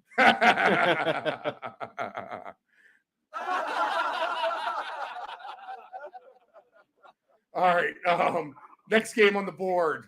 Another El Stinko. It is the system play with the Chargers at the Broncos. I don't know why the Chargers with the worst record are the favorite on the road at Denver, the team with the better record.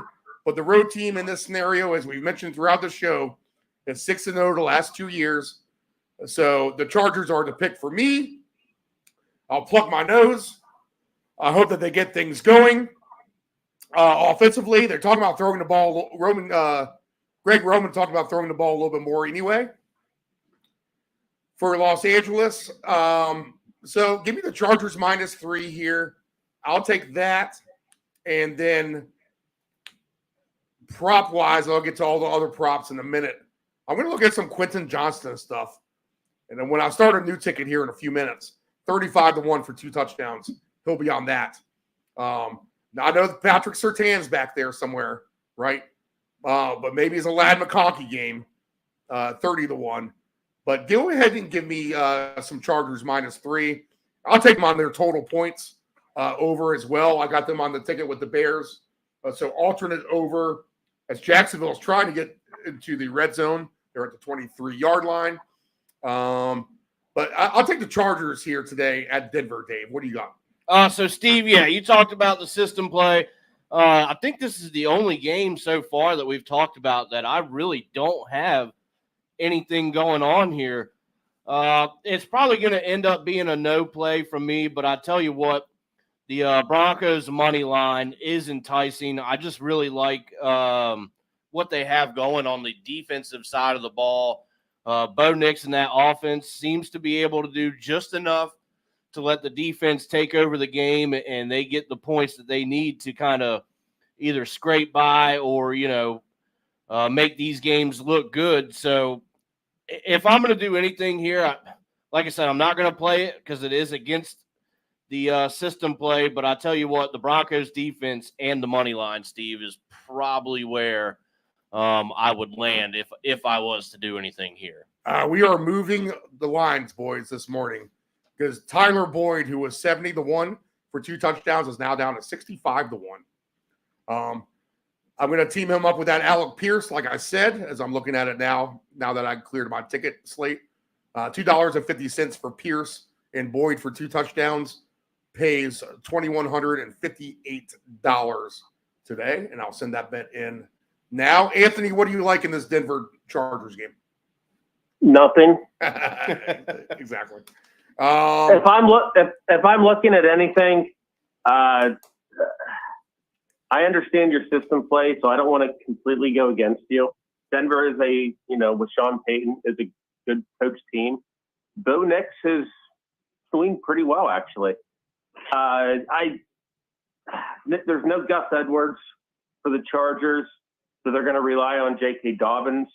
I understand, with Ladd McConkey and Quentin Johnson. I do not know who Surtain's going to cover. I think it's going to be Quentin, especially because he is the X receiver. Ladd does his little slot thing. But if I'm looking at running backs, and this is going to go with my backup running back parlay. So Gus Edwards is out. It'll be the J.K. Dobbins show. So it's only a matter of time before he gets hurt. What about the rookie Kamini Vidal? Ah, yes. All right. There's a Vidal sighting. The 6th round pick. And he's supposed to be their future. And now you have the two busted up Ravens running backs. And one's already out. And it's only a matter of time before Dobbins is next. So throw in Vidal now. And by the way, guys, if your bench is pretty empty, go ahead and take a look and see if Kamini Vidal is on your waivers, because if you pick him up now, you won't have to worry about spending your entire budget when he goes off eventually. 7-1 for a touchdown for Vidal today. Let's see. Hayden Hurst, 7-1. Disley, who was one of Del Grande's favorite guys, is 7-1. Herbert, 5-1. Palmer, 4-1. Jaleel McLaughlin, plus 370. Quentin Johnston, plus 340. Cortland Sutton, plus 320. Ladd McConkey, plus 300. Bo Nix, plus 270. Javonte Williams, plus 165. I do have Dobbins listed at plus 125. The passing yards for these guys, Nix, 187.5. Herbert, just 177.5. I'm going to have to go over that. Looks like Jacksonville's starting to make a comeback. Gabe Davis. He dropped one earlier in the game. Gabe Davis did drop a touchdown earlier in the game, but here he is. He rears his ugly head for a score today. Give me some DJ Moore receiving yards, please. Justin Herbert at 177.5. I'm going to have to go over that. He is, for 3 touchdowns for Herbert, 9-1.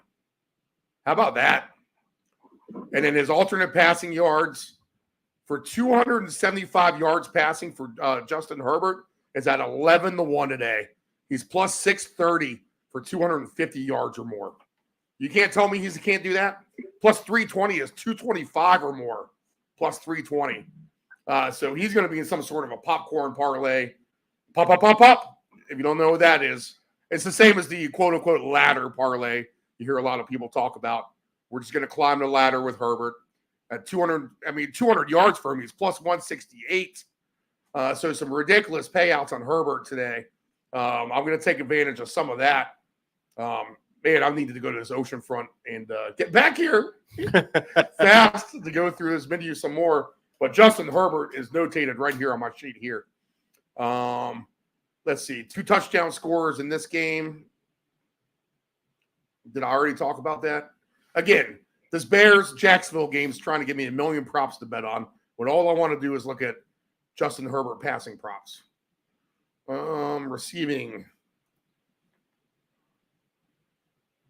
We talked about the receiving yards. Quentin Johnston just 29.5 for his receiving yards. He's a game breaker, long ball guy. I mean, he can get over that. 60 yards for Quentin Johnston today is plus 390. 80 yards plus 880. God, we're getting some astronomical payouts on some of these players today. So I'm going to look at some of that with the Chargers, and I'll take them on the system of play. All right, fun game in Dallas with Detroit and the Cowboys. This could be your super over. The line's -3, 52.5. I expect Detroit to have a great game today. I expect them to beat the Cowboys. Detroit is one of my better picks, I think, this afternoon. And I think we get Sam Laporta potty back, Anthony, right? We get him going today. It's Montgomery at the goal line. It's Jahmyr Gibbs. Jameson Winston does well. Maybe we just take Jared Goff for passing touchdowns. 282.5 baseline for Dak. 245.5 baseline for Jared Goff. In the passing touchdowns, Dak for 3 is plus 255. Goff for 3 is plus 350.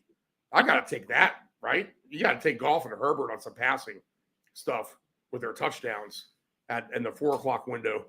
I'll find some other quarterbacks to mix in with them along the way. Goff for just 2 touchdowns is minus 111 passing.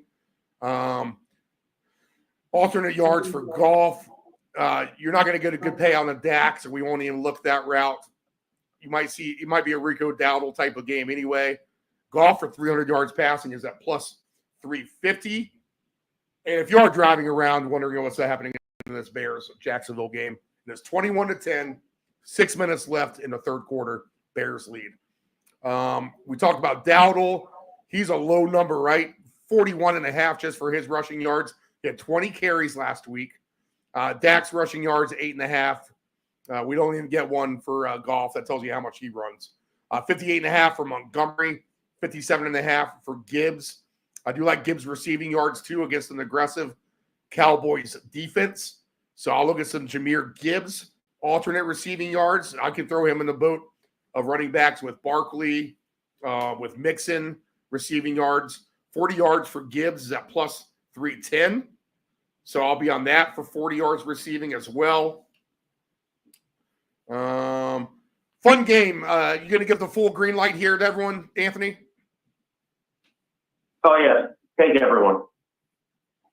Everyone, I know you brought up Dallas, but their defense is not looking good. Half their team's on the IR. But Montgomery just got an extension. Gibbs is amazing. Amon-Ra is amazing. Give me everyone. Nephew Dave? Yeah, I think, Steve, this is going to be a big prop game. I would look more towards the running backs myself. The Dallas defense, as Ant-Man mentioned, is a little banged up. Also, they very much struggle defending the run. So take a good look at Montgomery and Gibbs today. Their anytime touchdown numbers are not exactly great, but I think you can find some better numbers into the prop area, knowing, again, that Dallas more so struggles defending the run. So give me the Detroit running backs today to have a nice game. All right. This is where we might, if we're not looking to do any long shots, so maybe snag a Barkley, maybe snag a Henry if we're looking at it. Why not throw David Montgomery in that? Pair him up with James Conner possibly or Josh Jacobs. Real quick, by the way, remember we were talking about that Colts and Titans game? Yep. Joe Flacco's starting. There we go.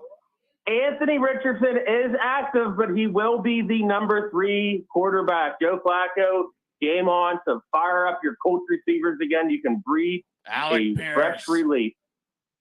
Smarter heads have prevailed in that game. All right, boys. Before I get back to this Dallas game, we talked about the Green Bay weather game. I'm going to take alternate under 42.5. Michael Wilson under 37.5 receiving. Jaden Reed under 62.5 receiving. Dobbs under 42.5 receiving. Kyler Murray under 213.5 passing. Jordan Love under 257.5 passing. I'm just getting a meager 17-1, but that's going to be worth at least $11.50 for me to win $195. I'll put that bet in right now. All right, so I got all the unders in that Green Bay game covered.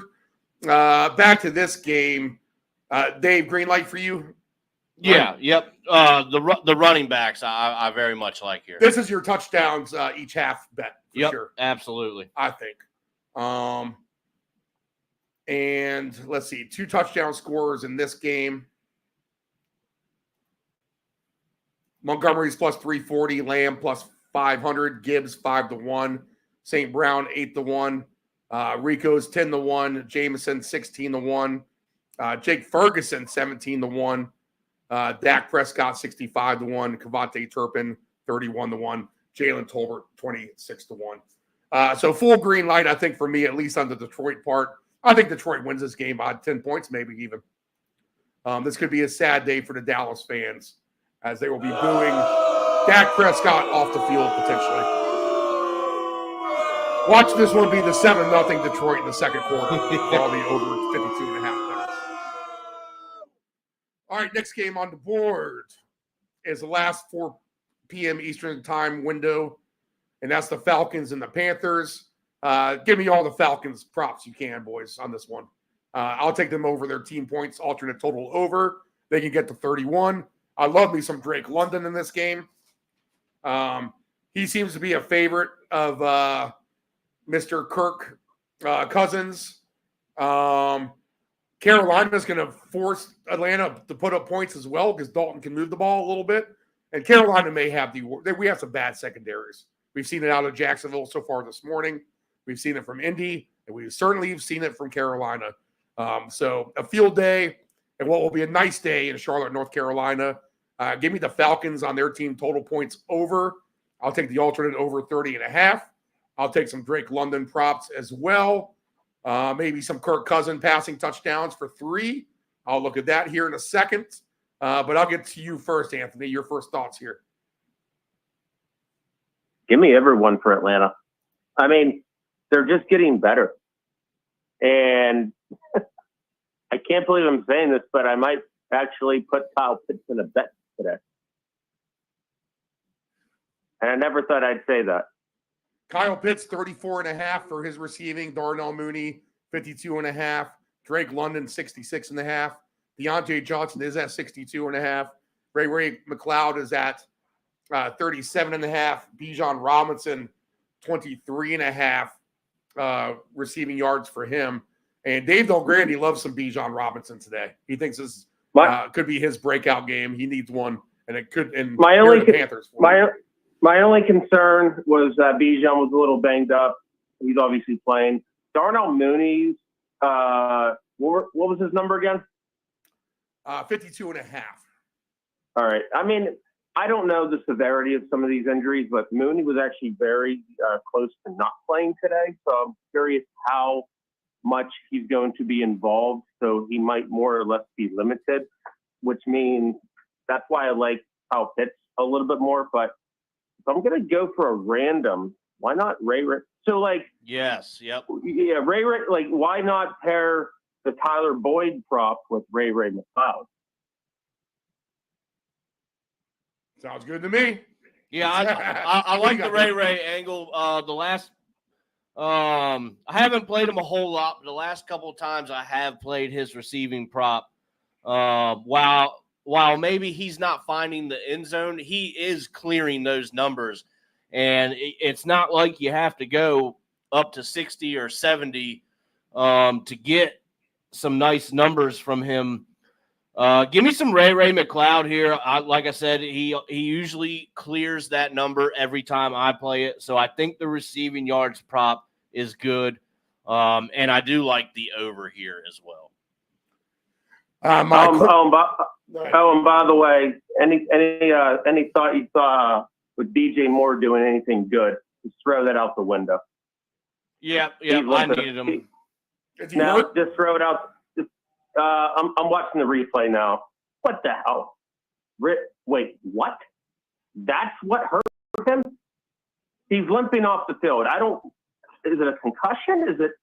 Wait till you see the replay. Yeah, fantastic. I don't even know what the hell happened. It's like he just ran into the dude and he fell over. I can't even explain what happened.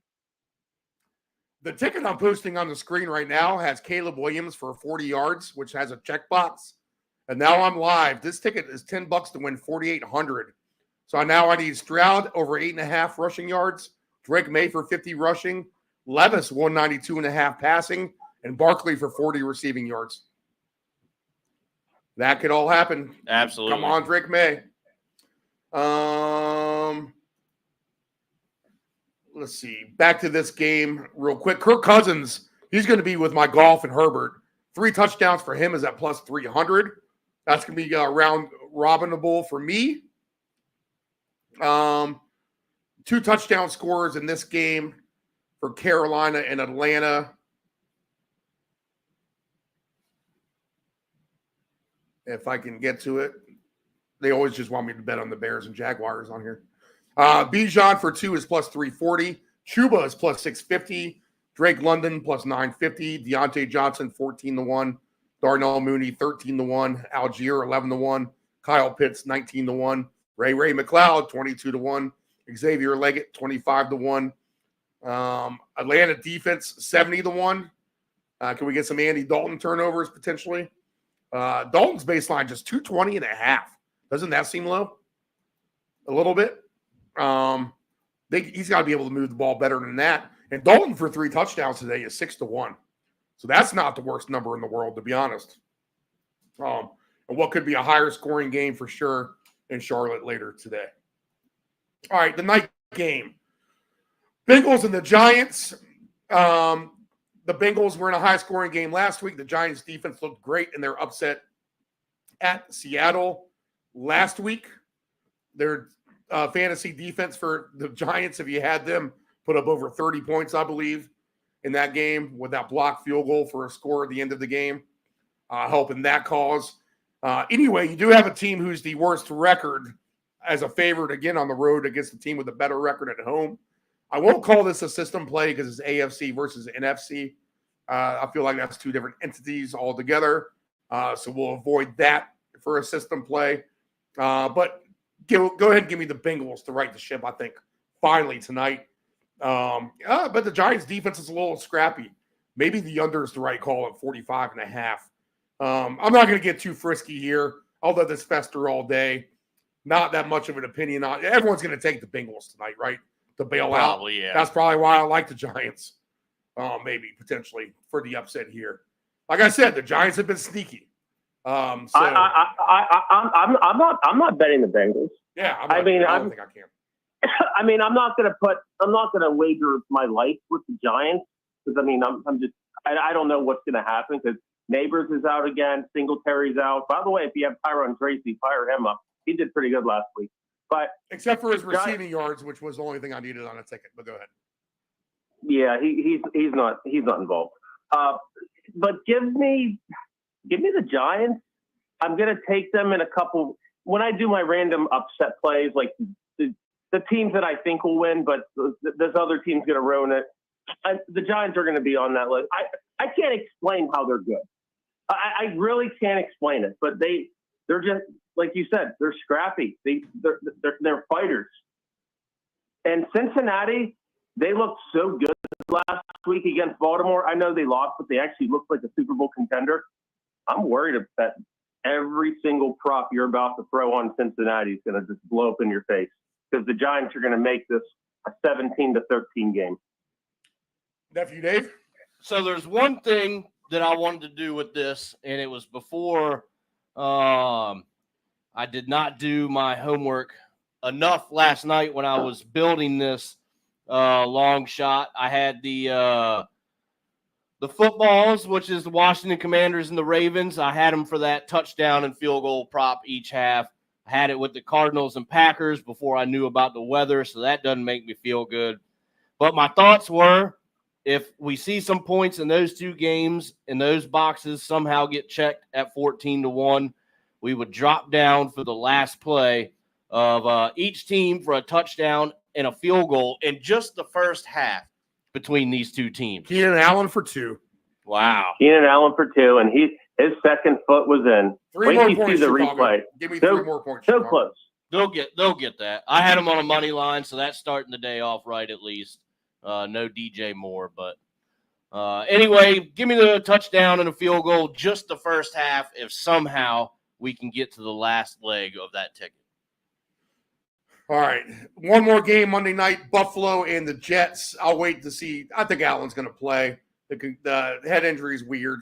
Maybe he's one hit away from being sidelined himself. The Jets need to get right. Give me all the Breece Hall props in that game. I'll take those because I think they'll try to get him the ball a little bit more than what they have been doing here in recent weeks. But go ahead, Dave. Your thoughts tomorrow night?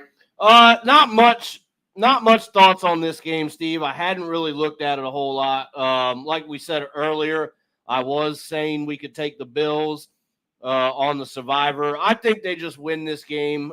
Maybe there's the same game, But I'll take a minus 130 money line if we've got to do something with it. Again, the Jets, they try to seem to make things interesting at the end, but just can't pull it through. So some struggles maybe there in New York. Give me Buffalo straight up. I've been saying we've had a lot of 2 touchdown scorers all season, and then here we are in the first game of the day. We have 2 different 2 touchdown scorers by the Bears, Kmet and Keenan Allen. All right, Anthony, tomorrow night, you love this game, Jets-Bills. That's Anthony written all over it. So what do you like? Well, were you guys talking about taking Buffalo as your survivor pick? I said it at the beginning of the show. I said possibly if you have them. I didn't take them, but I think maybe you could. Can you imagine the amount of misery you would feel knowing that you could have taken 5, 6 other teams at Survivor and you have to wait till Monday night and hoping that the concussed Josh Allen that he is has to play against the pissed off Aaron Rodgers with a brand new head coach, with a brand new offensive coordinator, and a really pissed off team. Can you imagine the amount of confidence you would have going into that? Because I will tell you this, I understand everyone with Buffalo, but you guys watch that Buffalo and that Buffalo Texans game? Yes. The Bills may not be that good.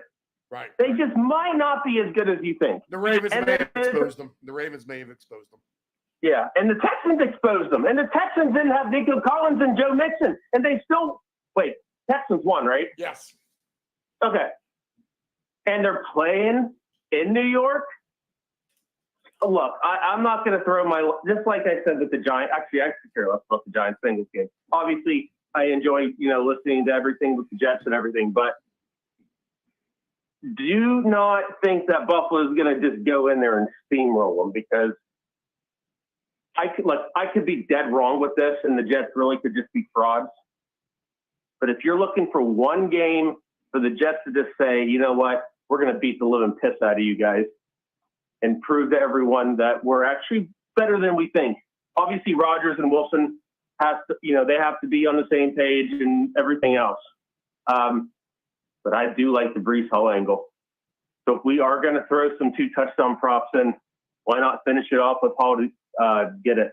Because he didn't do that good last week in London. He did not. He was involved a little bit, but the Jets just weren't on the same page. They were also playing the Vikings, who's actually pretty damn good. They're on the bye this week.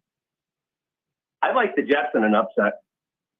Interesting. All right. All righty. I'm going to sit and let that fester with myself and figure something out for tomorrow then. So no official play for me yet on this game. But like I said, go ahead and give me some Breece Hall props. But I'll just look at that real quick. I'm going to try to get us out of here in the next couple of minutes as we are starting to feel the time crunch, I hear. But the Breece Hall props, again, all they want me to do is bet on this Bears game. All I see is a million Bears props in front of my face still with 1 quarter left to play. Receiving yards for Breece Hall will be something that I look at, and he is at 25.5. Actually, I like his receptions maybe even more. Breece Hall receptions at 6 receptions plus 240. 7 catches plus 410. Those are the numbers I like. So give me Hall for 6 catches or 7 catches. I'll figure that out tomorrow. All right, guys. The most popular sounder in the universe. Our 2 touchdown scorers for this afternoon.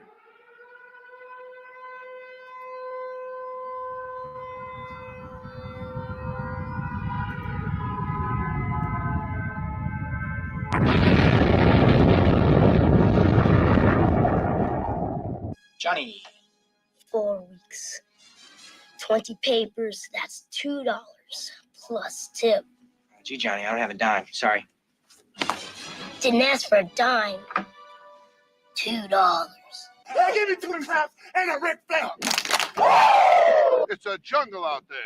You got to look out for number 1, but don't step at number 2. Utah, give me 2.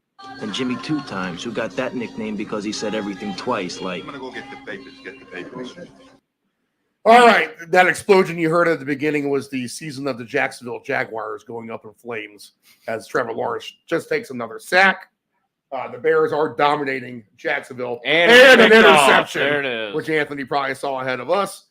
Give me 3 more points, Chicago, and we'll be happy with that alternate over total for now. I'll do the 2 touchdown scores for me first.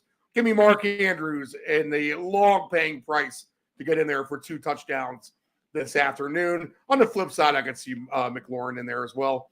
Give me some Chris Godwin.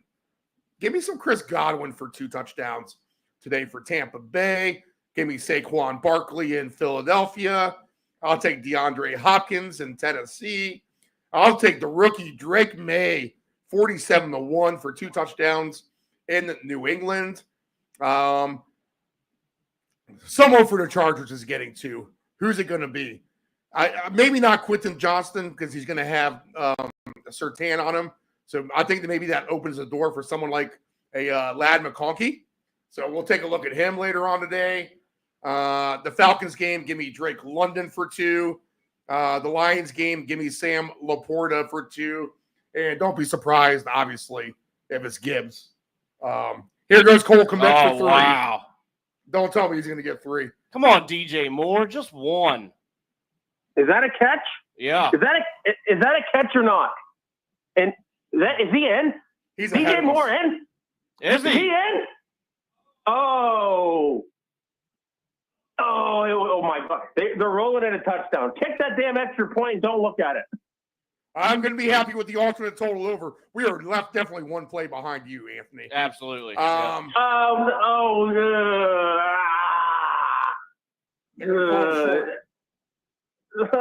on. Son of a All right, 2 touchdowns for you, Dave. Today, I'm going to go with Jeremy McNichols in the absence of Brian Robinson Jr. We're going to go with Diggs to maybe pick on the Patriots a little bit. And we're going to round it off. We just went with 3. Usually I do 4. Oh, he's short. He is definitely short. And then we're going to round things off with Tony Pollard for 2 touchdowns today. I do like that call. All right, Anthony, what do you got for 2 touchdowns? I agree fully with the McNichols.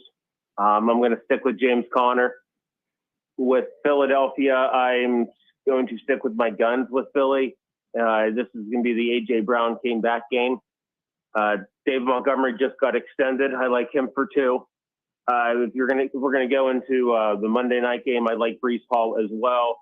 And just for my own amusement, might as well throw in Mark Andrews with a complete random 2 touchdown score. Because remember, Mark Andrews might just catch 1 ball for like 3 yards.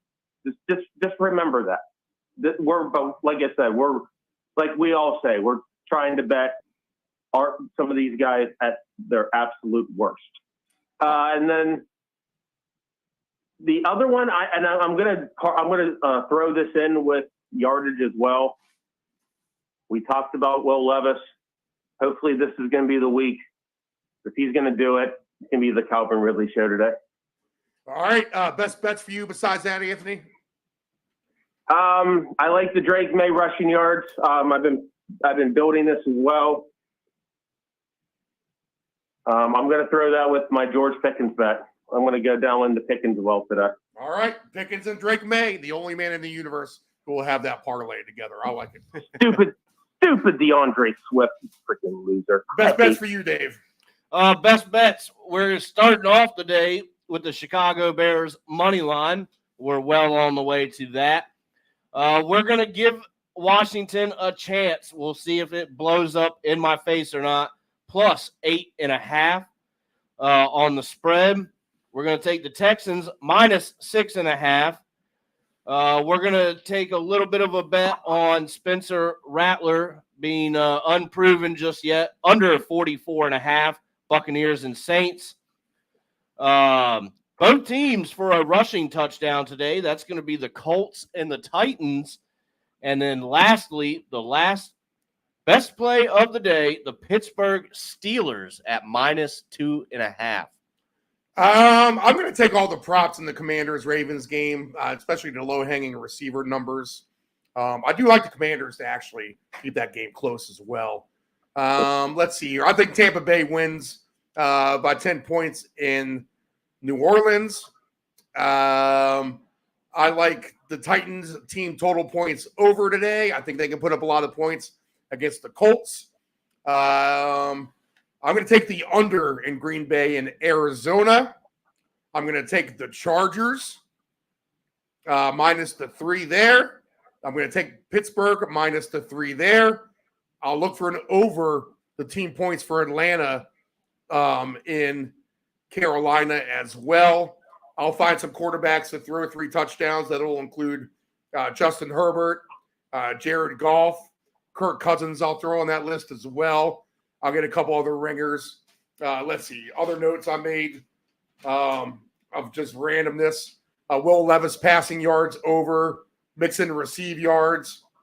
We'll give Freiermuth some receiving yards. All these can be alternates. London receive yards as well. Barkley receiving yards for him. A.J. Brown, I like. Mark Andrews receive yards as well. That's a low number. Let's see. Scary Terry will jump on his wagon as well with some numbers for him. All right, boys. Good job, week 6. Let's go ahead and close up the show. We got a fourth quarter to wrap up. We're just before noon Eastern time, so about 1 hour from kickoff. We will queue up the Pie Tasters, get on out of here. This is the Deep End Broadcasting Network. I am Stephen Murray. Thank you, Nephew Dave. Good luck on your tickets. Yes, sir. You as well. Thank you, Ant-Man. Good luck on your tickets. You can go to our website, Deep End, like a swimming pool, deependbroadcasting.com for all our content. Our YouTube channel, we want you to subscribe there, Deep End 757 Broadcasting.